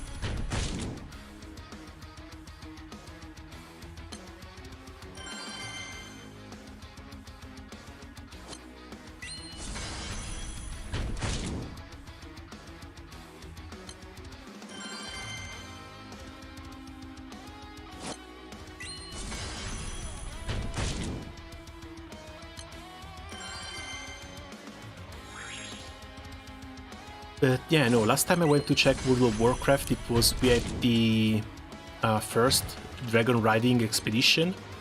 Dragon Riding Expansion. And I can't really say that I was a fan of the game. Not to mention, once we got in, one of our friends who's been playing the game constantly for the past few years basically told us to not even look at some of the recent expansions. Just completely skip them and play the last expansion directly, because the storylines weren't exactly decent.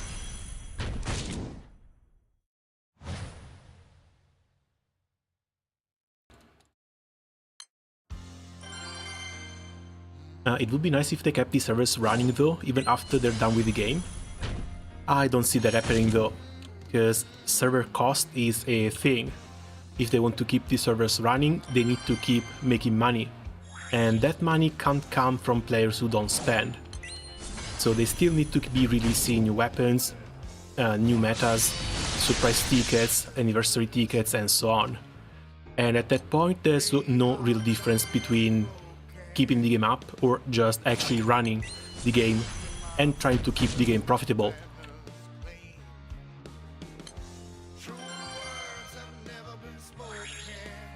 It would be nice if they were to release a kit that could let you keep the assets, or at least play through some of the old events, old storylines.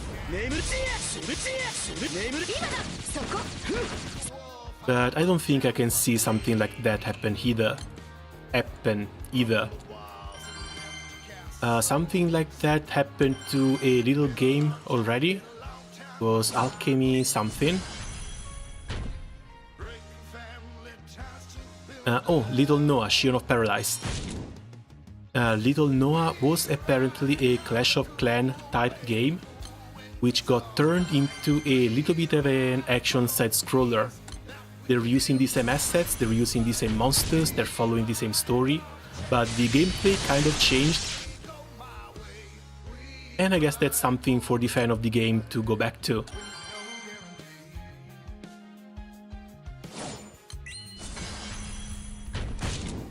Now, one thing I really wish they would bring back is Dragalia Lost. A single-player type game, Dragalia Lost, sold on the Steam store, with no gacha, but where you just unlock the characters one after the other as you progress through the story. Because after they tried fixing Dragalia Lost, all the game systems turned out to be pretty decent as well. Not to mention the endgame fights were pretty fun too. So I do hope that comes back in some capacity.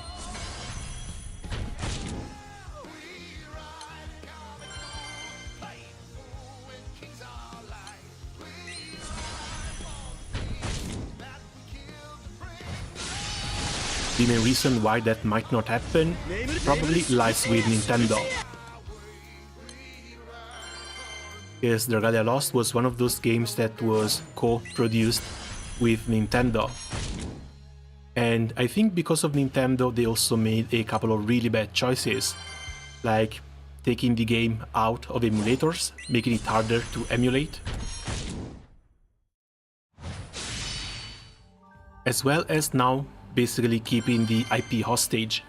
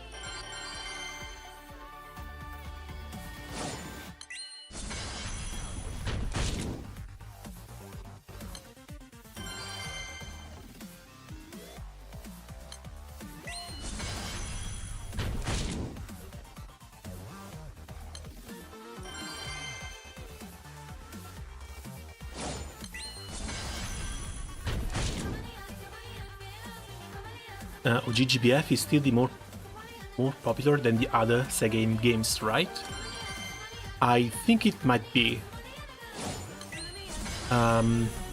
Rage of Bahamut should have a small player base, mostly just in JP, because they completely shut down the Western version. Then they've got Shadowverse, which is, well, it's also global, but at the same time it's also a card game. I'm not sure how many people play that. Uma Musume, I hear, is pretty big, but that is also JP only. Then there's Princess Connect. They tried bringing it to the West, but it was under the Crunchyroll tag.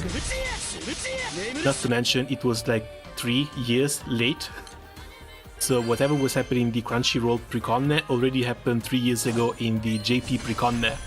That experiment did not go well, and global Preconne got shut down. I don't know what else they have. I mean, of course there's Relink and Versus, but I wouldn't call Relink and Versus bigger than Granblue Fantasy standard. Yes, Relink managed to sell 1 million copies, but again, it's not a live service game. And I'm not actually too sure about the versus player base. Oh, right, Idolmaster. I have no idea about Idolmaster, I'm sorry.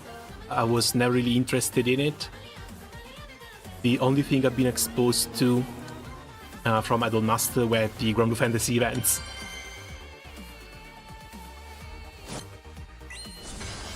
I think if we want an idea about how big Cygames is and how big each game is within Cygames, we need to go look at some of the investor reports, because there should be actual numbers in there.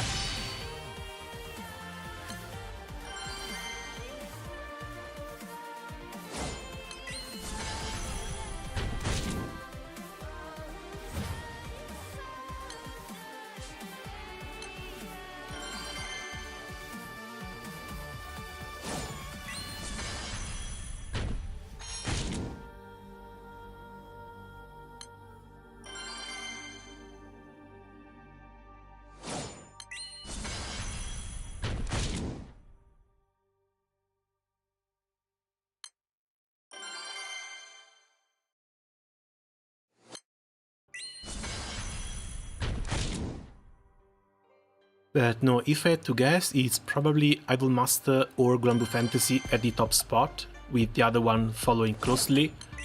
Then Uma Musume. Then like Versus, followed by Relink. And last in the list is going to be Rage of Bahamut. Oh right, no, Shadowverse.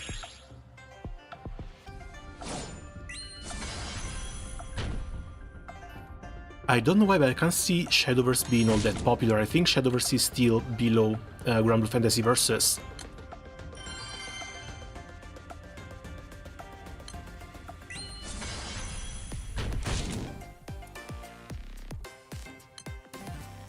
As the games has unlocked the infinite money glitch at this point. But that's the thing.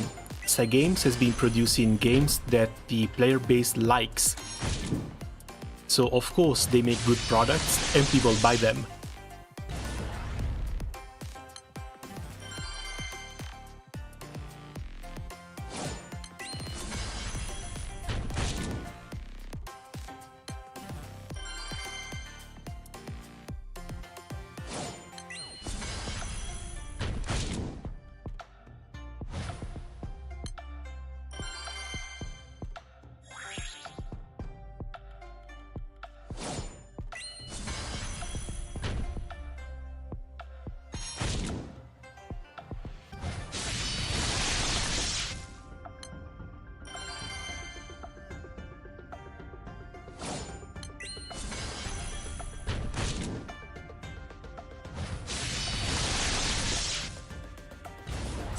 Both are niche games, so I don't know, maybe Versus, because it's a new game that's attached to Granblue Fantasy.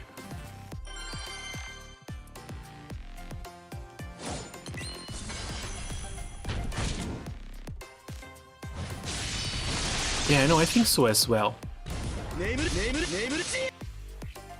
Still, there are a few things about Cygames that I will never understand. For example, why advertise their company onto the shirts of the Juventus team in Italy? Because it doesn't really matter whom you ask to. Whenever you ask them who Cygames is, they have no idea what that logo on those shirts means. And the moment you tell them it's a game company that makes anime games, people look at you as if they were looking at a ghost.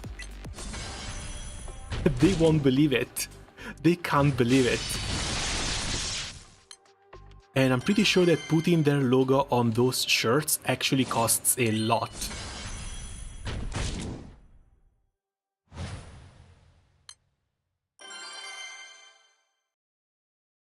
They're trying to become the next Red Bull. Well, yeah, but Red Bull is a drink. You know, it's something a little bit more normal compared to anime games.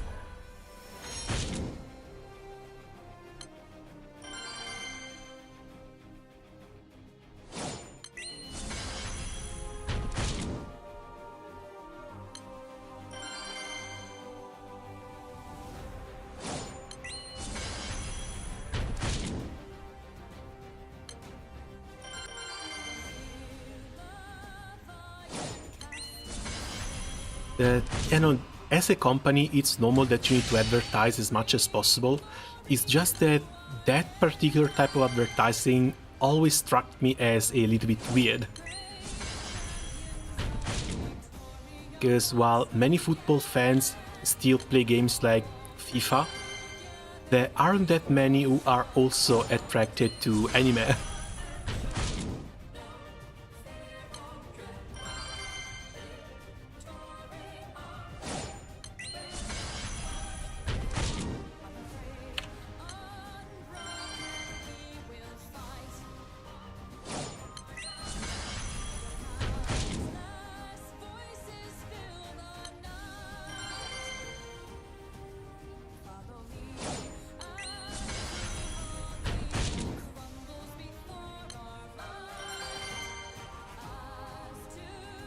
Okay, back to 2K Meat. Only 2K Meat. The grind keeps going. I'm afraid I'm going to need to put another 0 down there.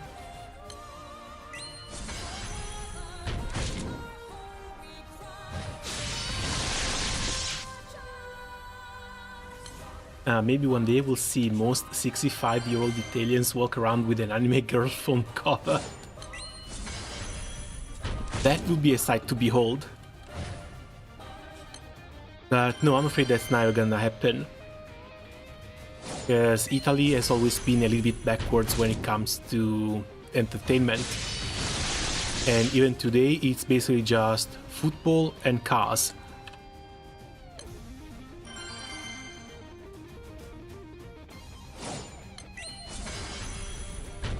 Well, we're mostly just the younger generation looking at video games and anime. But once you start going up the age brackets, it's just football and cars.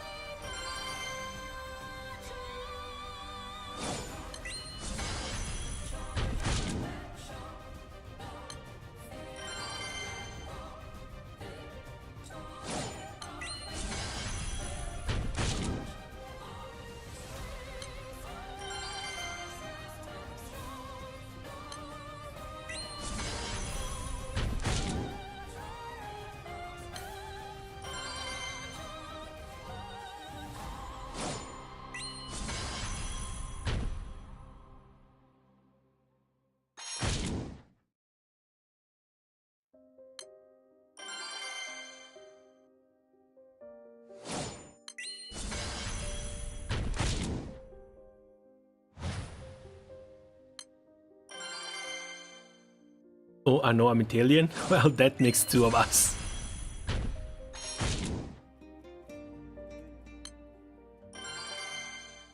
Oh, if anything, glad to see some other paesano around.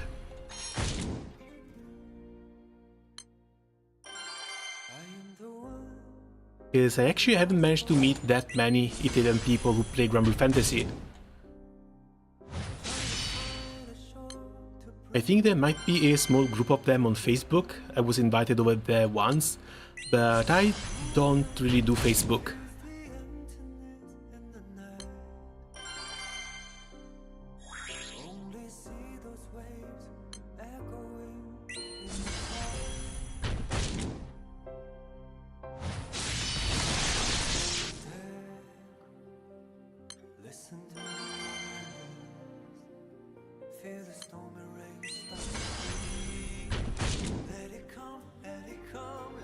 Oh, right, now that I think about it, Nightmare 200s might also be pretty chill still.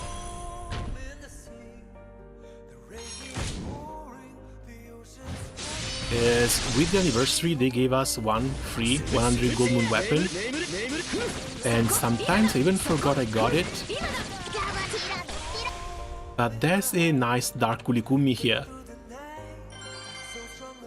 So maybe Nightmare 200 full autos might not be all that bad.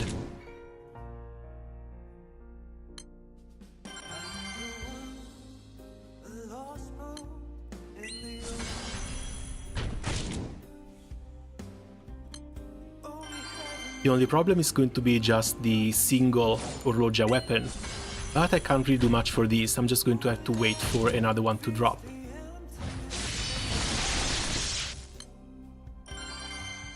Still, even if it's just one and doesn't bring that much of a boost, the Echo should still give us another line of supplemented damage from all of the weapons. Sorry, not from all the attacks.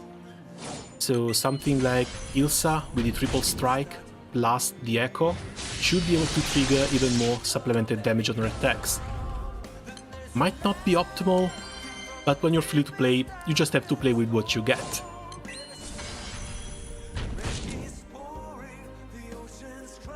I got a Light Excalibur because I didn't know what to get. RIP? I don't think that's a RIP one. Oh wait, no, Light Excalibur. Yeah, I don't know about that one. Still, Excalibur was one of those suggested weapons because they're good in most situations, but you still need a primal grid to make good use of them. On the bright side, they didn't just give us a random one like they've done the year before, because I've got a Water Excalibur in storage and I have absolutely no use for it. I would love it if I could just trade that in for 100 more gold moons, because otherwise it's just there sitting, gathering dust.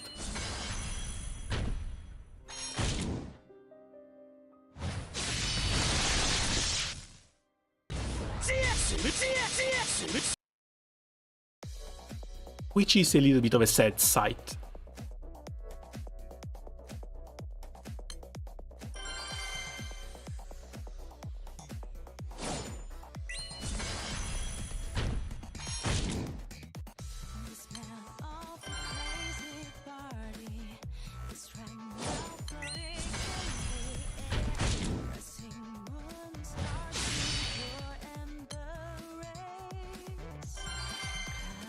I'm planning to switch to Primal Dark this summer if Oroja comes home.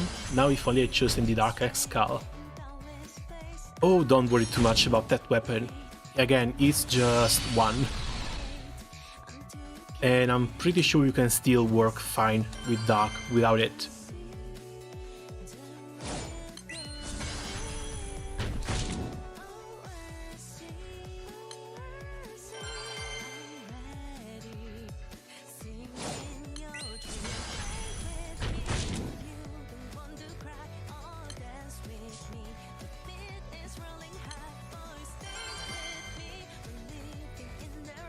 I'm afraid I'm starting to run out of Kaguya friends right now.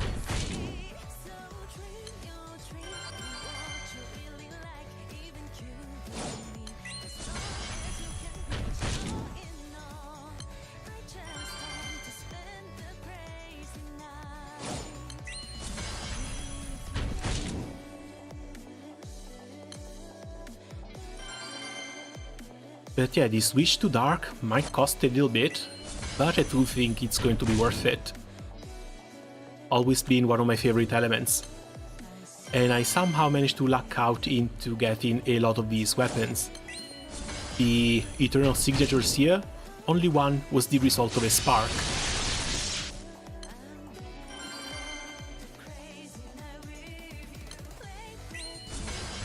So yeah, fingers crossed, this summer I can get my second Oroja Katana. And during the Christmas roulette, or the anniversary one, the third one. Then I should be done. All I'm going to need are a few more gold bars. Because I don't think the Fedil staffs are going to be used anymore. Maybe. But I might still want to fully uncap a second Fallen Sword too. For which I shouldn't even need that much. I think it's like 2 more bars for it. Oh no, never mind, it's 3 more bars for it.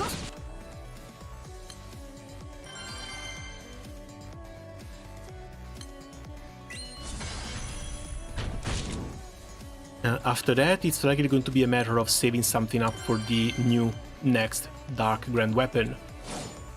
Because they didn't give the Primarch passive to Oroja, So stuff like a Grand Serial or a Fantasy Lucilius are still on the table.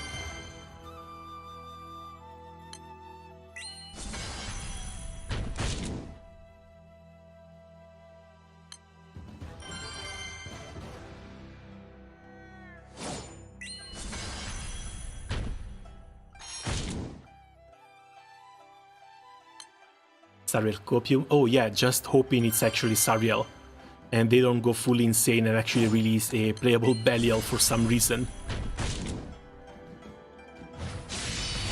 But still, Sariel should have a weapon on the same flavor as Fini. So it should be something that's a little bit fun to use and something that can only really be used as a one-off copy.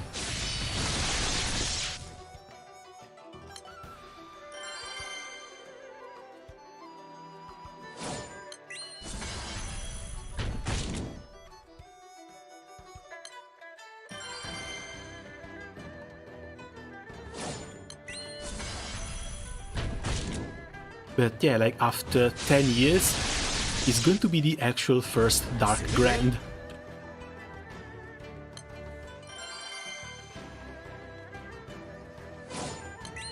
I hope to get Ilsa this summer. I could spark for another Oroja weapon, but decided to wait for summer. That's probably for the best too.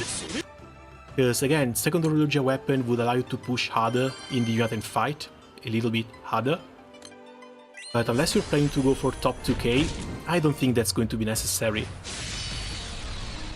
And at least from for the way I play the game, I like collecting characters a lot more than I like rolling for weapons.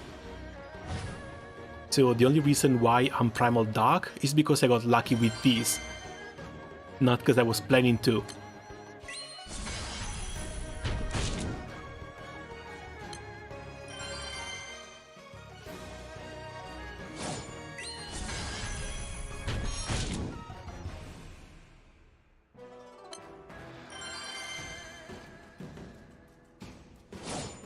Dark is the most fun element for real for real. Now I think it depends a lot on your tastes. Because I think Fire has been getting some really cool stuff so far. Wind is also pretty fun to play too. Light has gotten some really nice toys, even though they're still heavily relying on Nehan. But Dark, with the exception of the Burst team, Dark is basically still Leech and Fedil. You can kick one out now for Yukata de la File, but Yukata de la File is basically just for 2 fights. Outside of Hexa and Fa-Zero, you don't really need that much defense.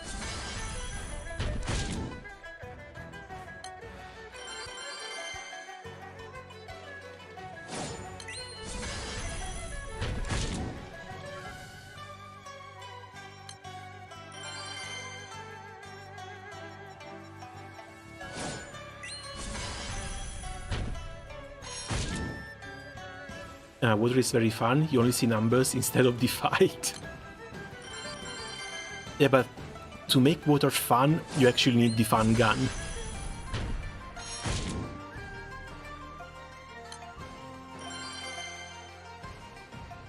And in order to use the fun gun, you need to farm a crap ton for bullets. And that is something I just could never get behind. Oh, come on, don't tell me I've run out of Kaguyas.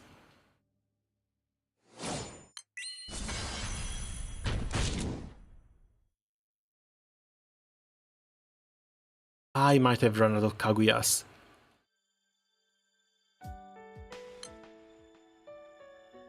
Anyone insane enough to put one in here?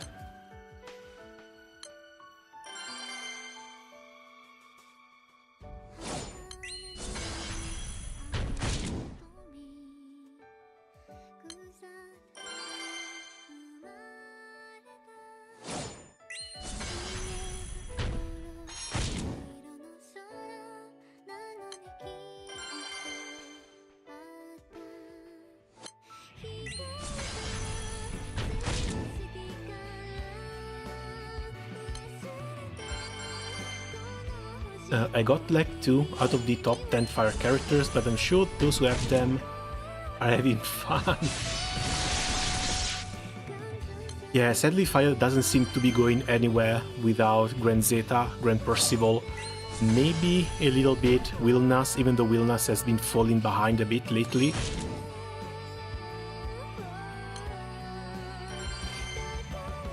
And who else is there? I think it might be those two. Those two are the actual real big hitters, with the third slot being mostly a flexible one.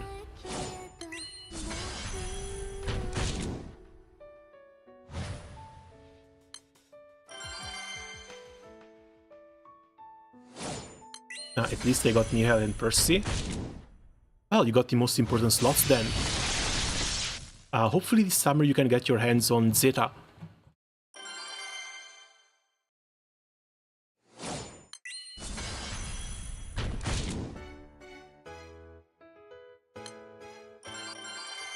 Yes, the summer campaign should be coming out at any point now. Any minute now.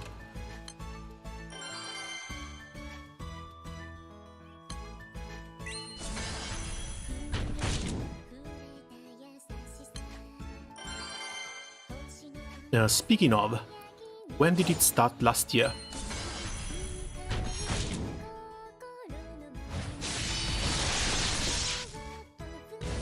You can hear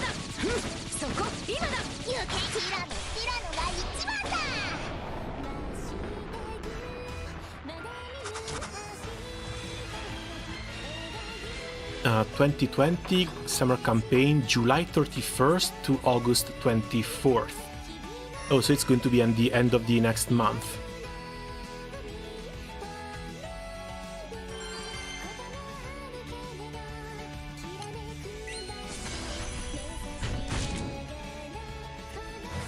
For a moment there, I thought that was one of those Amogus memes.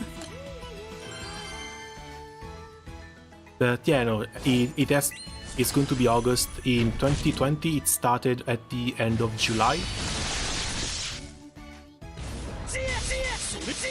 2023, Granblue Big Summer Surprise, Part 1. August 1st, August 13th, then August 25th. But we also had the 35 million player celebration from the 16th of June.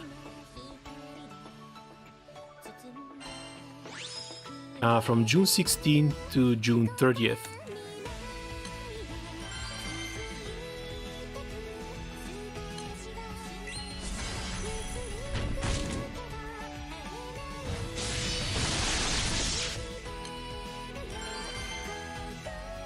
Kind of weird to see that Granblue Fantasy is getting like 2 to 3 million players per year.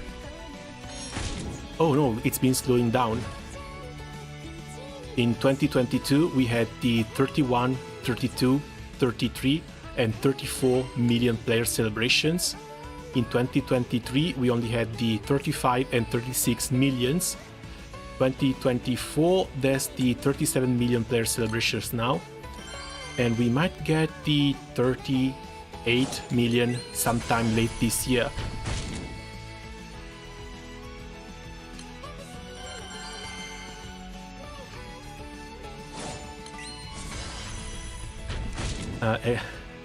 Just don't go far back enough to that first summer event. Oh, the one with tickets.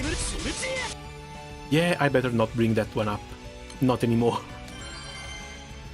Exams got me messed up. I thought August was still eons away. Oh god, we're almost in July. Yeah, looks like this year has just been flying. It feels like March. It still somehow feels like March.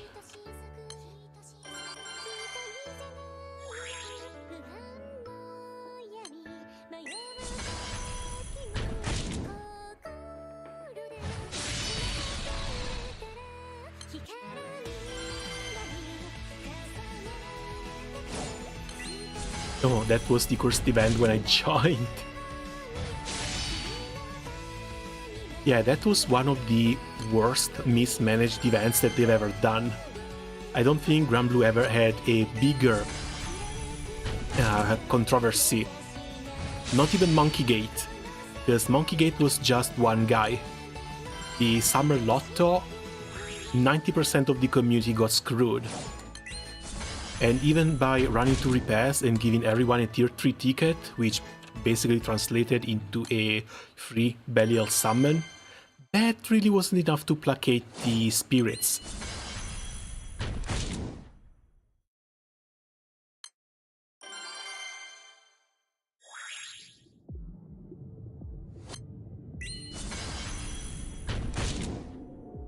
Me, I'm 90%. Sorry to hear that. But look on the bright side. Being in the 90%, you did not get death threats.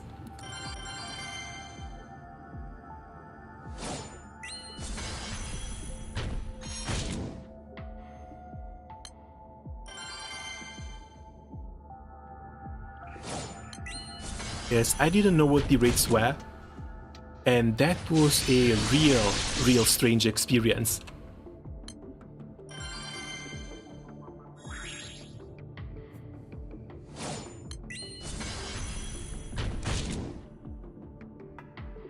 Oh no, my Kaguya's are gone. How is 6 going to through attack now? Yeah, that sucks, but if you need a Kaguya friend, I should have one too.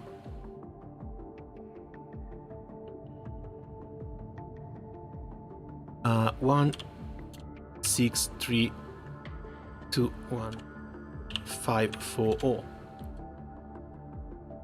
Feel free to add me. Because again, some of the Magna summons might not be up to par. Varuna is still waiting to be uncapped, but I do have a Kaguya in here. Kaguya as well as the 250 Hades, which might be helpful later on. And one long, Killing and one long in the correct spots.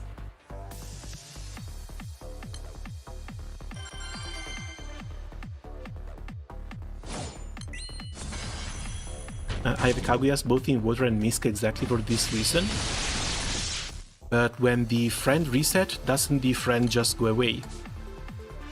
Like, you reset the friend, you don't reset the summons that you're using.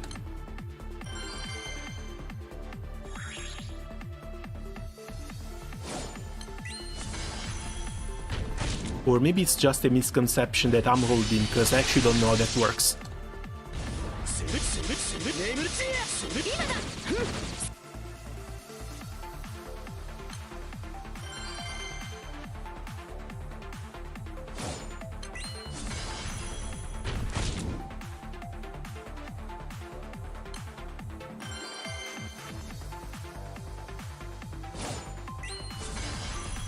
Wait, I'm starting to doubt it now. Yeah, because as far as I know, like, I've got Tokats here with Kaguya, and Tokats is here as the first slot in all of the elements. Once I'm done using Tokats' summon 10 times, Tokats goes away, and he goes away both from water as well as from Mist. Let's see how it goes, because we're going to farm anyway, so might as well test it.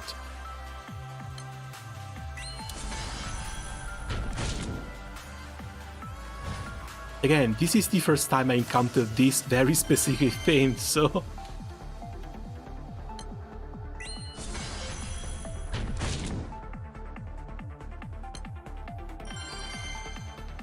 it shouldn't be that many, it should be like 10 runs, so it shouldn't even be that long. We just need to keep an eye out for once Tokats is removed from the summon list. I wanna sleep. Hey man, how's your grinding going?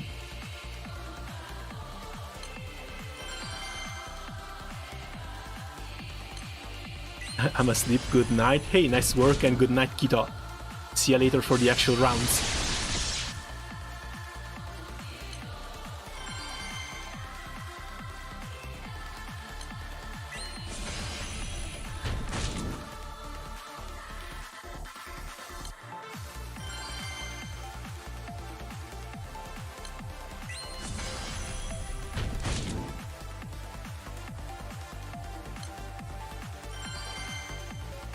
Not having Erish, Bowman and Yukata Ilsa is seriously taxing, not even a joke.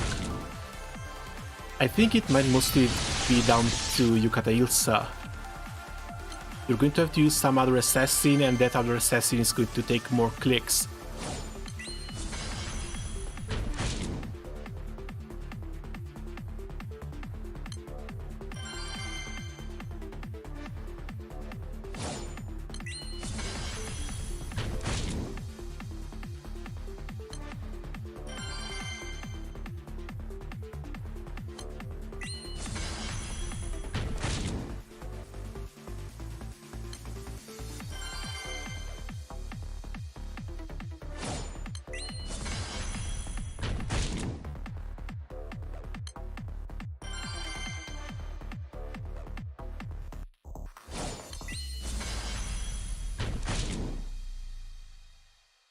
Tyrion 6 has helped a lot, and the fact that if I'm for 3 awaken Agastya staffs.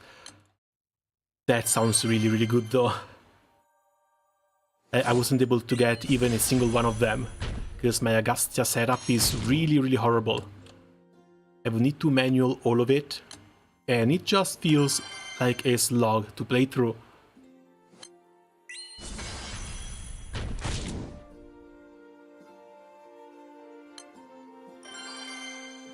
Wait, question, how are you skipping to the results screen? What?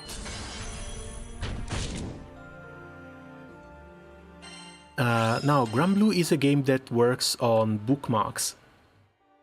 So if you use something like auto control, you can put your bookmark, say, on F6. Hold on, where is it? Let me hide chat and display capture. You see your game URL up in here. When you're in the summon selection screen, you pick your URL, you copy this, and you bring it in auto control. In here, you set your trigger, in my case F6, open URL, and you paste it. This way, every time you press F6, it goes back to the summon selection screen for this page. When you do your raids, you see that the URL changes. In this case, we are in the raid, so it's raid multi plus ID. Once we kill it and refresh, it goes to support, then result multi. The moment it loads result multi, it means that it's ready to go back to the summon selection screen. So you press F6 and you're brought back here. This can also be done by pressing the back button on your mouse, but depending on ping, it requires different timing. So you kill the raid, the moment your honors go up, the raid is already dead. You press back once and it goes to result, back twice and it goes to the summon selection screen. So technically I am now playing the game with a single hand. Click for full auto, kill, back, result, back, summon selection screen. It takes a little bit of practice doing it with the back buttons, which is why I prefer the auto control F6 macro. But this is basically the best way to skip a lot of buttons and a lot of clicks. Not to mention, you move your mouse around less, which is the most important part. Your carpal tunnel will thank you.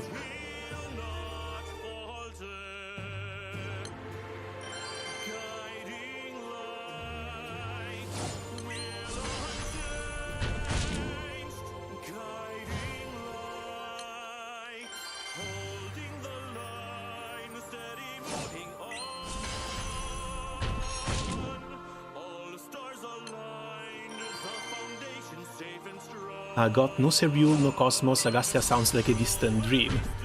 No Cosmos, but Horus and Serial helped me full auto Agastya pub. I will have to try something like that, because I've got no Cosmos either. But apparently, yeah, Cosmos and the weapon, especially, even if it's not uncapped, they help a ton full autoing that damn thing. But it's a bit too late now.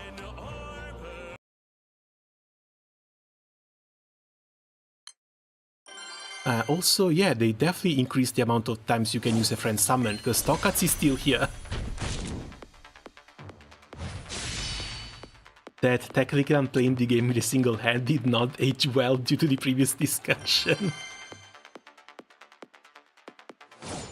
Well, but you know I'm innocent because we're fighting against Super Gigante.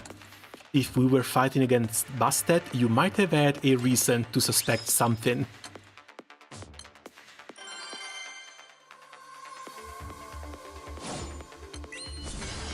But I never had a moment of those like, oh, the camera is on. The camera has been on the whole time. Not yet, and hopefully I will never have it. Oh, right, there we go. Summon I was using is gone. Tokats was removed, and case in point, we've got no Tokats in the list anymore. So the same way it was removed from water, it's also gone from Misk. So putting the same summon in both slots doesn't really seem like it does anything.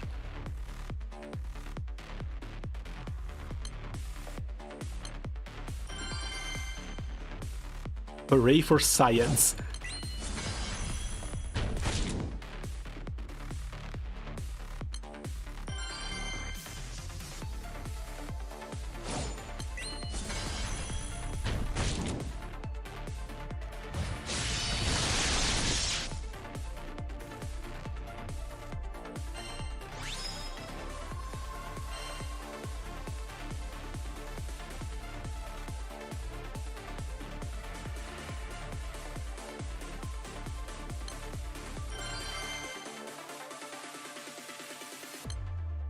Hopefully Bastet becomes playable. You can't deny that she is not related to the Enel gang. Well, she's not related to the Enel gang because we know who made the Enel gang. And she was not part of the event. The character theme is similar. But we know nothing about her backstory. Not yet, at least. 7,300, ooh, top 20k, that's nice. But I still have a ton of meat grinding in front of me.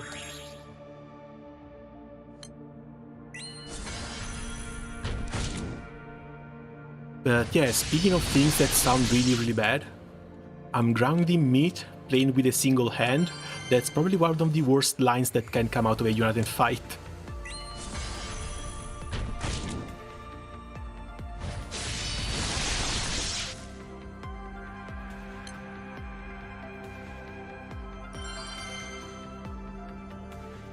I'm just hoping that they pull some BS to make her relevant. She's hot. Well, hopefully, because again, how long did it take the other one to become playable from her guild war?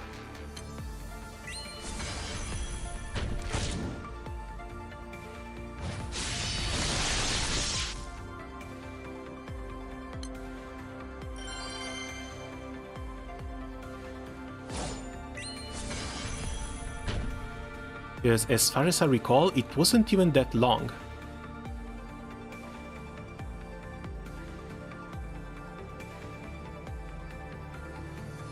Where are you, where are you, where are you, where are you? There you go, Hecate.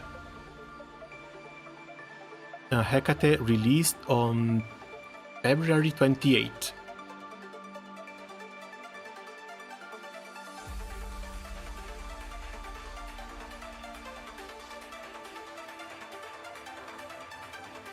Where was the other fight history?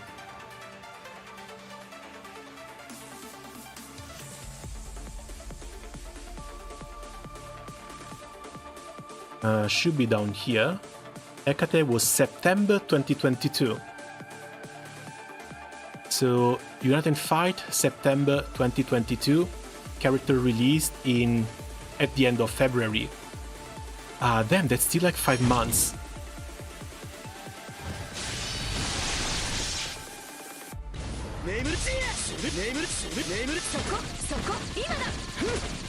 So yeah, it might take a while, but we might see her being released around 5 months from now. Also keep in mind that she's also not the only one.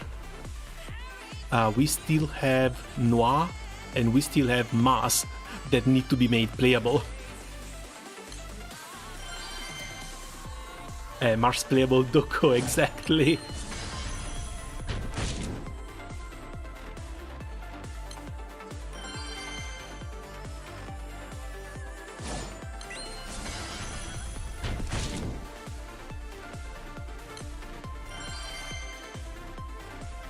Because the others were summons.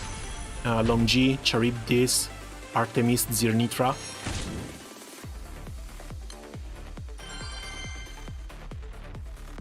So yeah, fingers crossed we might actually see Noir, Mars, Cassiopeia and Bastet all become playable characters. Not sure if this year, but almost surely the next one.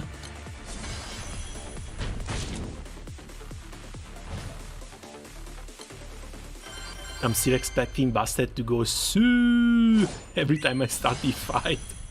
That boss gave me PTSD.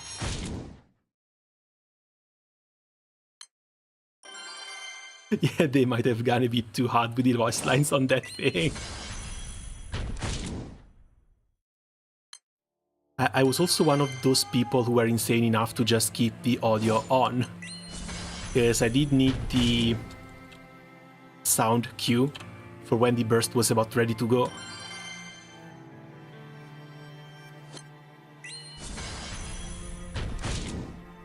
I won't play about Tsuchinoko, but isn't Tsuchinoko just a snake? No. If any snake deserves to be playable before Tsuchinoko, that's going to be Leviathan. At this point, Leviathan is the only main wheel Magna character that's missing from being playable. And stuff like Tiamat and Yggdrasil already got their 5 stars too. That is one snake that really needs some justice done about him.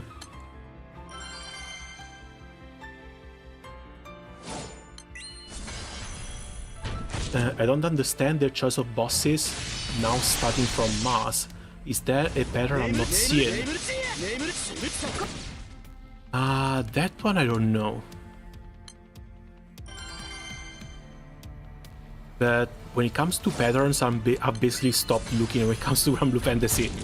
Because every time I try to look for patterns, something weird happens and they completely go back on what they've been doing before.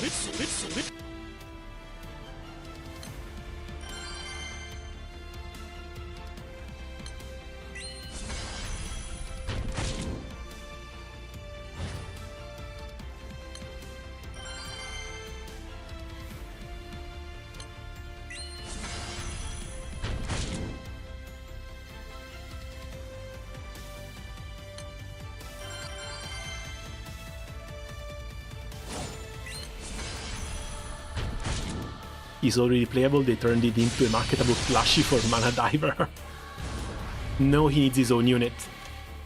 He needs his own unit like the others. Mostly because I'm curious to see what they're going to do for his Fate episodes. Because it has to be something involving Yugen, and very likely involving Yugen's wife as well.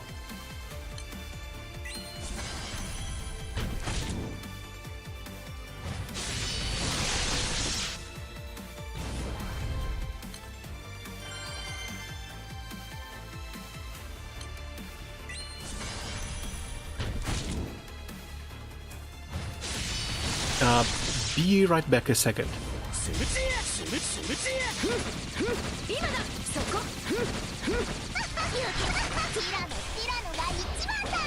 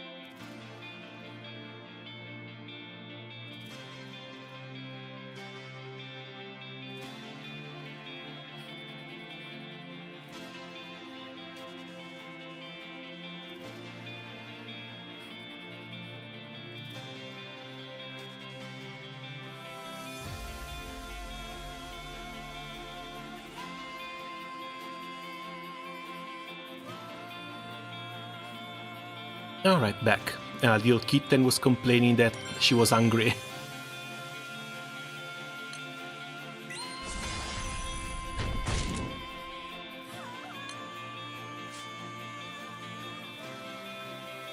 And the Kaguyas just keep disappearing.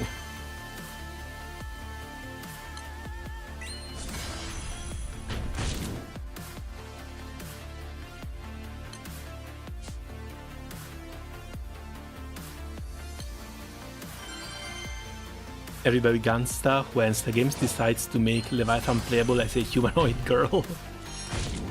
Nah, they can't do that. If Levi becomes playable, it has to be on the same level as Colossus. And again, Colossus had a pretty nice Fate episode with Io, without ever needing to talk.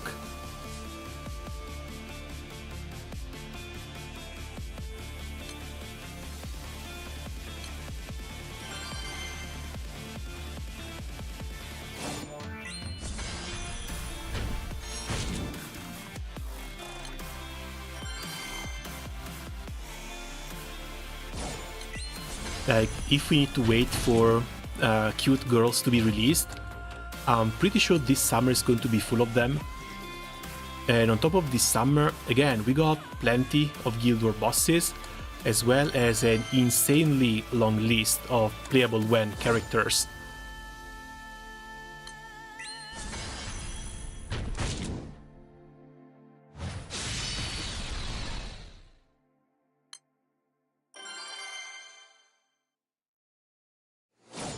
Celeste playable Wen, I need that giant boat. I'm afraid to crush your hopes here, but I'm pretty sure that the playable Celeste was somehow integrated in Grand Ferry. Kind of the same way as the playable Luminera was kind of integrated into Grand Vera.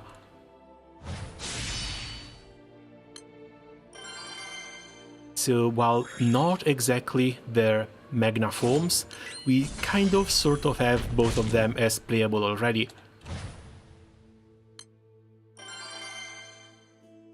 So the only one that's really actually still missing is Leviathan.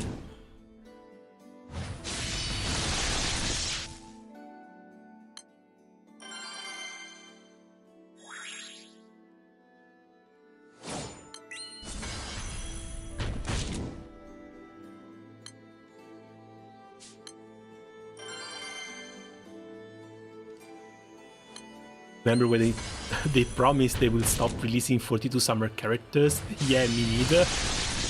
I also I also just complained about the exact same thing in the recent one of my recent videos, the one with the new summer character releases, Defnut and Raziel, because they promised, since they were about to remove the end of summer banner with all the summer limiteds on Rate Up and Sparkable, they promised they would calm down, and instead still proceeded to release 11 summer units.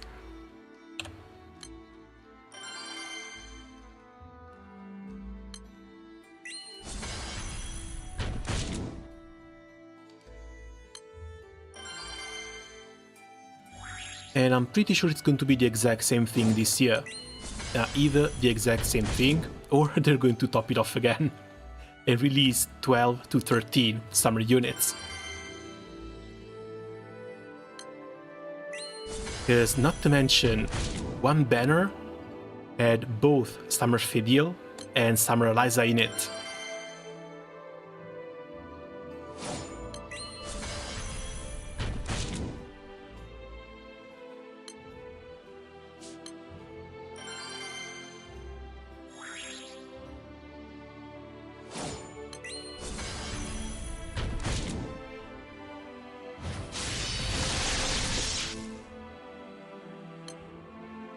At least they didn't release new summer characters outside of the Flash Leg Gala.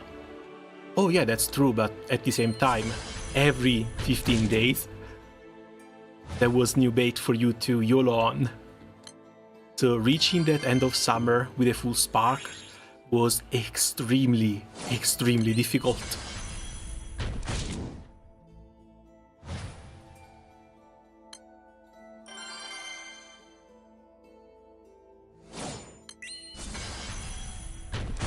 I'm really missing a lot of good summer units.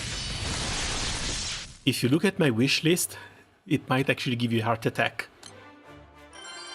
Because yeah, somehow, despite all the roulettes, the sparks, the free draws, the YOLOs, my wish list just keeps getting longer and longer.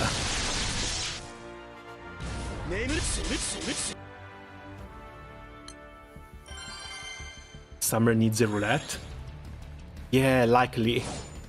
Instead we get like daily 10 pools at max with some of those time-limited summer tickets.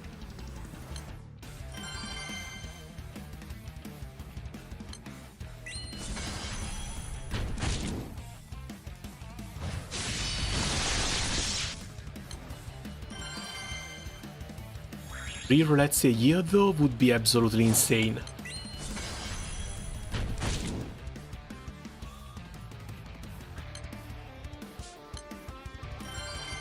Especially if you use your spark funds for Oroja and now calculate how many crystals you need to get until August and how much money you need to use. Hey Captain, welcome, how are things going?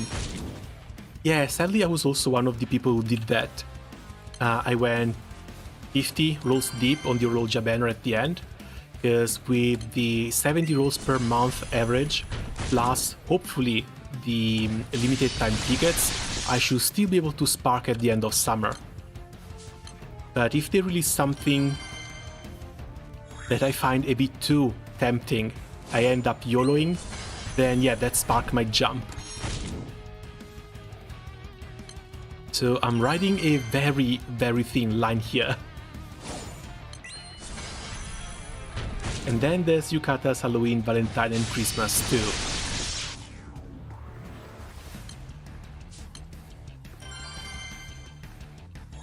Yeah, sadly it's always been like this. They release way too many units, way too many of them are really damn good. So you basically just need to learn to play with what you don't have, basically.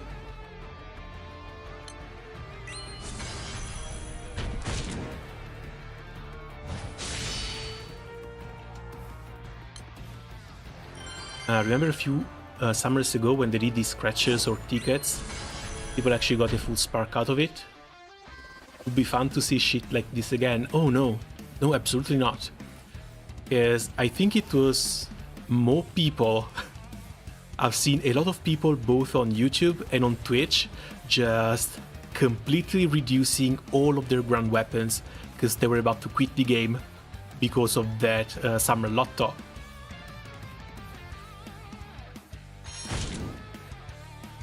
Now, I can't really speak much about it because I was on the other side of it, but still, getting death threats on YouTube because you got lucky and managed to get into the 10% for the tier 3 and tier 2, that wasn't a pleasant experience either. So if they forget those things completely, that's best for everyone. I do think the limited time tickets were better though. Just either give a few more or try and be a bit more generous with the standard free draws.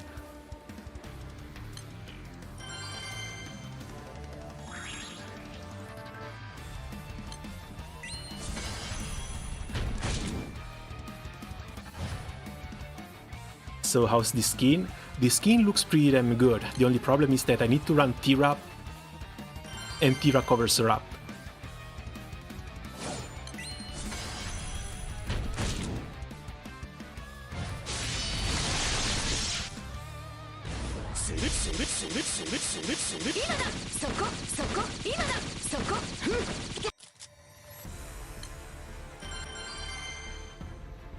I think I got the top 1%.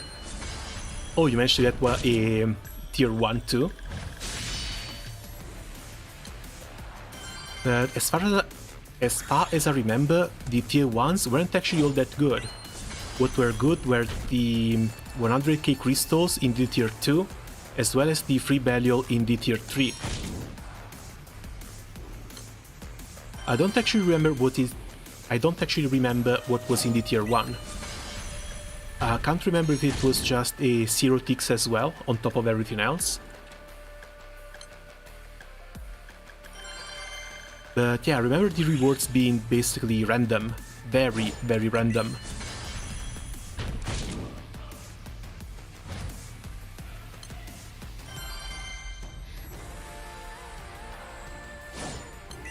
Tier 1 had the 100 gold moon weapons.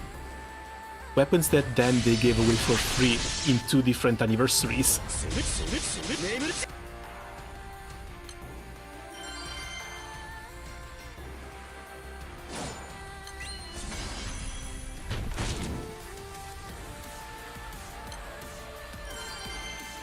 No, right, another thing I remember about those tickets is that some poor guy, don't remember which tier he won, but apparently his quote-unquote friends made him pick up one of the 30 gold moon weapons, the Lion Claw, if I remember correctly.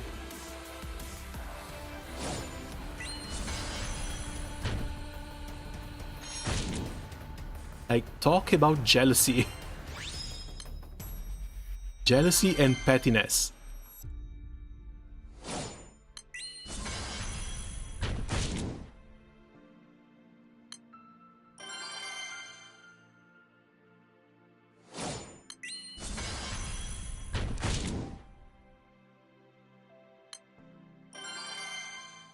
Maybe he got to use it in Agastya? I haven't really followed up, I'm not even sure if that guy plays anymore.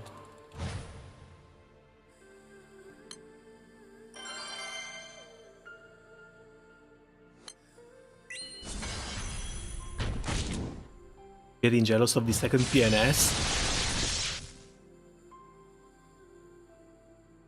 Well, summer free draws are coming, and the summer free draws should still go around the entire month. So hopefully you can drop another one during summer.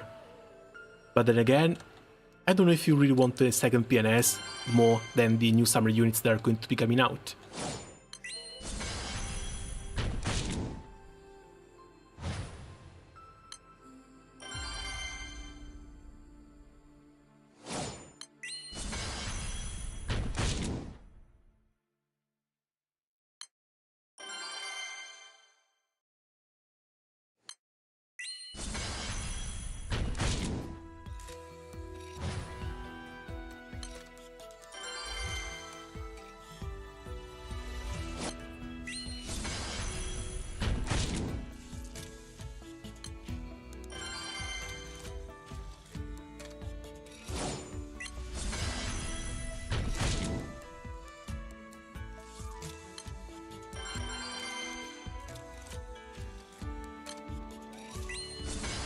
New cute and hot girls, more important than the grand weapons. Yeah, I'm of the same philosophy as well.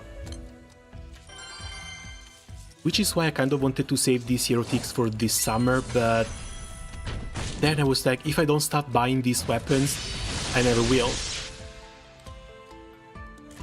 So I bought the Eresh today, and if things go on like this, maybe I can get the ranting on the next anniversary. After ranting, we'll see.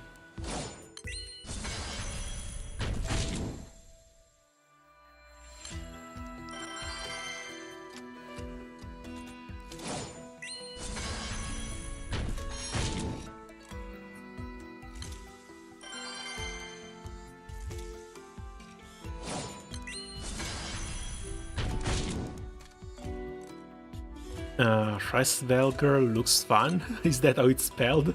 I'm not sure. Honestly, never checked.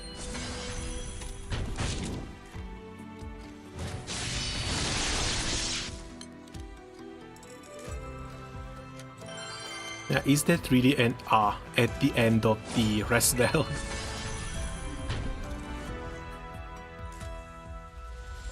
Looks like it.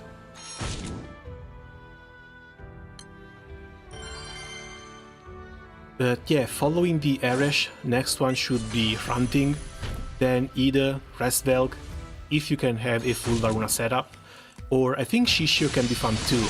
Main problem with Shishio is that it's another charge attack based weapon.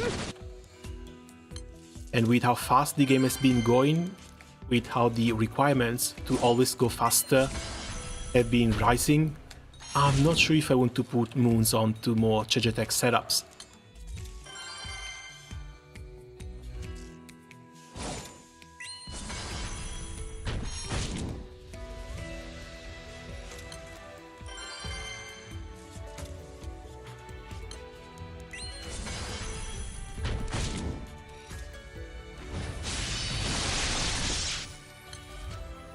I'm debating between Ranting and like Zoimos.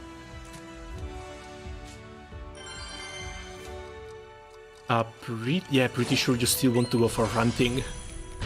Like Zoimos, I'm only starting to see a little bit in Phase 0.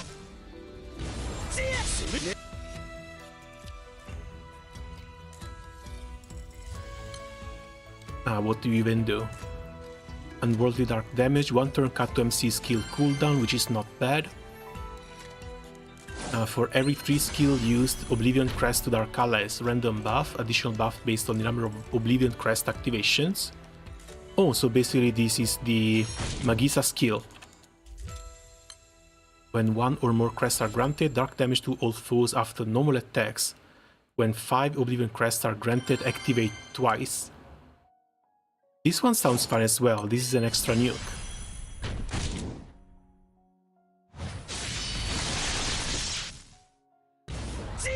But this is also something that you really want to run with more crest synergy.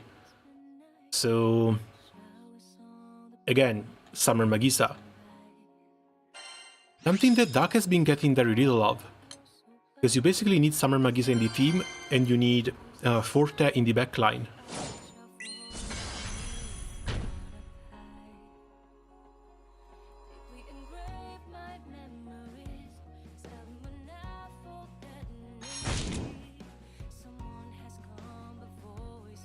Definitely getting Ranting next. Earth generally feels unplayable without it for me.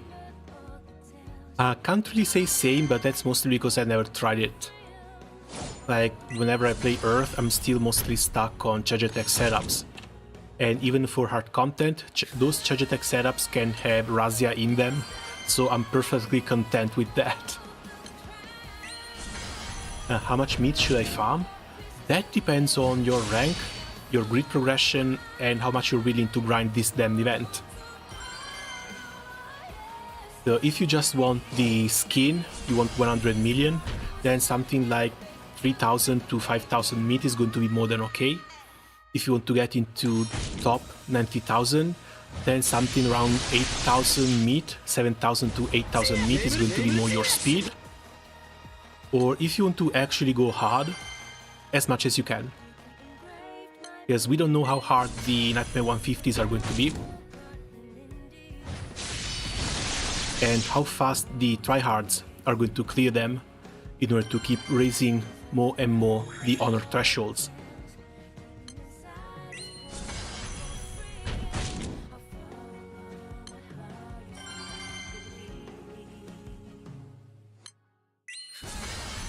Is Ranting primal only, or can I use it with a Magna 3 grade?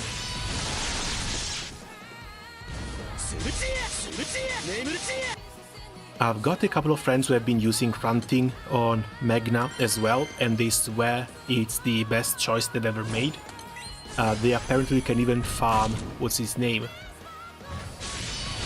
Diaspora with Ranting on Magna, and they claim it's perfectly fine. So it looks usable on Magna as well.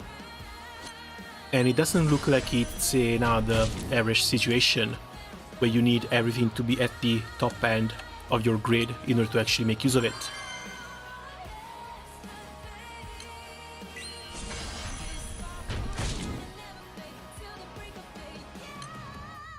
I'm grinding enough for just sands or honor rewards. Oh, so you might want to aim for 1 billion.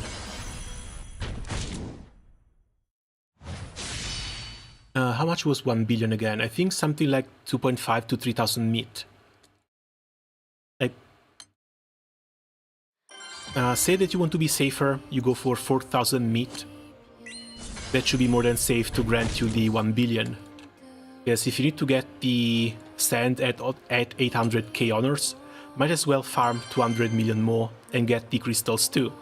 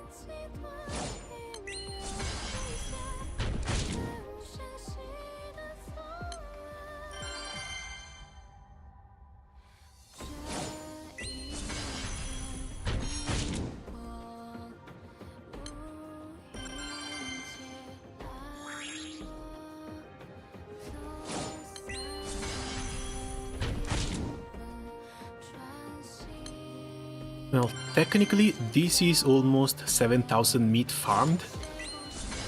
Normally I would stop here too, at least for prelims.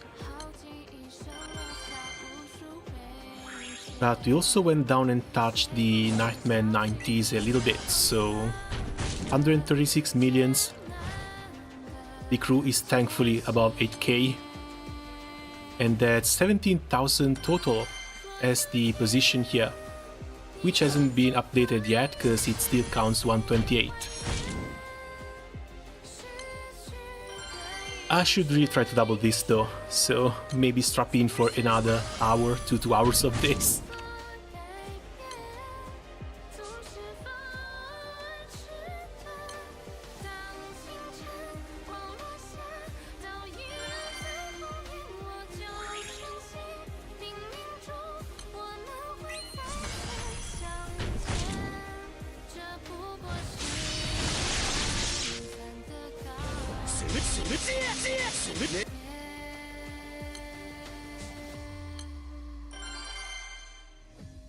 I'm still stuck between Ranting, Rise and Romp.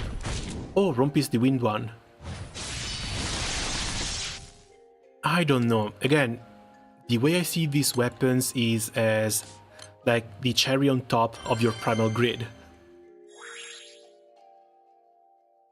So if you're still stuck on Magna, Eresh can somehow work, Ranting can somehow work, but if you want to go for the other ones, I'm afraid they're not going to be bringing as much to you as these other two weapons.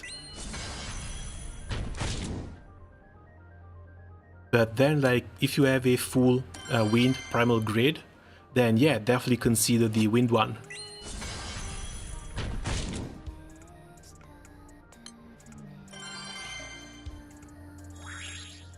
Farming while watching you farm. Yeah, we are all in this hell together.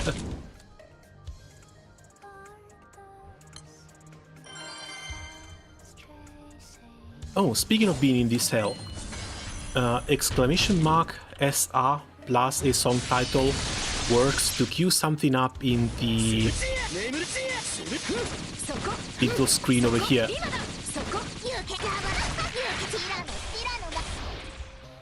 So feel free to use that. Just if you want to use it, try and keep it to video game soundtracks.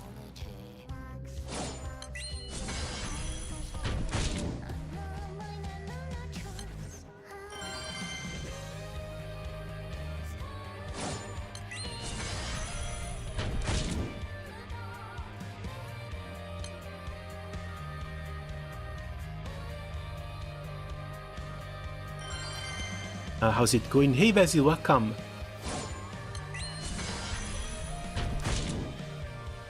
I've been doing fine. I've been doing more than fine. There's 150 gold moons that just flew off the shelf in here. But I can't say I've been regretting this choice. Not yet at least. The Nightmare 90s went by really fast, and even if I didn't manage to get a single weapon drop, that's the new skin right here, which looks amazing, mind you. Again, every single update, they keep making the game just a little bit better.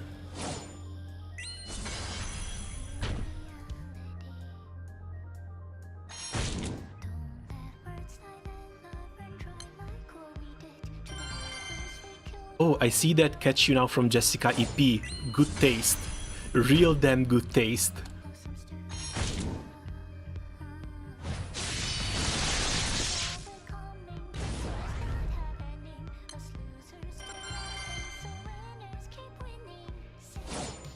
And speaking of Jessica, with the new banner, I put Sotheby between the favorites, trying to pull for her support, but sadly wasn't able to get her.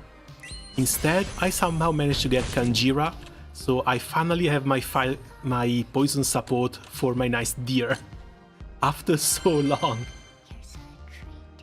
And even though she's no longer really meta, you can't believe how happy that made me.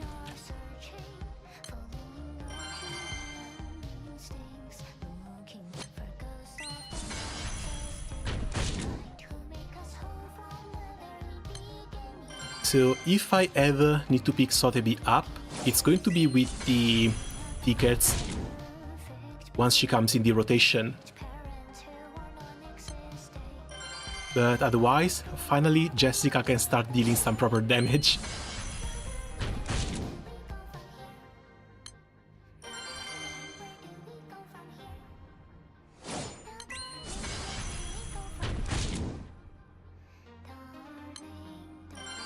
No, otherwise, no, the new limited character looks absolutely insane. I think this is the first time I've seen follow-up attacks being this strong. Not to mention the channeling that gets activated after the enemies do their turn.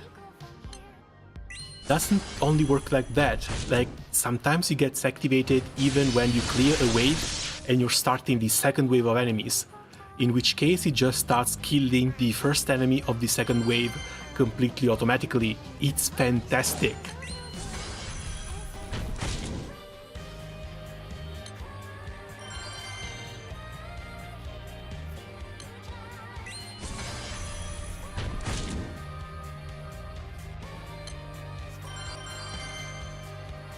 Yeah, not to mention, she can charge up 37 like crazy. So even 37 keeps doing more and more AoE Genesis damage.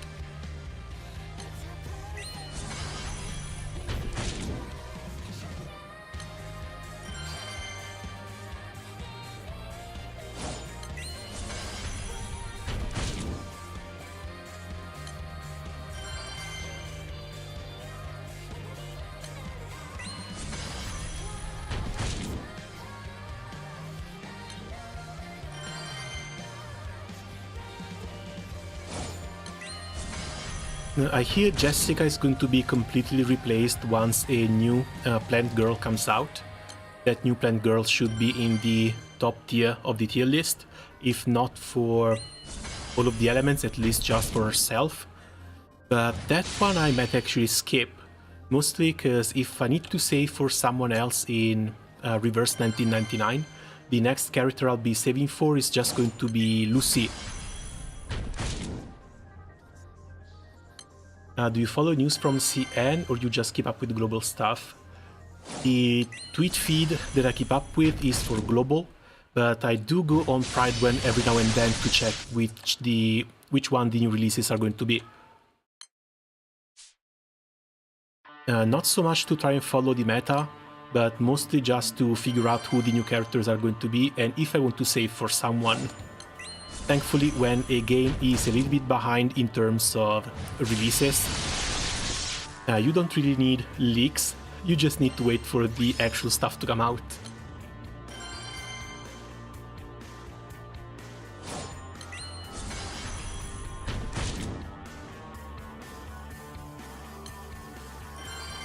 So excited for Lucy too, that and the new character they're giving for free.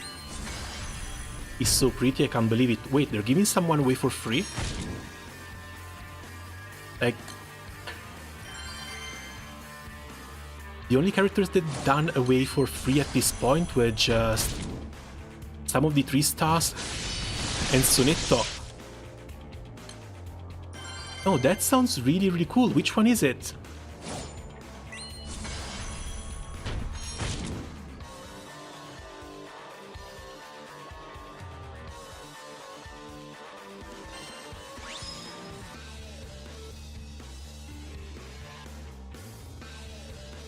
Come on, Granblue load.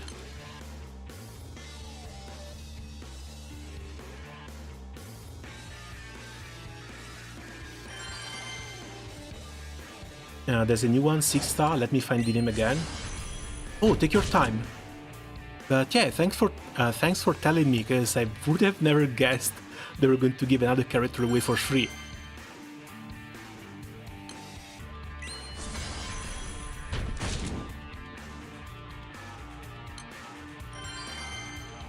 Just woke up and immediately started grinding because I spent hours on Elden Ring DLC yesterday. I'm afraid you might not be the only person. But yeah, that Elden Ring DLC might be the reason why this Yoden fight feels a little bit more calm than usual. Hopefully I can get the outfit by the end of this guild war. Oh, the outfit is only 100 millions. getting the outfit should be really easy. I got it in like 2 hours. Either 2 or 3 hours, because I went back farming the NM90 a little bit.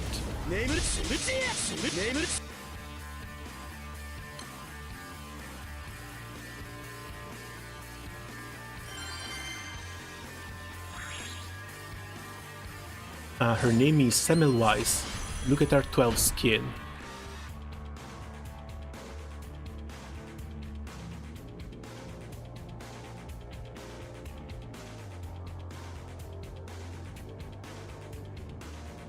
Are you serious? I mean, sure, it's 1.9, but it's going to be an S tier as well?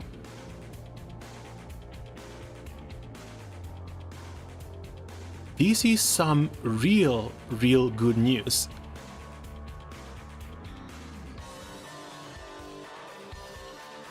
Oh god, that's hot. That's pretty hot too.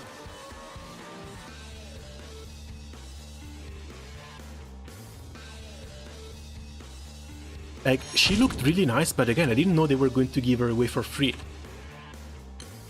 Still, 1.9 should be pretty damn far still. God, my English is not on point today. I keep somehow biting my tongue. Current patch is...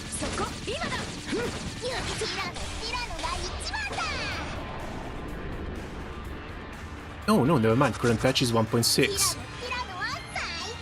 So yeah, far away, but actually not that far away.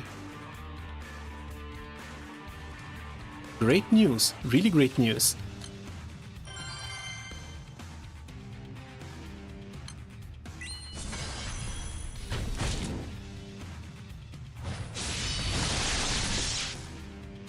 I'm just become mid-level player and don't really have much setup for fast farming. I'm pretty sure we can get you there though.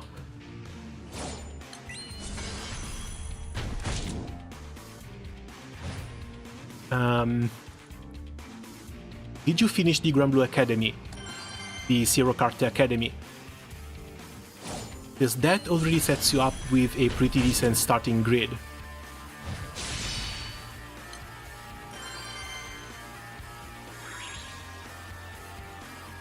And with something like Zero Carte Academy free rewards, as well as the Relic Buster class, you should be able to start farming the EX Plus with a 2-button setup. It's going to be a bit slow, 2 buttons, 4 charge attacks, but at the same time, it should be doable.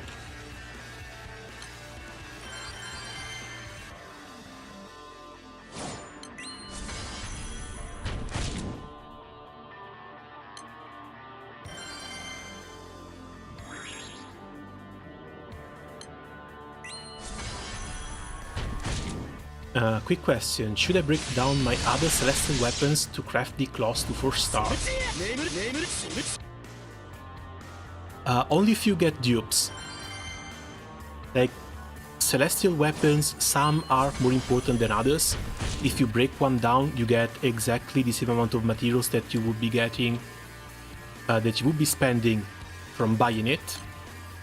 But at the same time, if you can be patient, try and get all of them up, because drops are a little bit rare.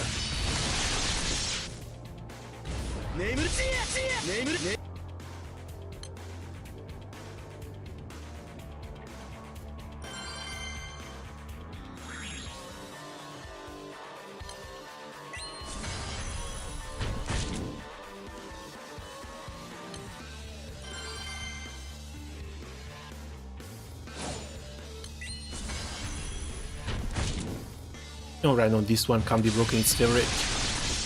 Where were they? Shop, treasures...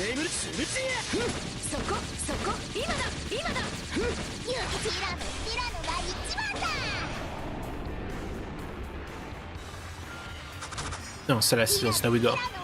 Like, you can buy each weapon for 15 fragments. If you reduce one of these weapons, you get all the 15 fragments back. So, if you get more drops, you're free to reduce them, but at the same time, these are weapons that you want at least one copy each. It might take a while to get them all, But as long as you're patient, you should be able to get there.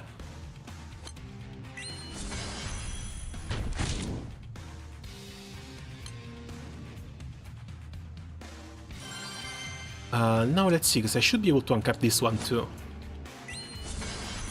It's just going to take the fists. Yeah, more fragments.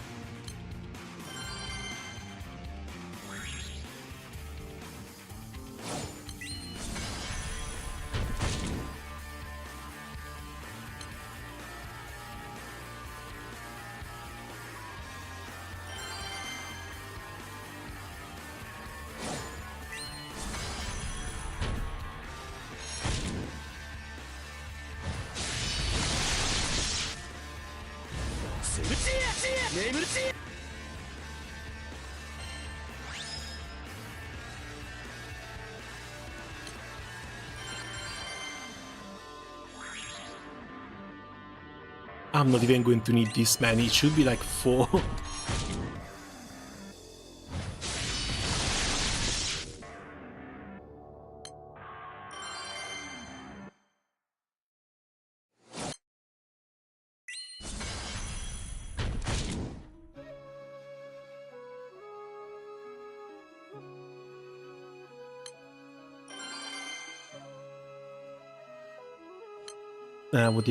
Was that uncap feature recently implemented? No, I think this one has been here for at least a couple of years.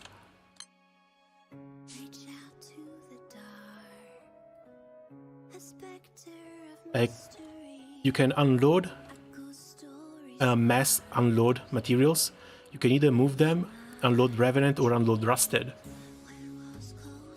Rusted again is both move or uncap. You can go uncap, and it uncaps everything you've got in your inventory automatically. Once you're done here, you don't even need to go back again.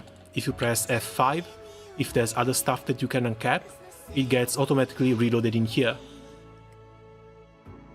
You were doing the uncaps one at a time manually, weren't you? Oh, that poor finger. That poor finger.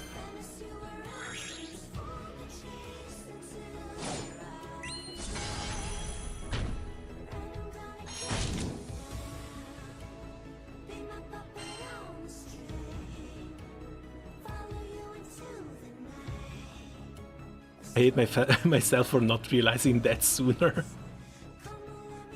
Yeah, sadly, there are a few things about the game, about the interface especially, that they keep a bit hidden. Mostly because the entire menu are a bit labyrinthic.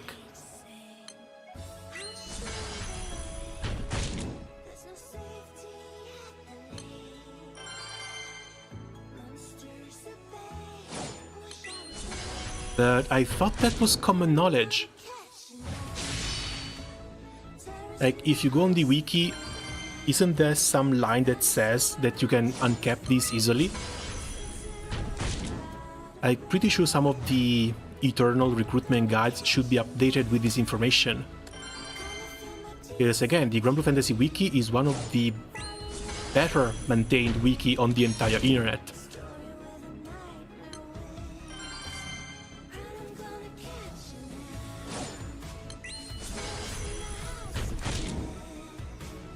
Stash, I'm going to need 4 Rusted Fists.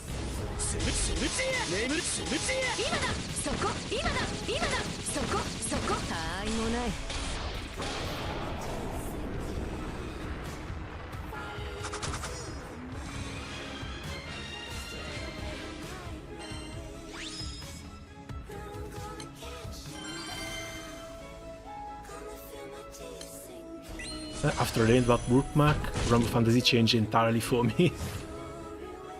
Oh, but this is also just for one raid. Like, you can even set up bookmarks that take you everywhere in the game, for everything that you need to farm for, everything that you need to host.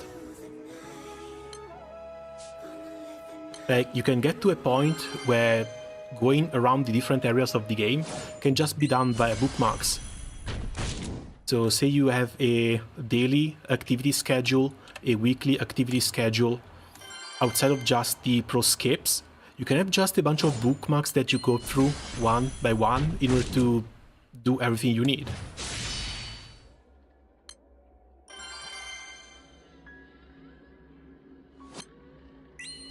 And this is one of those things that make this game really, really convenient to play. Ah, they need to level up, right.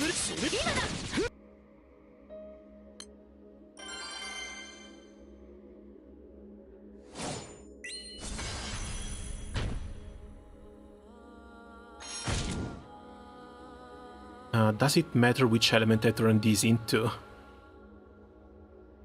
15, 16, 18, 22, dark it is.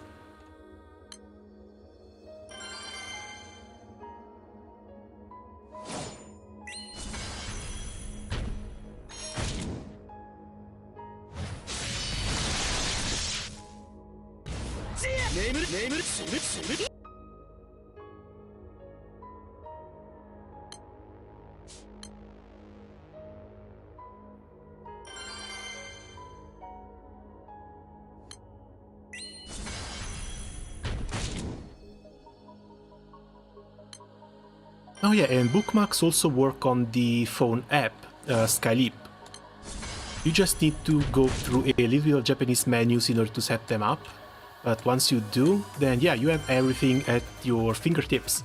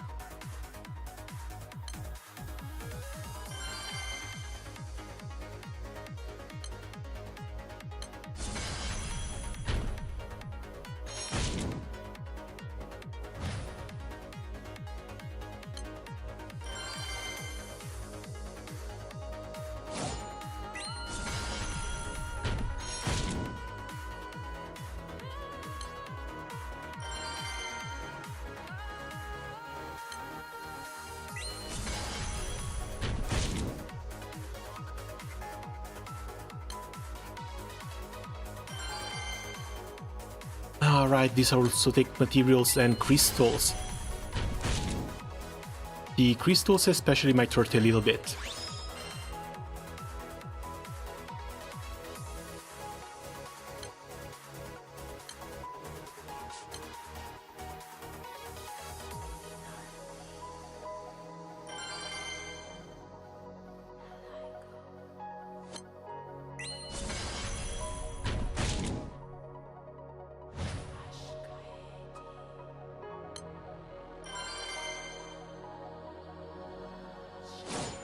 Finally at 40 million honors, slowly getting there.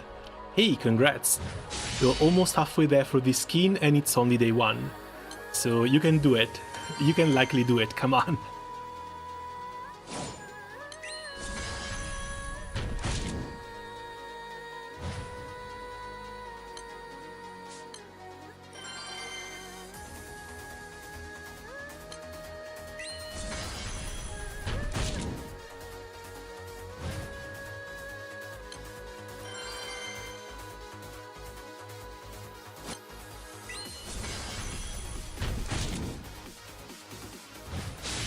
Okay, this should be enough.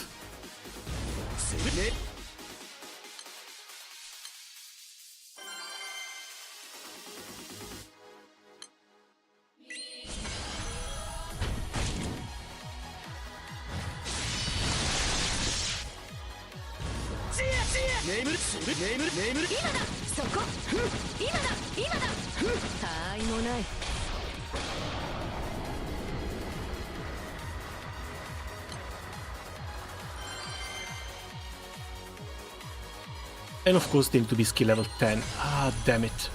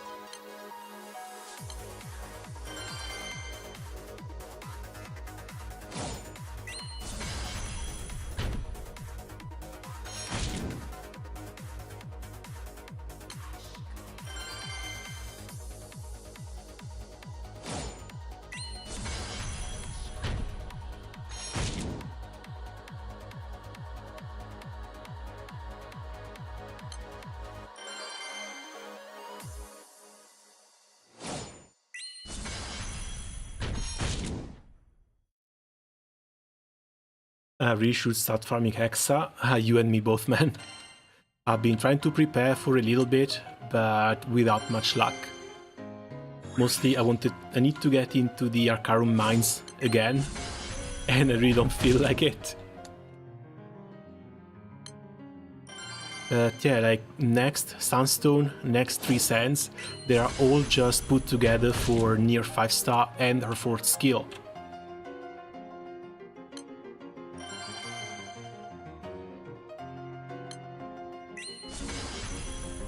Finally skin unlocked, now we go back to Meatfarming. Hey, congrats! Drop rate for the Celestial weapon is the same for 90s and 95s. Sadly, that is. So if you need to farm for the weapons, the Celestial weapons, it's probably better done on the NM90s. So either today or tomorrow, depending on your crew politics. If you guys do point control or if you just try and push as fast as possible.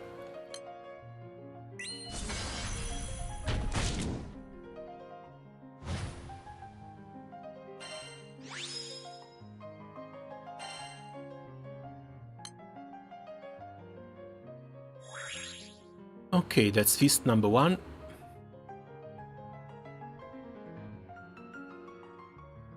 That's feast number 2.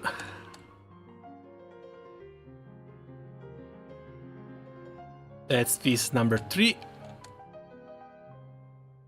And that's feast number 4.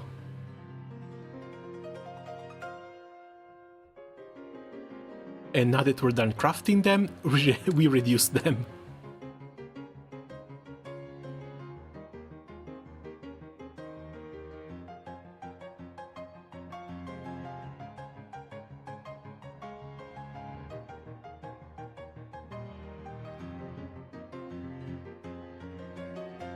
Ah, damn whoever invented this thing. I hate reducing stuff.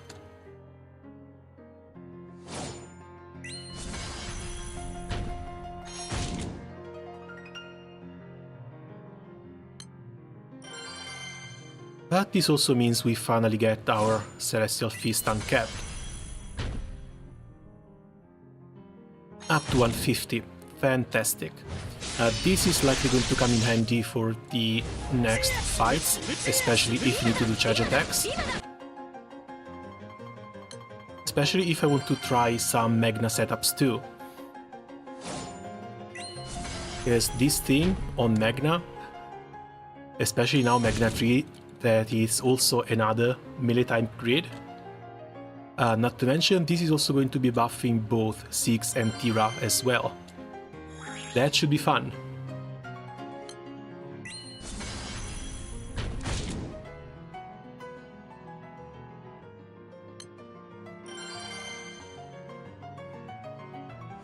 Wait, you get the skin early for doing Nutmeg 90?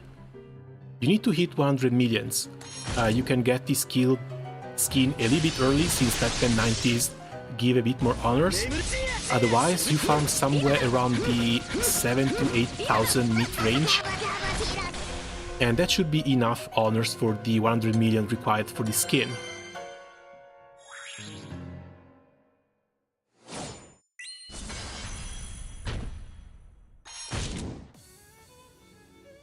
But yeah, thank God they didn't make it a big deal. Like, they made it really damn pretty, it's got some really nice effects, and it's also really easy to get.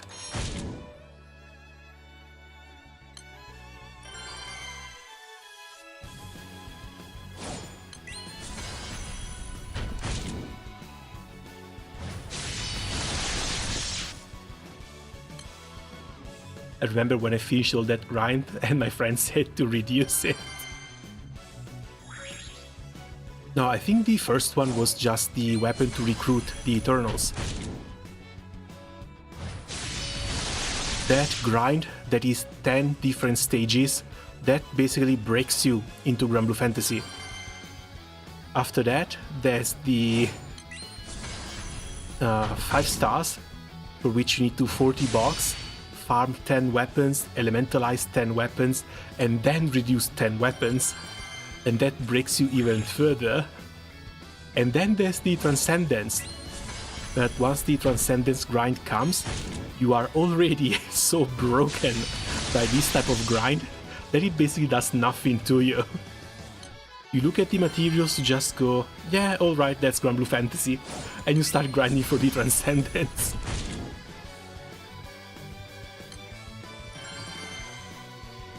Okay, free pool. Free pool with some of the summer characters back up. Can we get lucky? Apparently not.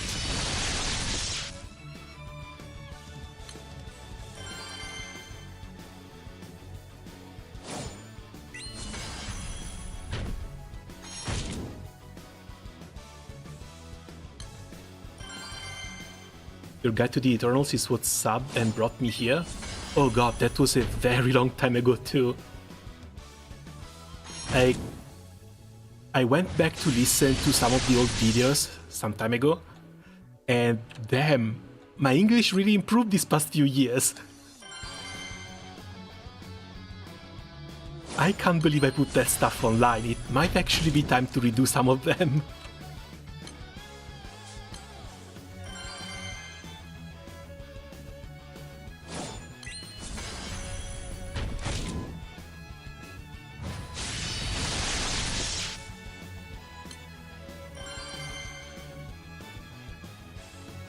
I'm British, I understood all of it.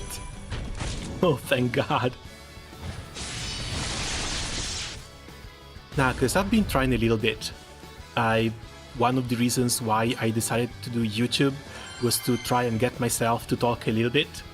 Because, yeah, English is my second language, but I know I still have a pretty damn thick accent, despite my vocabulary not being all that bad. Then there's also the fact that I struggle just having a conversation with someone. And what a better way to try and hold a conversation than forcing yourself to do so. So hopefully between some of the video essays plus a little bit of streaming, my English can keep on improving in the next upcoming years.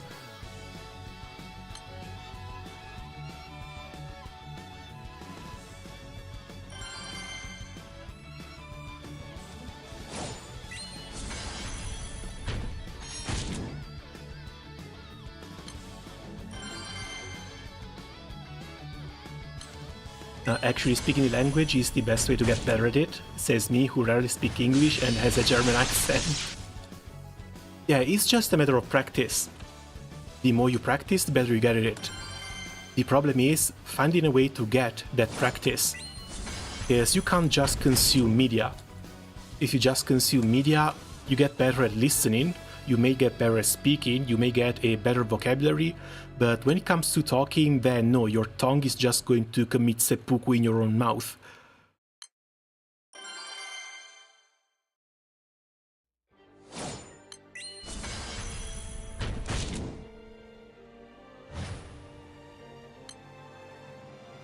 Kaguyas, come on, where are my Kaguyas?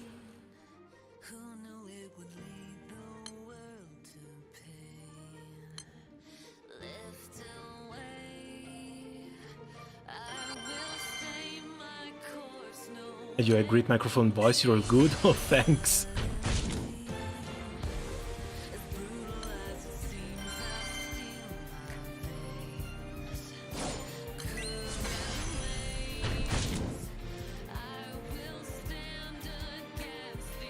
Yeah, sadly, a voice is not going to be enough.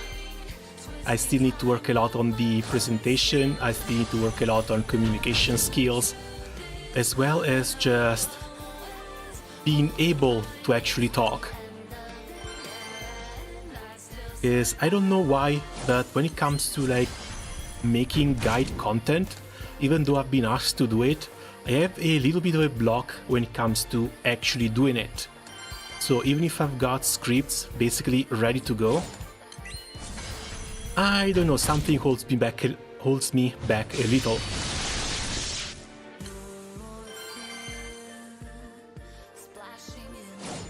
Basically me, I'm a C2 in English and barely have any chance to speak the language. Yeah, I think I found myself in a very similar situation. And when it came to the pandemic also didn't help. Because even back when I was working, I had an actual stable job. I was barely interacting with other people.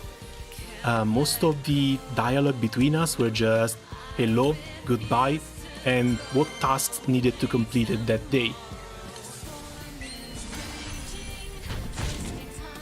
And during the pandemic, I think I was able to go like weeks, multiple weeks, without actually saying a word to another person.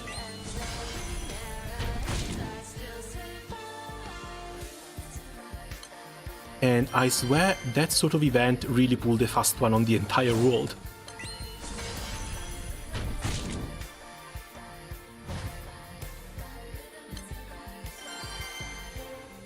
True, watching anime in Japanese for 18 years taught me nothing. I think Japanese might be a bit of a different beast though. Like, you might start catching up on some terms, catching up on some the way to say some things, but the fact that the entire sentence structure is basically the opposite of English and I guess Italian as well, you need to actually get up and learn the proper grammar in order to learn Japanese. Storm is raging, twisting time, but my heart still knows. Now the truth is mine, I'll always hold the line. It's the end of an era, and I still survive.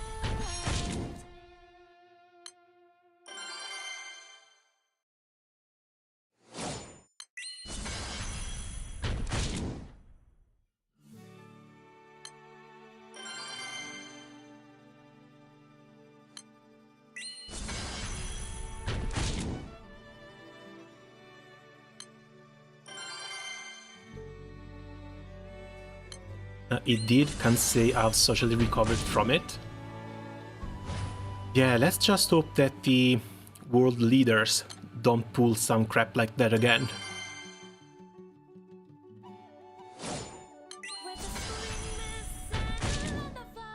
Especially when it comes to the turmoil that's about to be raised in the United States. Because those guys are really screwed. Like, once again, their option is either vote for Biden or vote for Trump. One sleeps standing up and doesn't know where he is half the time. The other is an orange man. And also a convicted felon. There's no way to win this election. But what's absolutely worse is just how entirely polarized the world has become. Like, there can be no dialogue between the left and the right. There can be no middle ground, there can be no discussion, no nothing. It's only insults, name-calling, and tribalism. You can't keep a society afloat like that. Not that divided.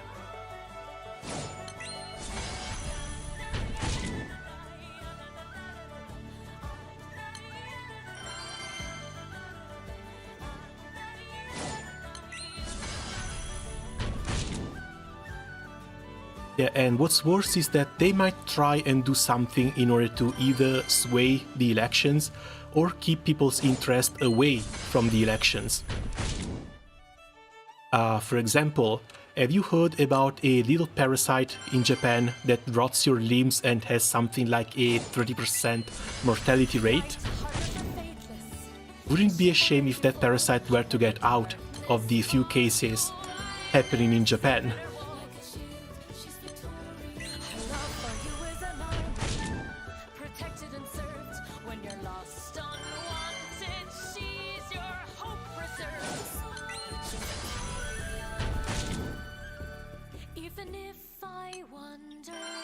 And that's probably the worst thing, like the fact that you cannot trust the people that you should be able to put in power.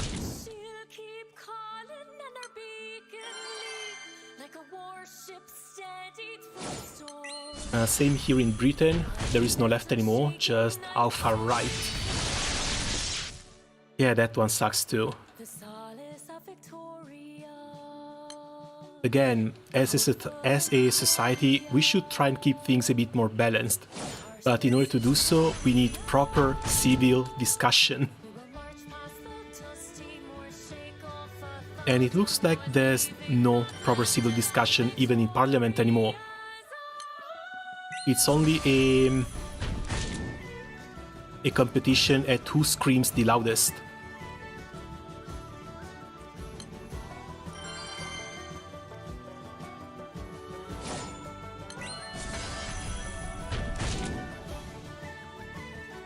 Like here in Italy, they've been trying to pull something similar to a wipeout when it comes to politics, mostly from the 5-star movement, which was basically sold to us as a non-political political movement. The main objective was to get in power, get in parliament, and try and clean up the seats in there from the current corrupt politicians. What's even funnier is that this movement was literally led by a comedian. A comedian turned politician. Actual clown politics.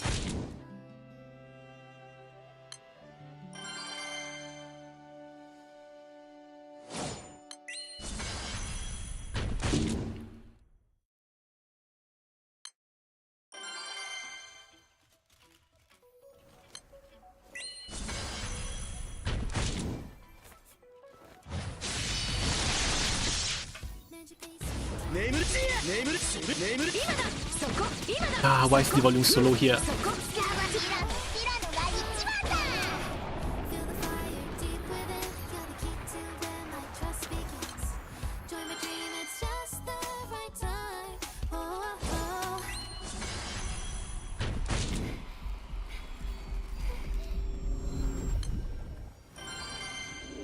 Oh, right, they should have released the 3 singles from Robin already.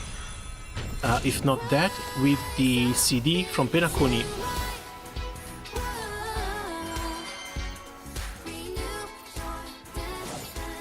Because they've done a fantastic job with these. Again, Penacony, I loved almost every second of it.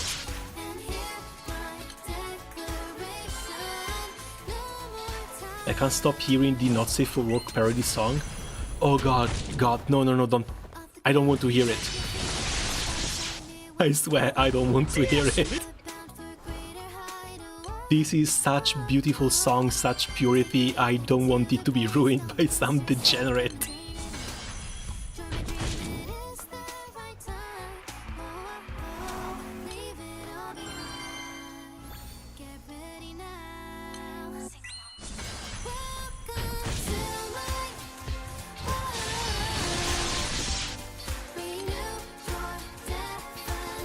And Mocaccia.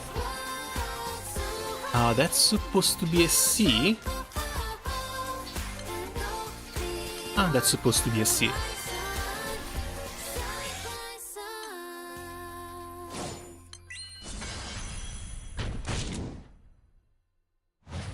I'm renewing my definition.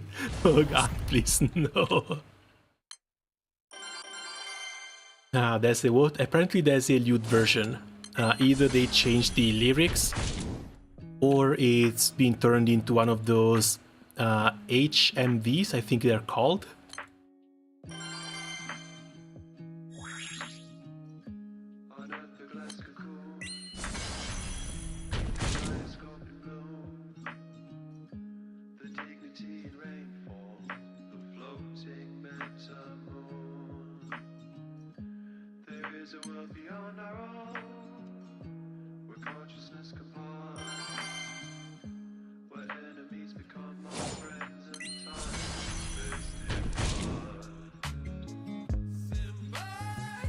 Now, I think there is a time and place to lewd characters, but Robin isn't one.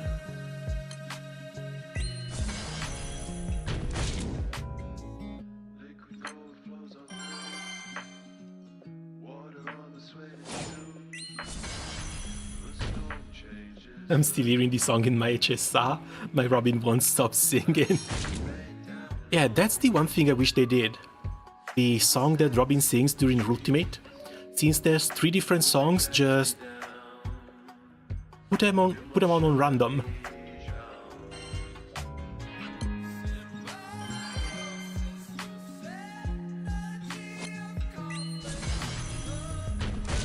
They just changed the lyric as a reaction to that whole Robin Twitter drama. Oh god, the Twitter drama. I can't keep up with the Twitter drama, I swear. It's gotten to the point where I just went on YouTube, went on Twitter, I blocked everyone involved. It is so dumb. Apparently now there's drama about Farfly too. Because Farfly had like a 3-second clip in which she looked at the male Trailblazer. As well as some more clips indicating that Farfly might be straight or pro-shipped by MiHoYo themselves with Kailus.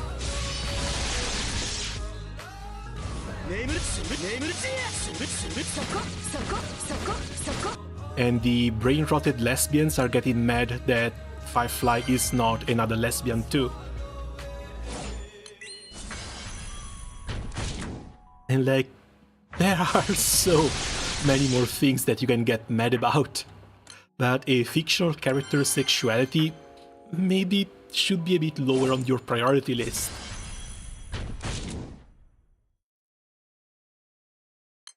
Headcanon shippers make my brain hurt. But as long as it's something that they enjoy and they want to make art of it or whatever, that's perfectly fine. Like, go ahead, do it, draw what you enjoy doing. But you can't go on Twitter and complain that other people do not follow your own headcanon. At least be respectful of other people's wishes or, at this point, imaginations.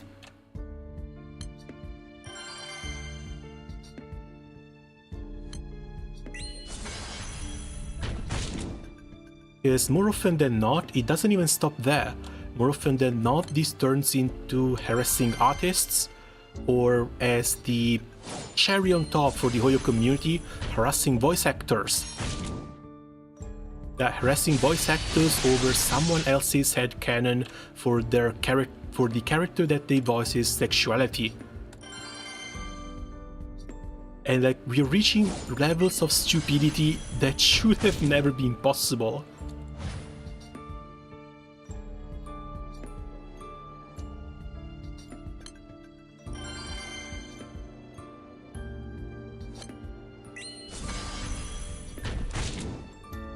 And it's honestly sad because the games are really nice. The writing has been getting better and better in all of them as time went on.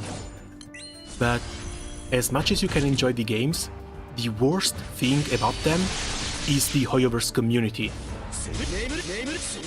If the Hoyoverse community wasn't there, if we didn't have people who were getting like left by their wives for being disgusting degenerates and arguing online 24/7, or people doxing others, or people harassing voice actors, then yeah, enjoying Hoyo games would be a whole lot better.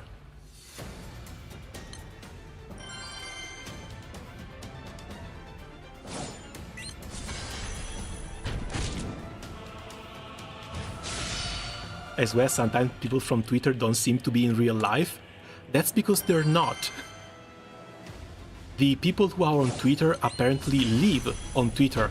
You see some of these accounts, they have like 20, 30, 50 tweets per day. And that's insane to me. Like, if I post a tweet, it's like once every 2 days, once every 3 days, sometimes once a week.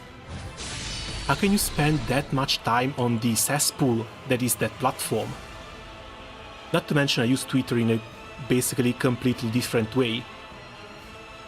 I use Twitter mostly to browse for fan art and likes, and now Elon made the likes private.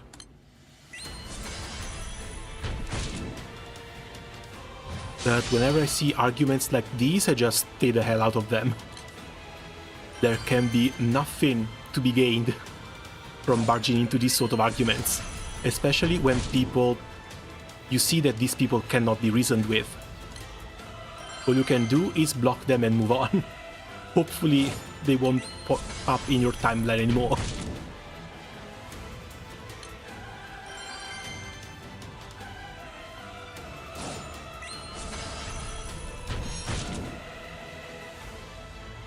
Yes, it was the same when Wuthering Waves released as well. Like, a lot of people went around harassing anyone playing Wuthering Waves for playing a worse Genshin. A lot of the Genshin content creators were harassed by people for playing Wuthering Waves, because apparently they should have had in their contract that Hoyoverse games were the only ones that they were allowed to play.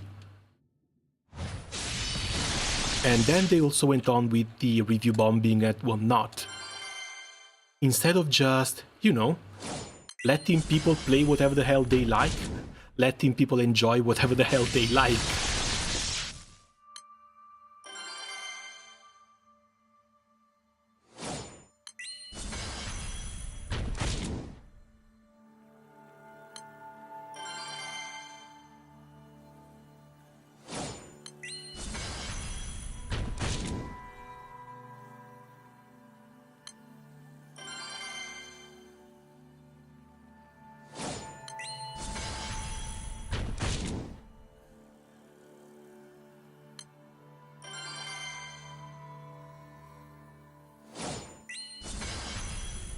Being an official audio creator is basically selling your soul. Well, depends on how good the contract is and how much they actually give you. Because if it's just early access to beta stuff, then yeah, it isn't even worth it.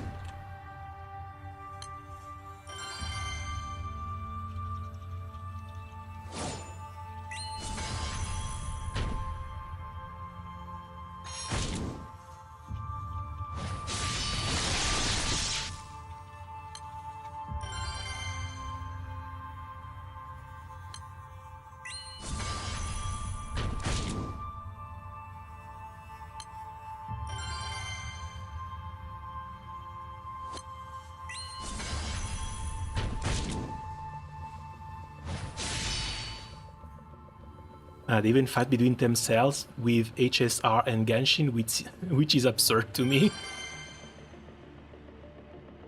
Honestly, I never understood this mentality. I never understood this mentality ever since console wars were a thing. It's like, oh, my toy is better than your toy, and I am so much better and so much smarter than you for playing with my toy, which is so much better than your toy. It's the exact same mentality, it's toddler tier mentality. And it represents a closeness of mind that is honestly quite insane.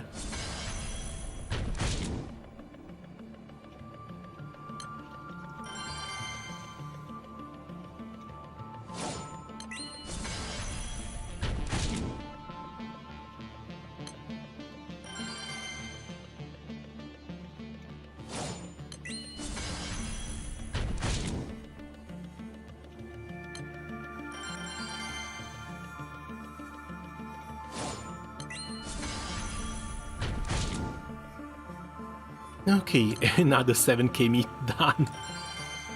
Plus 2, that's 9. Let's see how we're doing. 6k rankings, looks fine. And 14k totals. We still have plenty of time to go through.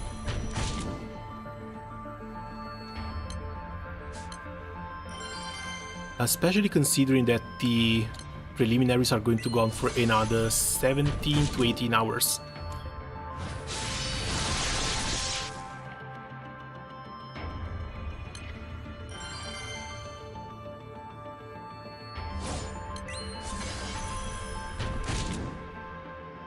But yeah, that's also basically the reason why I like to keep to myself. I don't engage with them on Twitter. I don't go on the Hoyo Lab, I don't go on Reddit, I don't go on Facebook. The few leaks I get are mostly from Twitter reposts, and then I've got my own Discord for the news, and with the few people I know who are chill enough to actually be able to play multiple games and just enjoy them without causing drama. That is the best way I can find for myself to enjoy these games.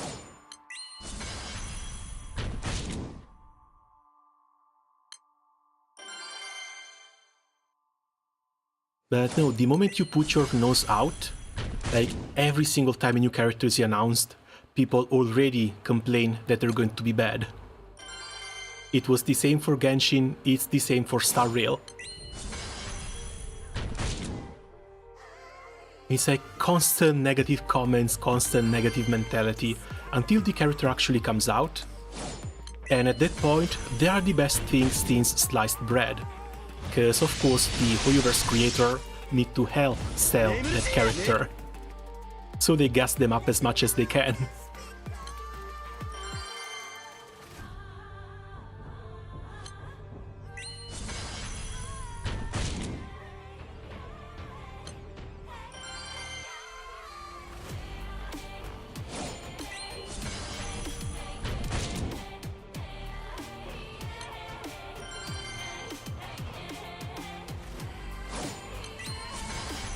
And if the character is super broken or anything like that, they also complain about it.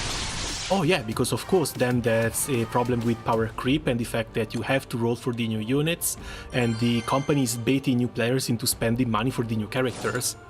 As if that's any surprise to anyone. Like, new characters are released with the purpose of being sold. So of course they're going to bring in either a new meta or new mechanics so that the company can sell them and make a profit. Like, imagine people complaining that the Orologia was released right before the United Fight. Oh no, they're changing the meta. Oh no, they're trying to extort money out of the player base. Dude, it's a gacha game. This is the normal cycle of power creep. If you're playing a gacha game, you basically sign a contract saying that you understand how a gacha game works and that these things are going to happen. Acting surprised to power creep happening, I don't know, it's just weird.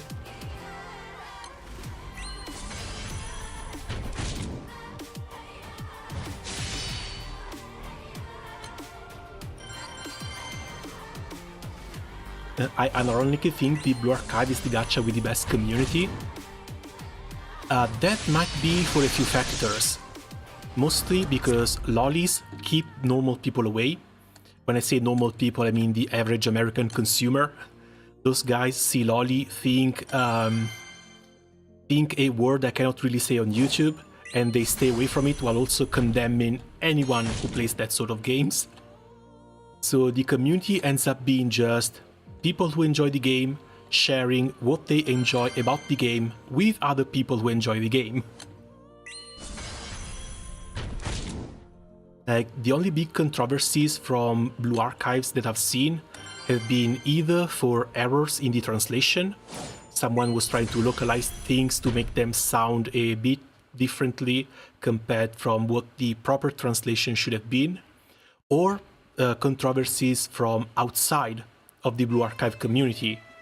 For example, when Sensei leaked Iroha's feet and the anime made that canon. You see the Blue Archive community completely jubilant about that anime scene, while basically everyone else on the internet pointed at it and said, no, you guys are weird.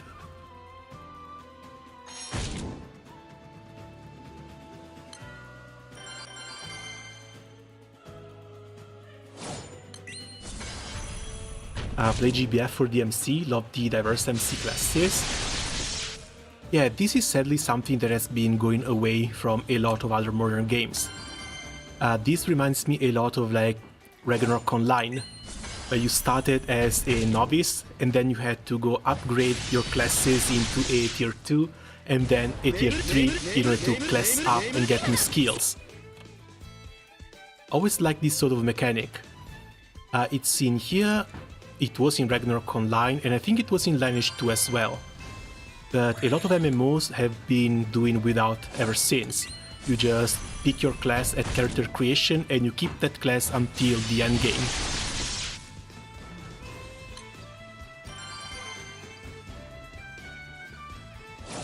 Just a reminder that the episode was actually censored and there's a Blu-ray version. I can't wait until the Blu-ray version comes out. That's going to be another little bit of a popcorn moment.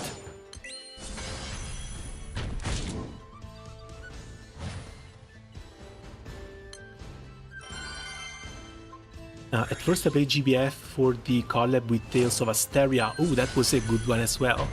Then I liked the story, character design and mechanics, and I've been playing ever since. What got me into Granblue Fantasy might be a bit shameful to say, because that was Korwa, and that was Rule 34 of Korwa. But yeah, I got into the game, my beginner ticket went to Korwa, the SSR one, the wind one, and I've been stuck playing the game ever since, because the art style reminds me a lot of Final Fantasy, and I've absolutely fallen in love with it. The sprites remind me a lot of games like, again, Ragnarok Online. The gameplay has been fine, just standard turn-based RPGs, and it's something I've always been enjoying.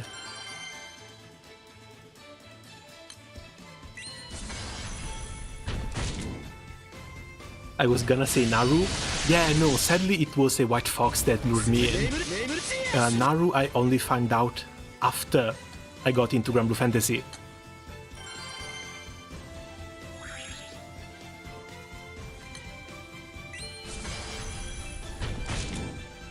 I mean, Korwa is valid too. Oh, you have no idea how happy I was when they reworked Summer Korwa. Like, they made her absolute core for a wind burst, and there I knew that she would have been relevant for at least the next 3 years.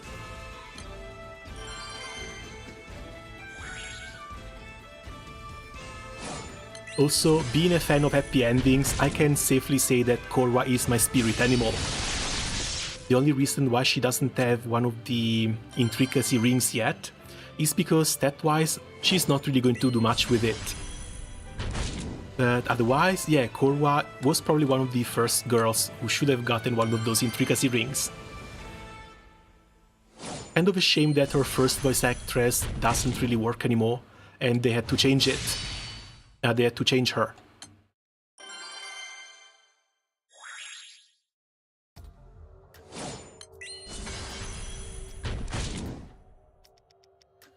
Oh, and yeah, speaking of voice actors, I might have been watching anime for a while, but Granblue is the game that actually put voice actors under my radar. Because it's only after I've been playing Granblue Fantasy for a while that I managed to go around and actually recognize voice actresses for their voices.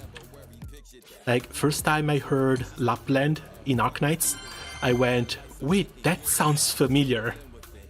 That crazy insane laugh actually sounds really familiar. Could it be? Then I went to check, and it actually was Dira from Granblue Fantasy. And the same thing happened with Catalina for Honkai Impact 3rd, as well as Genshin Impact.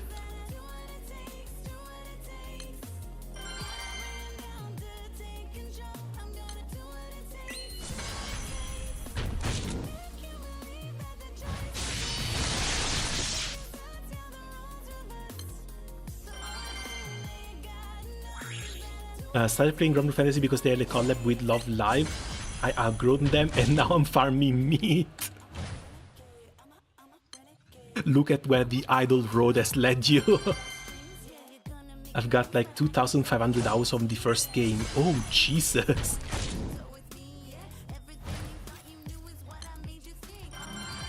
Got into Granblue Fantasy from Final Fantasy Brave Exvius. I see the Final Fantasy DNA, familiar voice actors. I don't remember what exactly put me in.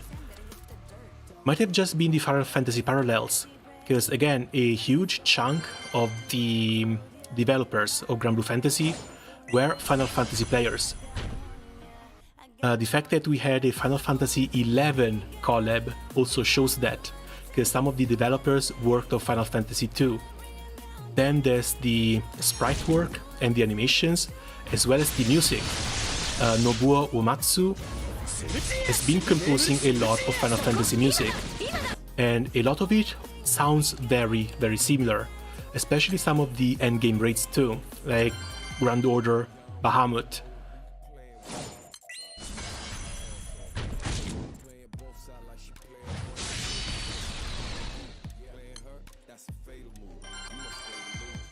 Wait, are you the Melantha game? Oh god, I wish. No, Kiostin V has a way bigger channel than I have. Also, this is not the first time someone asks me if I'm Kiostin, but I don't think our accents are too similar. Like, as far as I know, Kiostin is a Chinese Italian, and when he speaks English, you can still sort of hear the Chinese accents in that too. Maybe it's just me that I'm not hearing it, because again, this is not the first time I've been asked about Kiostin. Sawashiro Miyuki supremacy? Oh, absolutely.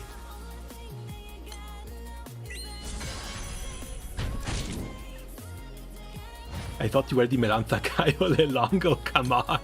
Nah, just cause we're both Italian, I think our accents might sound the same. But no, I wish.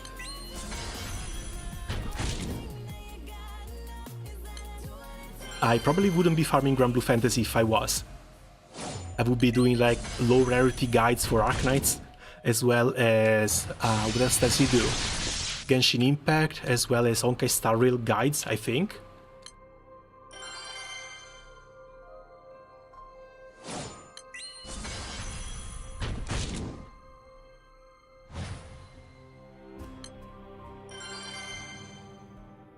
Deploy Melantha, yeah, and then activate Melantha's skill.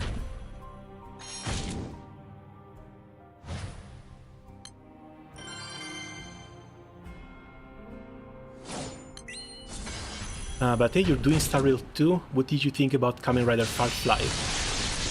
I think mine is very badly geared, but despite being very badly geared, she's still hitting like 500,000 skill damage nukes. So she might be really damn crazy.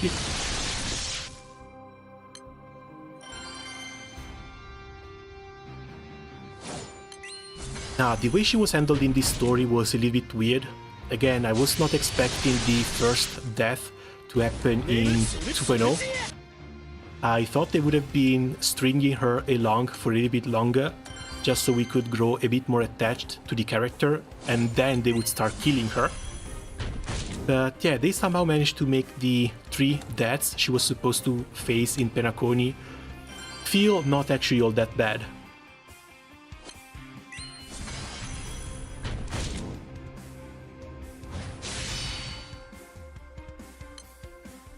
I don't know why, but my Firefly has 2 sisters and is a preservation and he's ice element. Ah, you got geparded. Sorry to hear that.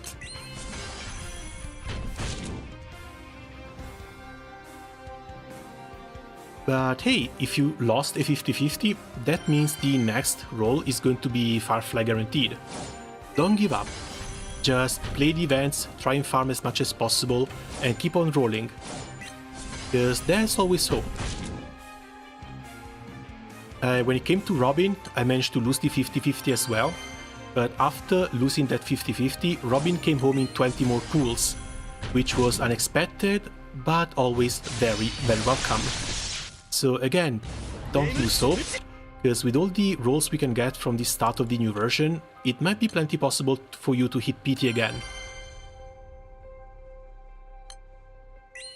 Some berate Toyo for that because death doesn't mean anything. But those people might be forgetting the fact that Misha, Mihaya, Gallagher are all dead. Like, actually dead.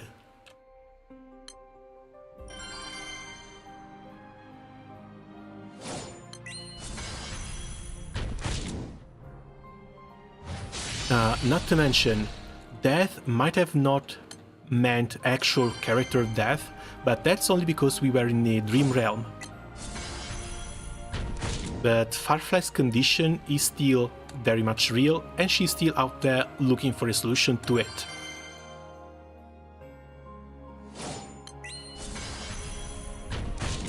As a huge Toku fan, I skipped Firefly for Sam. Glad to hear he's very strong.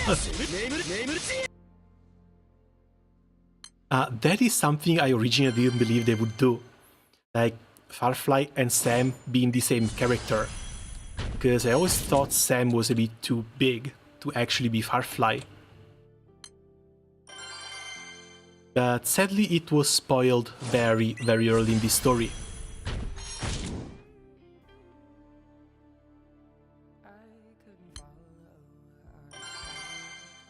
If anything, that's probably something they're going to have to try and work better on. Like the security and the fact that they keep getting their stuff leaked constantly.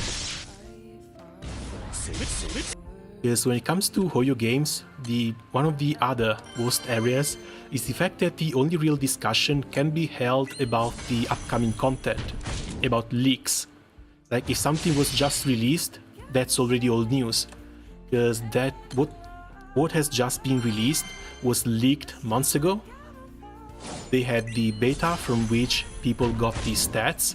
So every single guide, every single stat that you see, everything has already been run through a very fine comb, dissected, and any discussion about anything new is already old, months old.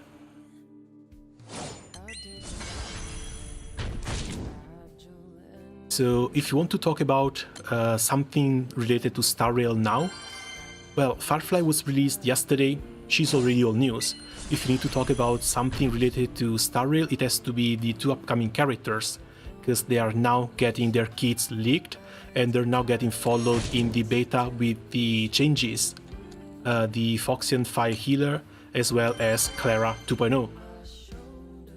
And for those as well, since the closed beta started, there are already leaks, there are already videos out, and since we already sort of know what the stats are, people are already working on the guides, very early pre-release guides to make about them. So from here until they're released, the only way to talk about Star Rail is talking about the new characters. Everything else is old news, which feels a little bit sad.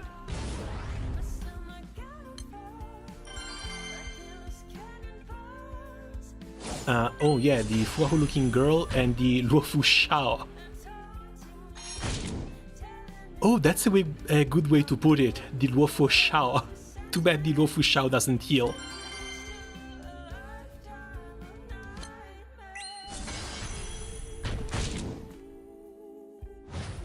But no, when it comes to the Fuhua girl, that's not her. When it comes to Fuhua, we need to wait for the Marshal Hua to finally make an appearance. Because I still get the feeling she's going to be very similar looking to the Azure Imperia skin from Honkai Impact 3rd. And when she comes out, that's another release that's going to break the internet. Someone said Fuhua. I'm hoping to get a rerun of the Token Granblue collab someday, or even Detective Conan. Those are pretty damn old though. And I'm afraid when it comes to reruns, especially for those collabs, it's going to be up to the IP holder to see if they want to do something more with them. Not really up to Granblue. Because even something like the Attack on Titan collab, the one that came with the skin, that's not coming back anymore.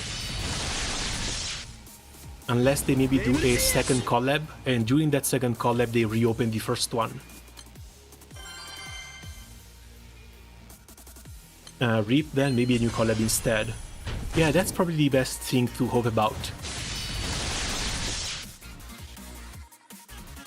Maybe Street Fighter 2. If they manage to do a new Street Fighter collab, they might release new Street Fighter characters while also opening up the past collabs that they've done so that new players can get the SR collection characters from the early Street Fighter collabs. That one might be nice as well.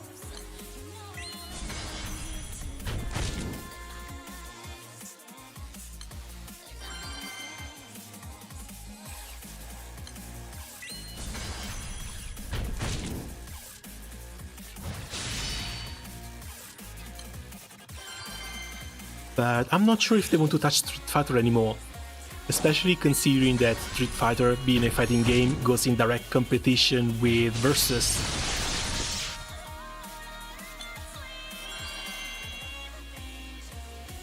I regret not starting Granblue Fantasy sooner to get Joker from P5 in my collection. Wait, wasn't that one made as a side story? Or am I remembering wrong?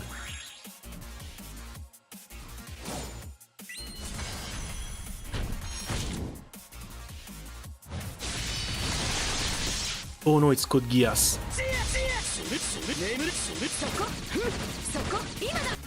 Yeah, it's Love Live and Code Geass in here. Ah, yeah, that sucks.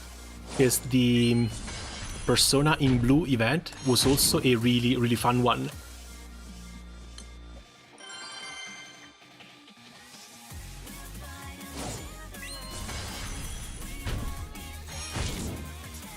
And it kind of sucks that it's really not accessible anymore.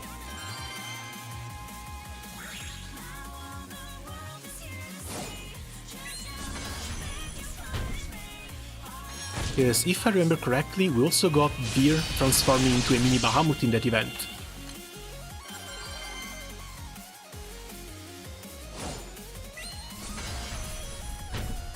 So actual Granblue Fantasy lore hidden into a lost collab that's never coming back.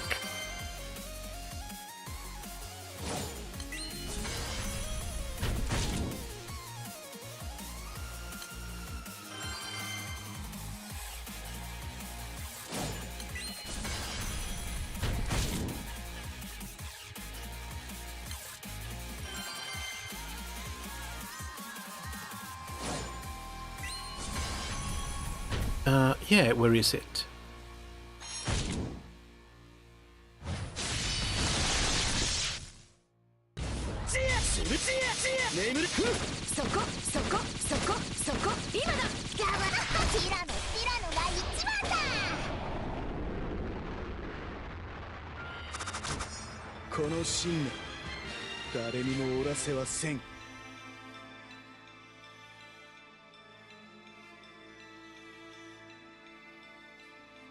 This scene right here.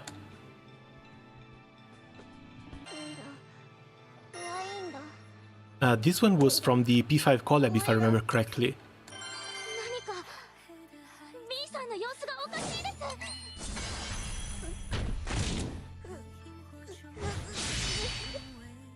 リ君、しっかり。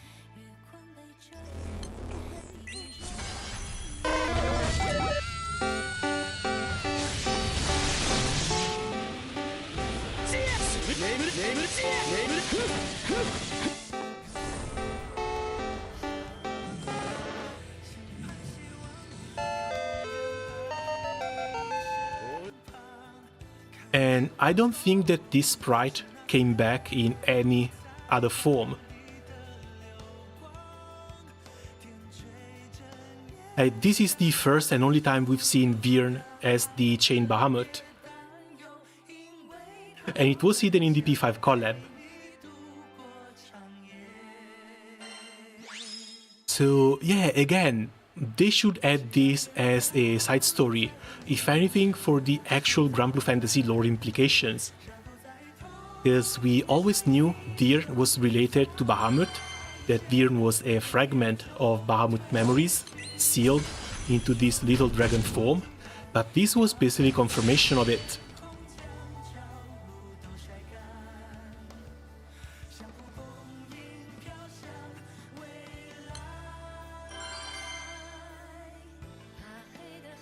And if you started the game after the P5 collab, this is basically lost media at this point.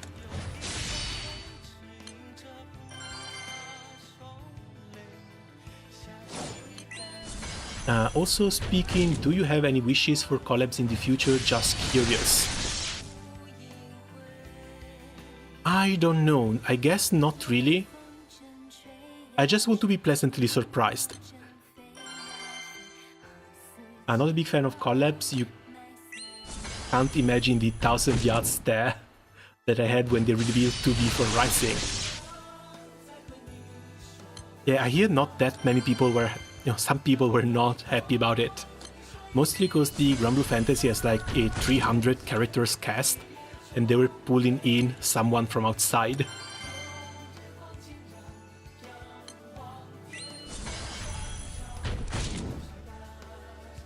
Like me, I cannot really speak. I'm a big fan of 2B's design, so I can't say that I mind. But at the same time, it feels like she should have been a bonus and not take someone else's slot.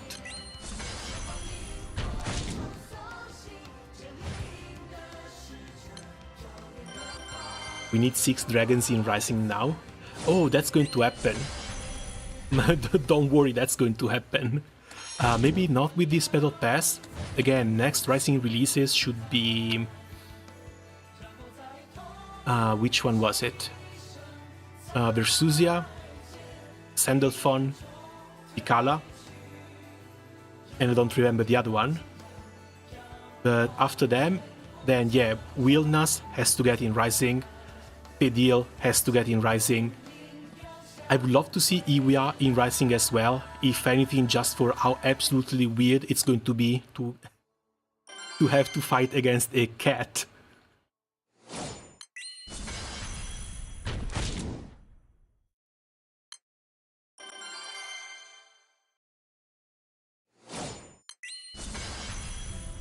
But other than that, then yeah, no, Granblue Fantasy has like 300 characters cast. It's going to be really difficult to try and guess who's going to be the next one added to that list.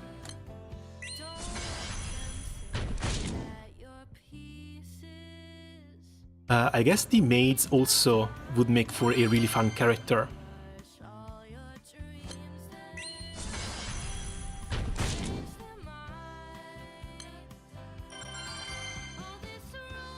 So far, Relink doesn't, sorry, not Relink, Versus. Versus doesn't have a dual character yet now, does it? The maids could cover that slot.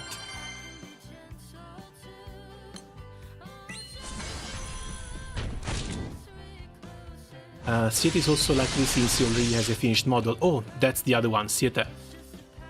Yeah, because it has to be one male, one female. They're trying to keep things balanced. So it's going to be Versusia, female, Sandalphon, male, Siete, male, and Vicky, female.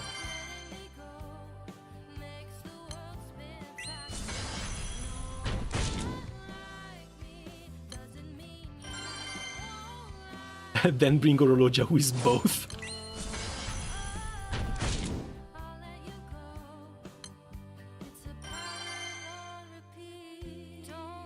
Oh god, trying to program Orologia might actually be a little bit difficult though, because the male version is really tall and the female version not so much so.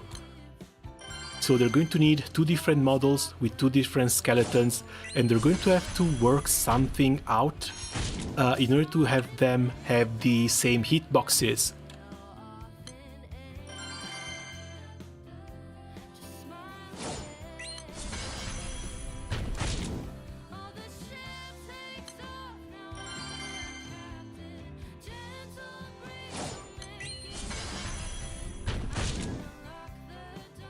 But yeah, that's not even the end of it. That's the 6th dragon representation. Then what are you going to do? Are you not going to put the accordance in? That might actually be one of the games where Ferdinand can be made playable without too much fuss from people.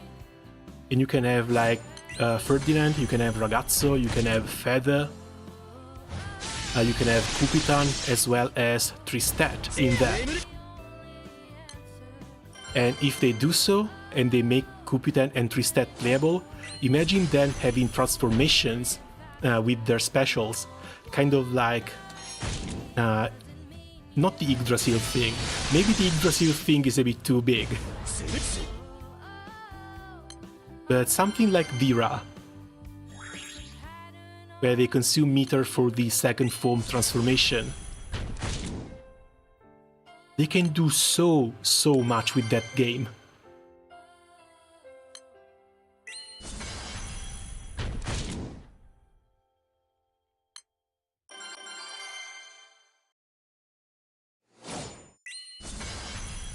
Maybe instead of playing with both, try to make something like Nier and Death. Oh right, we do have a puppeteer already. I forgot Nier was in. And how could I? Considering how much people have been crying about Nier being way too OP.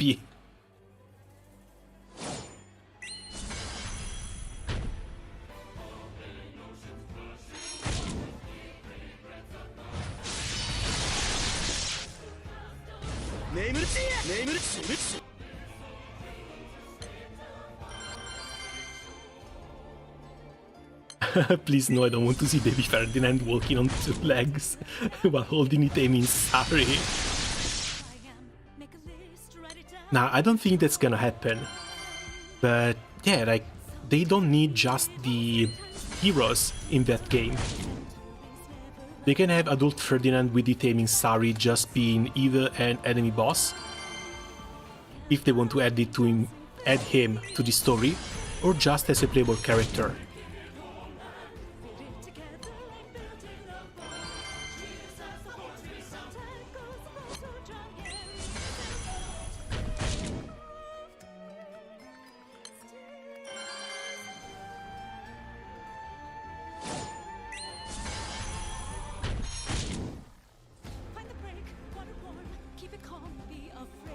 And then, of course, they had to put Ilsa in.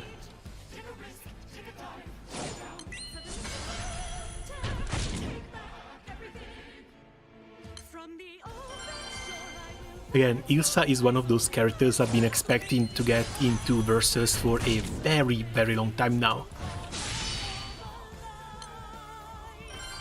Both for the combat style, because her combat style would feel a little bit more like the gun kata from Kiana Hironke Impact 3rd, and the fact that, oh god, these screams. Don't take this too badly, but I absolutely love the way Ilsa screams around.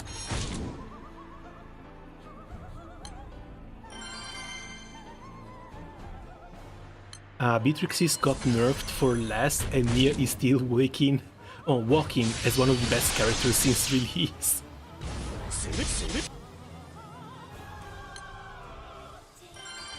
Beatrix is someone I haven't tried yet, but I'm not even sure if I can, or if I need to buy the DLC for it. But sadly, fighting games are really not my jam. I keep up with Versus just because it's Granblue Fantasy related, and I like looking at the characters beating each other.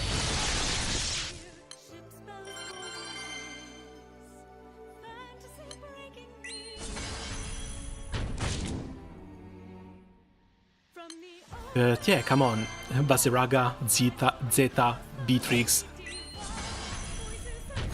and Eustace are already all in. They're just missing characters like Ilsa, Erika, maybe the scientist too, Isaac. But if they put Isaac in, it has to be with the entire snorkeling suit. That thing is way too cool to be left home. Because the Dragon Knights... yeah, the Dragon Knights are already in. Vayne was just added. He was the last one. If they want to keep adding the Dragon Knights, it's going to be Arthur and Mordred. Unless they want to go with Percival's brother, Lamorak. Or expand into that direction with like Lamorak, Merlin, or maybe touch characters like Gawain or Florence.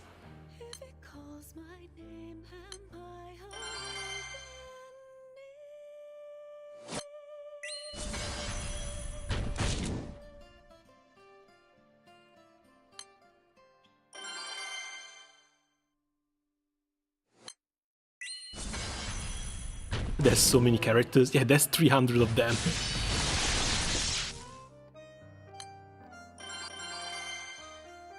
Which is why the game has a chance of becoming really, really massive.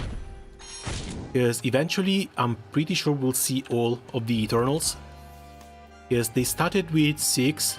Sadly, Uno was a bit of a wet fart. But Uno is a bit of a wet fart in the standard game too. And now they're going to get Siete. I'm praying that we get Song next. Especially if they keep some of the animations from Granblue Fantasy Relink. Like, I felt so down bad when I saw the ultimate with the little wings spawning under her feet. You have no idea.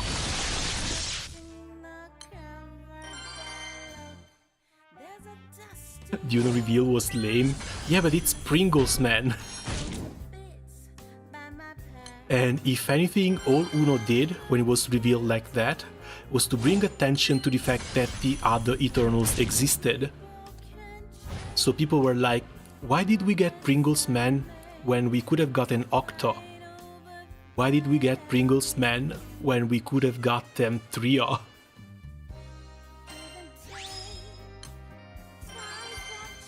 Like, Neon, I don't know how they're going to translate her to a fighting game, since she mostly fights with sound. And I can't really see Neon using her harp as a melee weapon to swing that thing around. So it's likely just going to be sound waves and energy rays. But yeah, no, never mind. Neon is doable too. Plenty doable.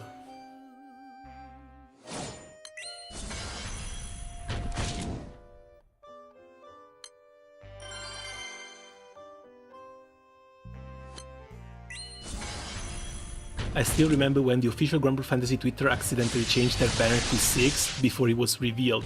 Now that was side. Oh no, another hit on Intern Kun's ledger. Intern Kun will never get a break like this.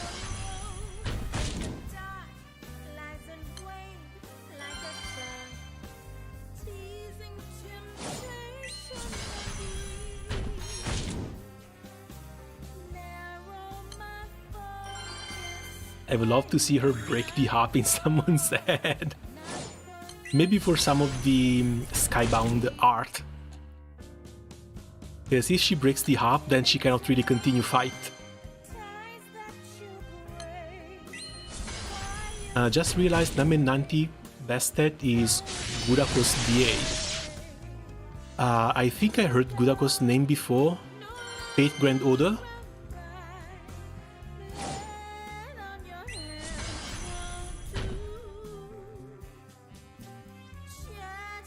Oh yeah, that's Fate Grand.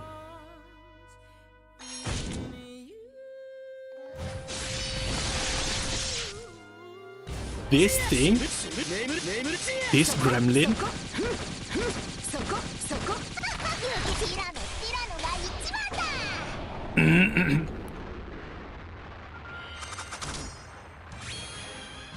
Oh god, sorry, I forgot to mute my microphone there. Really, really sorry again. I am not really all that used to speaking, so my throat starts hurting and I need to clear it every now and then. I just forgot to mute my microphone. Just don't let her hear the word gacha.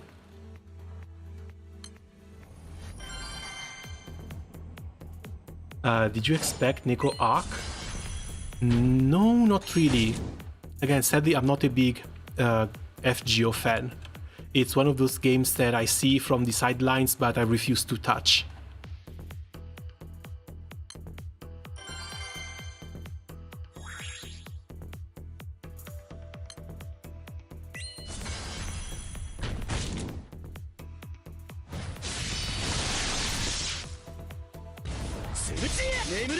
No, I don't know what I was expecting. Mostly because I'm not familiar with her voice. Like, she does the little cat sound thing, the little nya thing, which I found to be extremely cute, but I couldn't really link her to any of the voice actresses I know.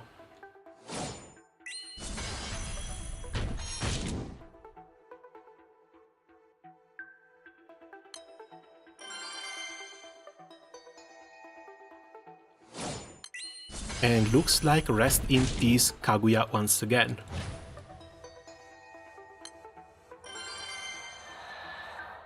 Let's see what's the damage here. 169 millions. Nice.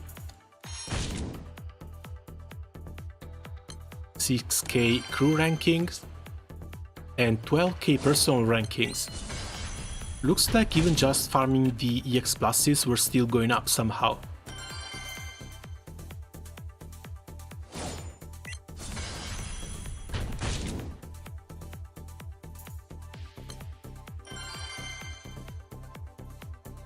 This is also the first time I've ever been this high.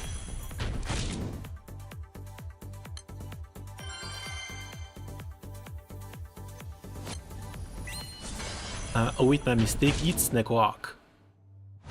Okay, time to do some research. See if she voiced some other character and who she voiced. そこ他愛もない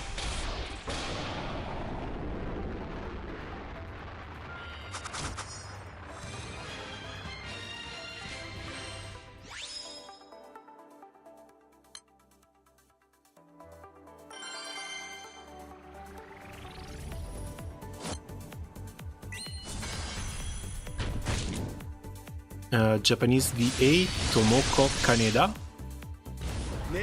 Oh, poor girl, her name is Tomoko.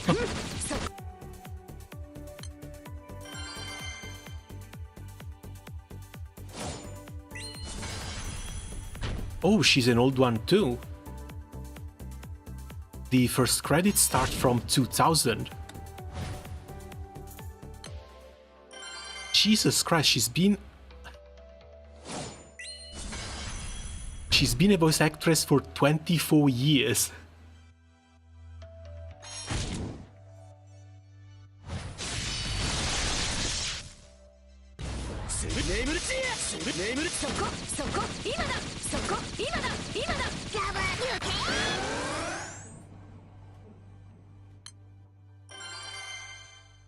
Why did my brain think of GTO's Tomoko immediately?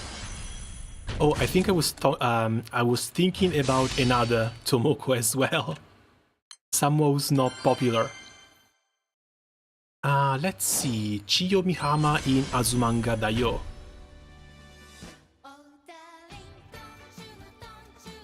Nelil in Bleach.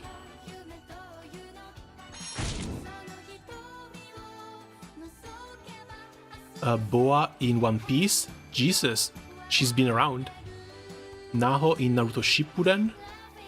Big name anime too.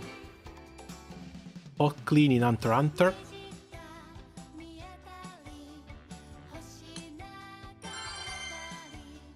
And then we start seeing names that I don't recognize. With one exception. Dori in Genshin Impact. How do you go on and voice Dori?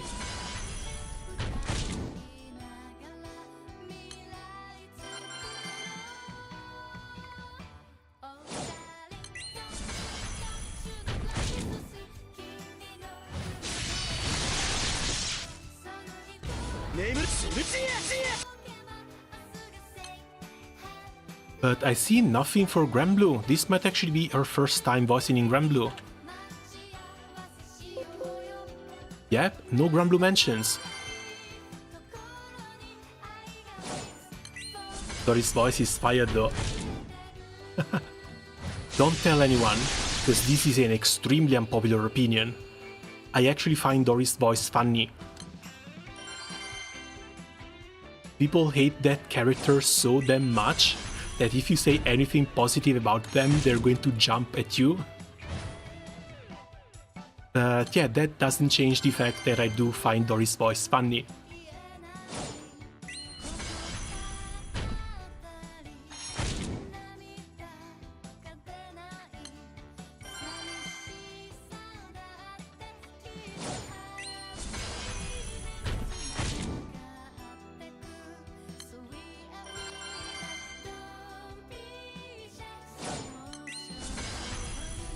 Yeah, if that's the case and this is her first voice acting role in Granblue Fantasy, then yeah, it might be a good opportunity for KMR to collect yet another retiring VA. And all they have to do so is making Bastet playable.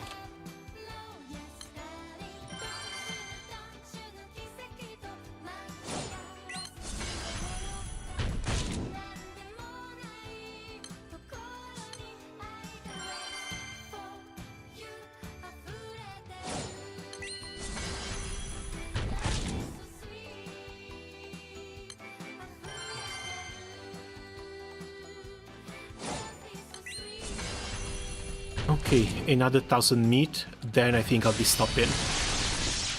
Like 7+ hours of meat grinding in one day might be more than fine. Not to mention, if everything goes well, I should be hitting... No, I don't think I'm going to hit 200... I don't think I'm going to hit 200 millions.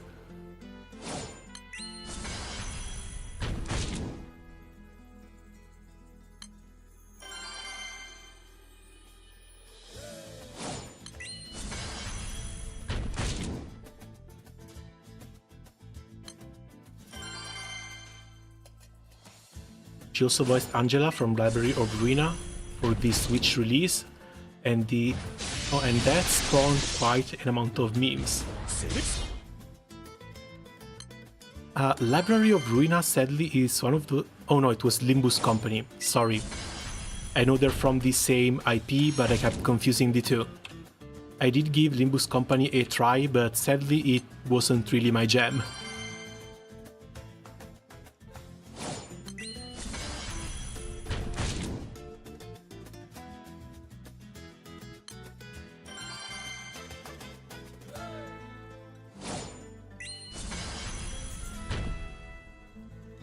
Still, for some reason, I keep seeing Limbus Company memes on Twitter.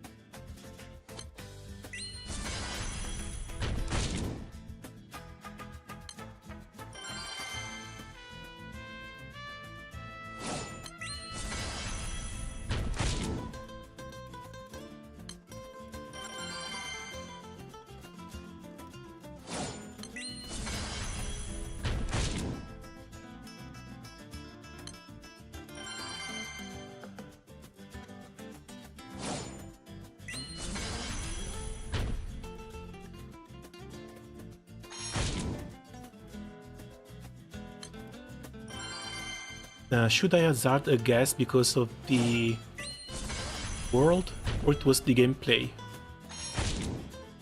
Now, I think the world was plenty interesting, basically going through different circles of a man-made hell. The gameplay didn't have an auto feature, if I remember correctly. You had to manually pick the links that you wanted. And on top of that, I just found it really confusing. Like, the game itself doesn't even have the names of the characters on the character profiles. Still, it names them, and it expects you to somehow know who is who without even having a name under their portrait. I had to go look up on the wiki to figure out which character was who. That was a little bit off-putting. But other than that, no, I think most of the systems were fine. The gacha was alright. Gearing up characters was a little bit weird. But again, it's something you just need to get used to. So if anything, it was just having to read a crap ton of abilities and having to try and make things work together. When the time comes, Because the sanity mechanic too was... I don't think it was well explained, or if it was well explained, I didn't understand it correctly. But I think I had characters that wanted to be low on sanity in order to deal more damage. And I might not have had, or I had trouble putting them together in a team with other characters that could support that level of insanity.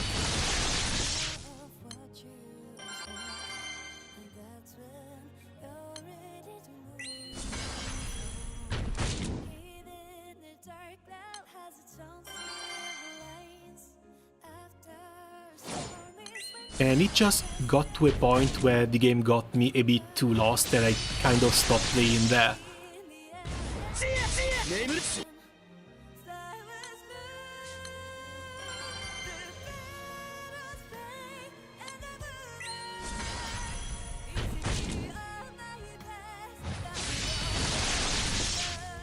There is an auto-chain function, and yeah, Project Moon doesn't do tutorials well. Now again, it might have been on me, and it might also have been a little bit on the fact that I'm juggling a bit too many gacha games. So something has to fall through the cracks every now and then. Like the way I'm not playing Azure Lane anymore, the way I dropped New York Clouds, the way Alchemy Stars I've only tried up to a certain point and then dropped. Another one was Blue Archive. I still log in every now and then, but I don't play Blue Archive regularly. Punishing Grey Raven is another one I found very, very fun to play, but I just don't have the time for all of these gachas, so some of them have to be dropped. Now I'm waiting for them to release the Blackrock Shooter collab for Punishing Grey Raven in order to go back and check the game out. But yeah, the fact that they released a PC client was already a very, very big step in the right direction. Not having to run that thing on an emulator was fantastic.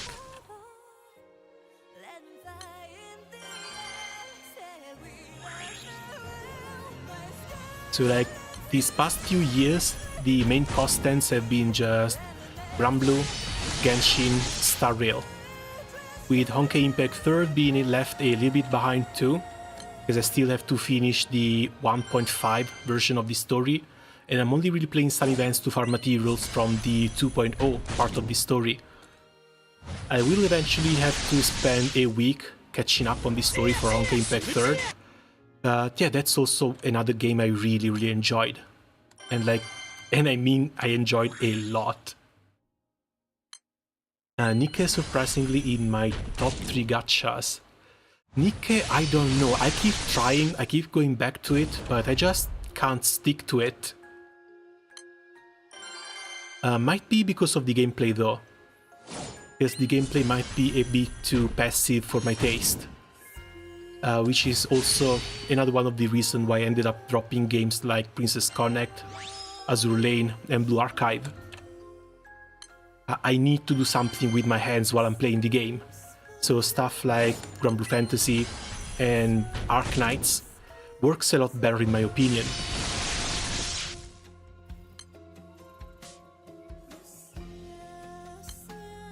I could give you a link to a better tutorial if you want. You're referring to Limbus Company, right?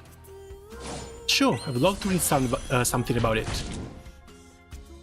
That's the other section in Discord though, for other gacha games. Feel free to post it there. I'll check it out once I'm done with the Northern fight.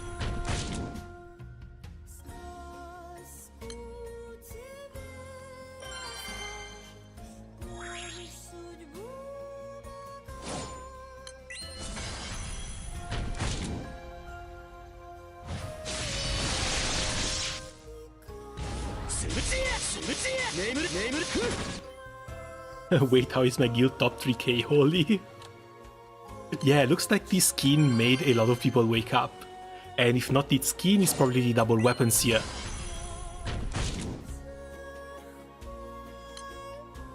I blame the Nightmare 90s. Nightmare 90s plus Eresh. This thing goes way too fast. Even faster than the Light Guild War. And we've seen how crazy these scores were in that.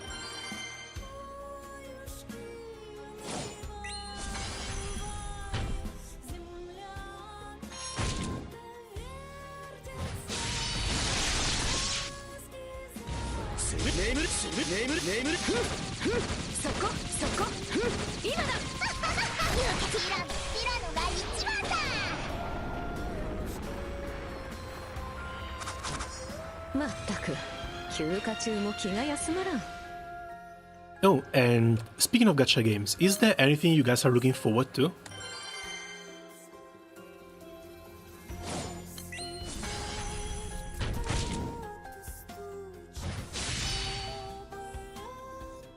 I can't fathom non-Irish Evers. Hey, up until a few hours ago, I was one of those people too.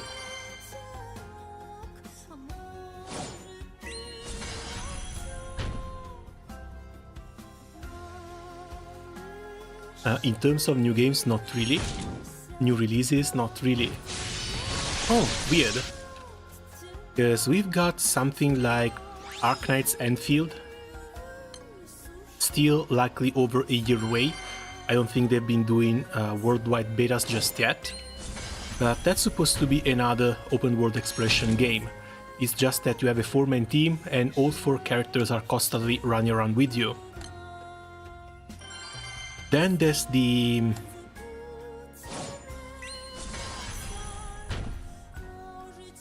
not Neural Cloud. The Dolls one. How is it called?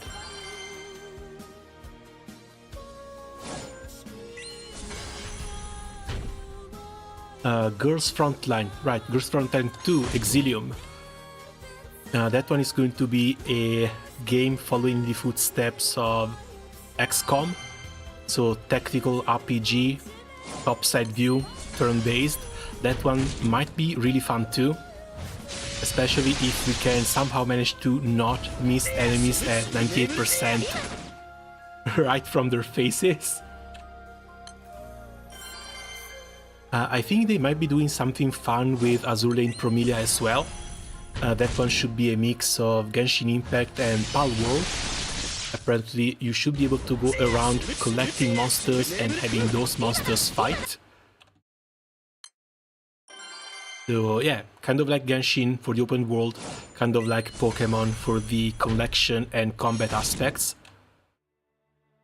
And I hear people are excited for Snowbreak as well. Apparently that game lost the E rating and it's going for an R18 clean. Just delving completely deeper into the fan service and basically releasing as close as nude mods as they can. Looking forward to the Nikke summer units. If the leaks are true, we're reading good.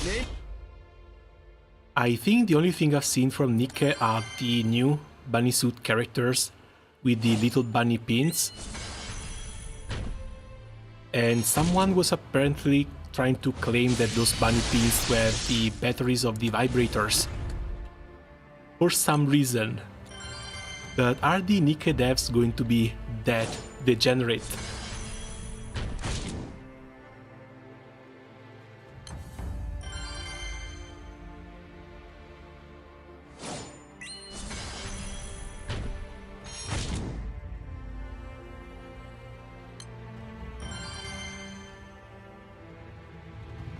Yes, they are. They're badges, but they're definitely made to look like vibrators. I think we might need to put some of these devs into a room and see who comes out alive. Because we've got the Nikke devs on one side, we got the Azur Lane devs on the other, who have been releasing skins that are basically nude characters at this point. Barely covered by a towel, as well as the Snowbreak devs.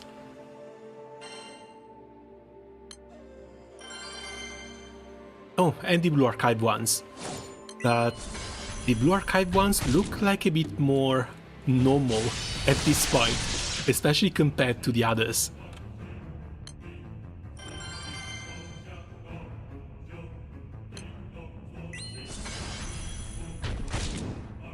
To compete with Azur Lane, possibly. Yeah, it looks like Granblue Fantasy as well has been trying to compete with Azur Lane. Mainly because of one, as well as Yucatan Armea being the other one. These two releases were just completely unfair.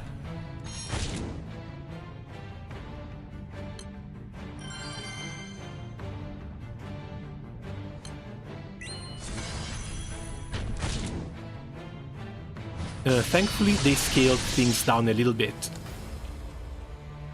Because, I don't know, like, horny is fine, but too much horny tends to be a bit detrimental.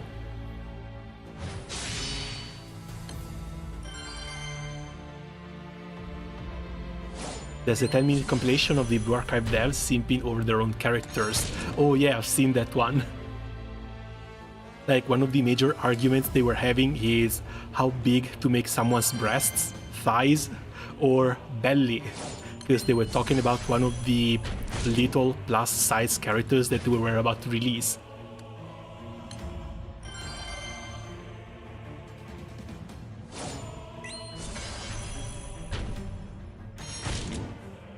Yukata Anila as well. Oh yeah, that's yet another +1.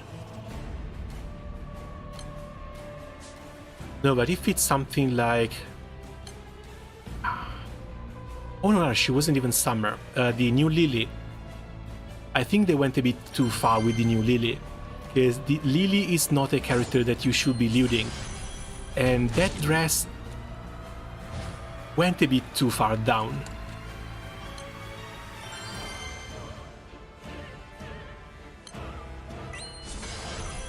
Now, hey, mind you, I'm not a Puritan. I'm as much a degenerate as anyone else around here. But I still like some of my characters to be a bit more tasteful, let's say.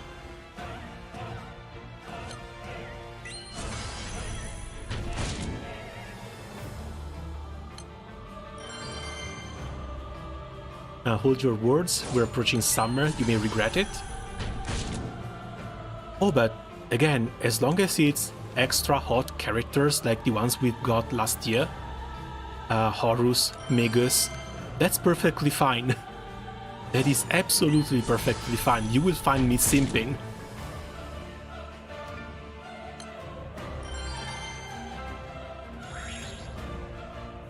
And these two, these might be fine, but again, in moderation.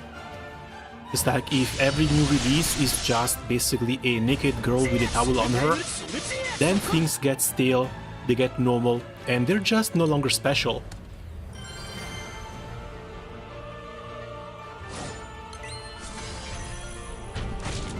Which is why I would want them to keep this stuff to a minimum.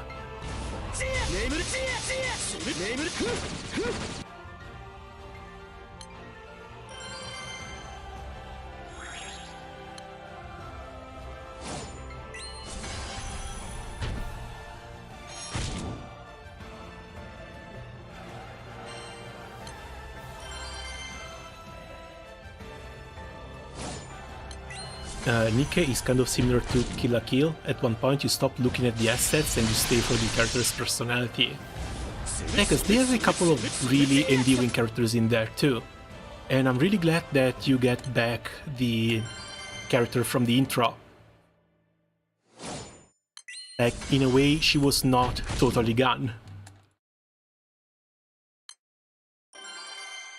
Not to mention the little free skin they gave for her, Modernia, was seriously cute. Like, nothing but a shirt on, just the perfect amount of horny, and the little Captain plushie that she snuggles. That's far too cute.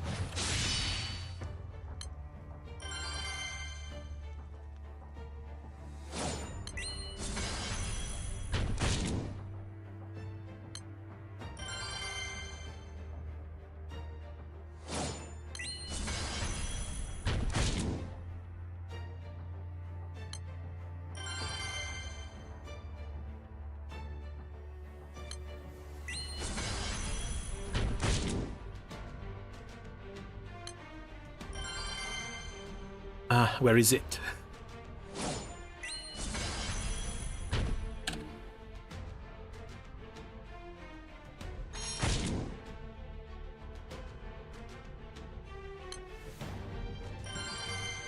You should read the April Fool's event. Oh right, I've seen that they've been doing the side story stuff there too, right? Some of the events become permanent after a while.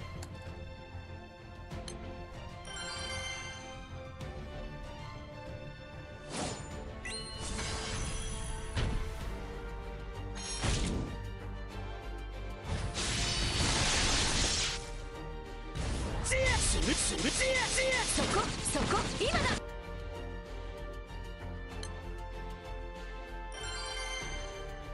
Oh god, it should be fine to show this on YouTube.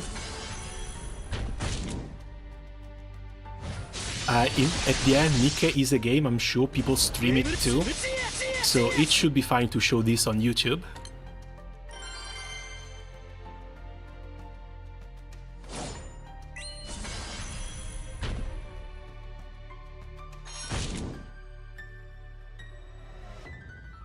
But yeah, this one, I really like the skin. The little plushie especially. And this all goes with the animation where she snuggles it too. That's way too freaking cute. And how can you say no to a smile like that?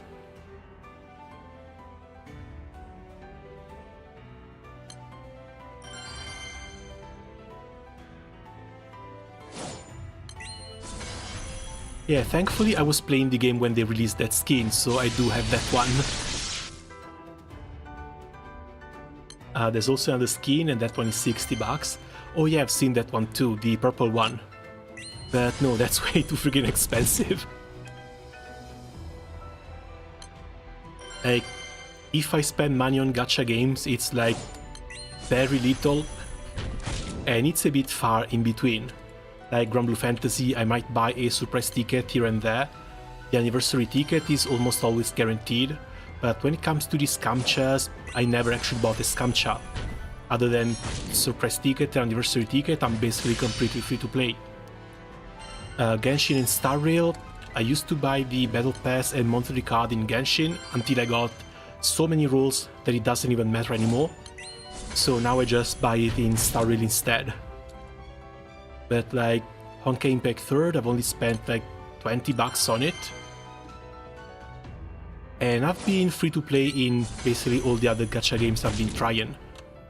Mostly because at a certain point, if you're careful with the way you invest into units, there's no real need to even spend money. Which makes some of these free-to-play games really more enjoyable.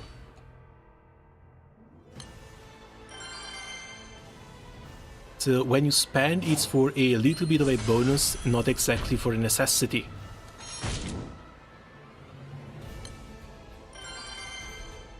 Okay, 10,000 meat.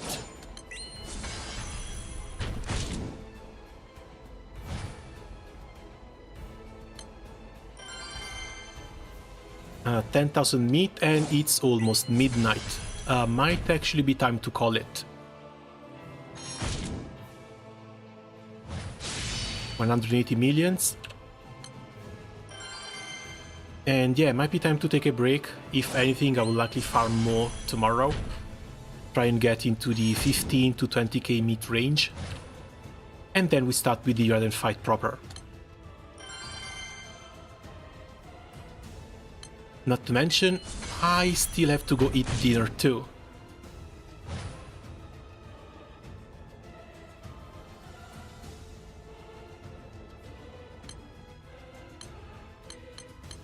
Okay, MC Skin Doko.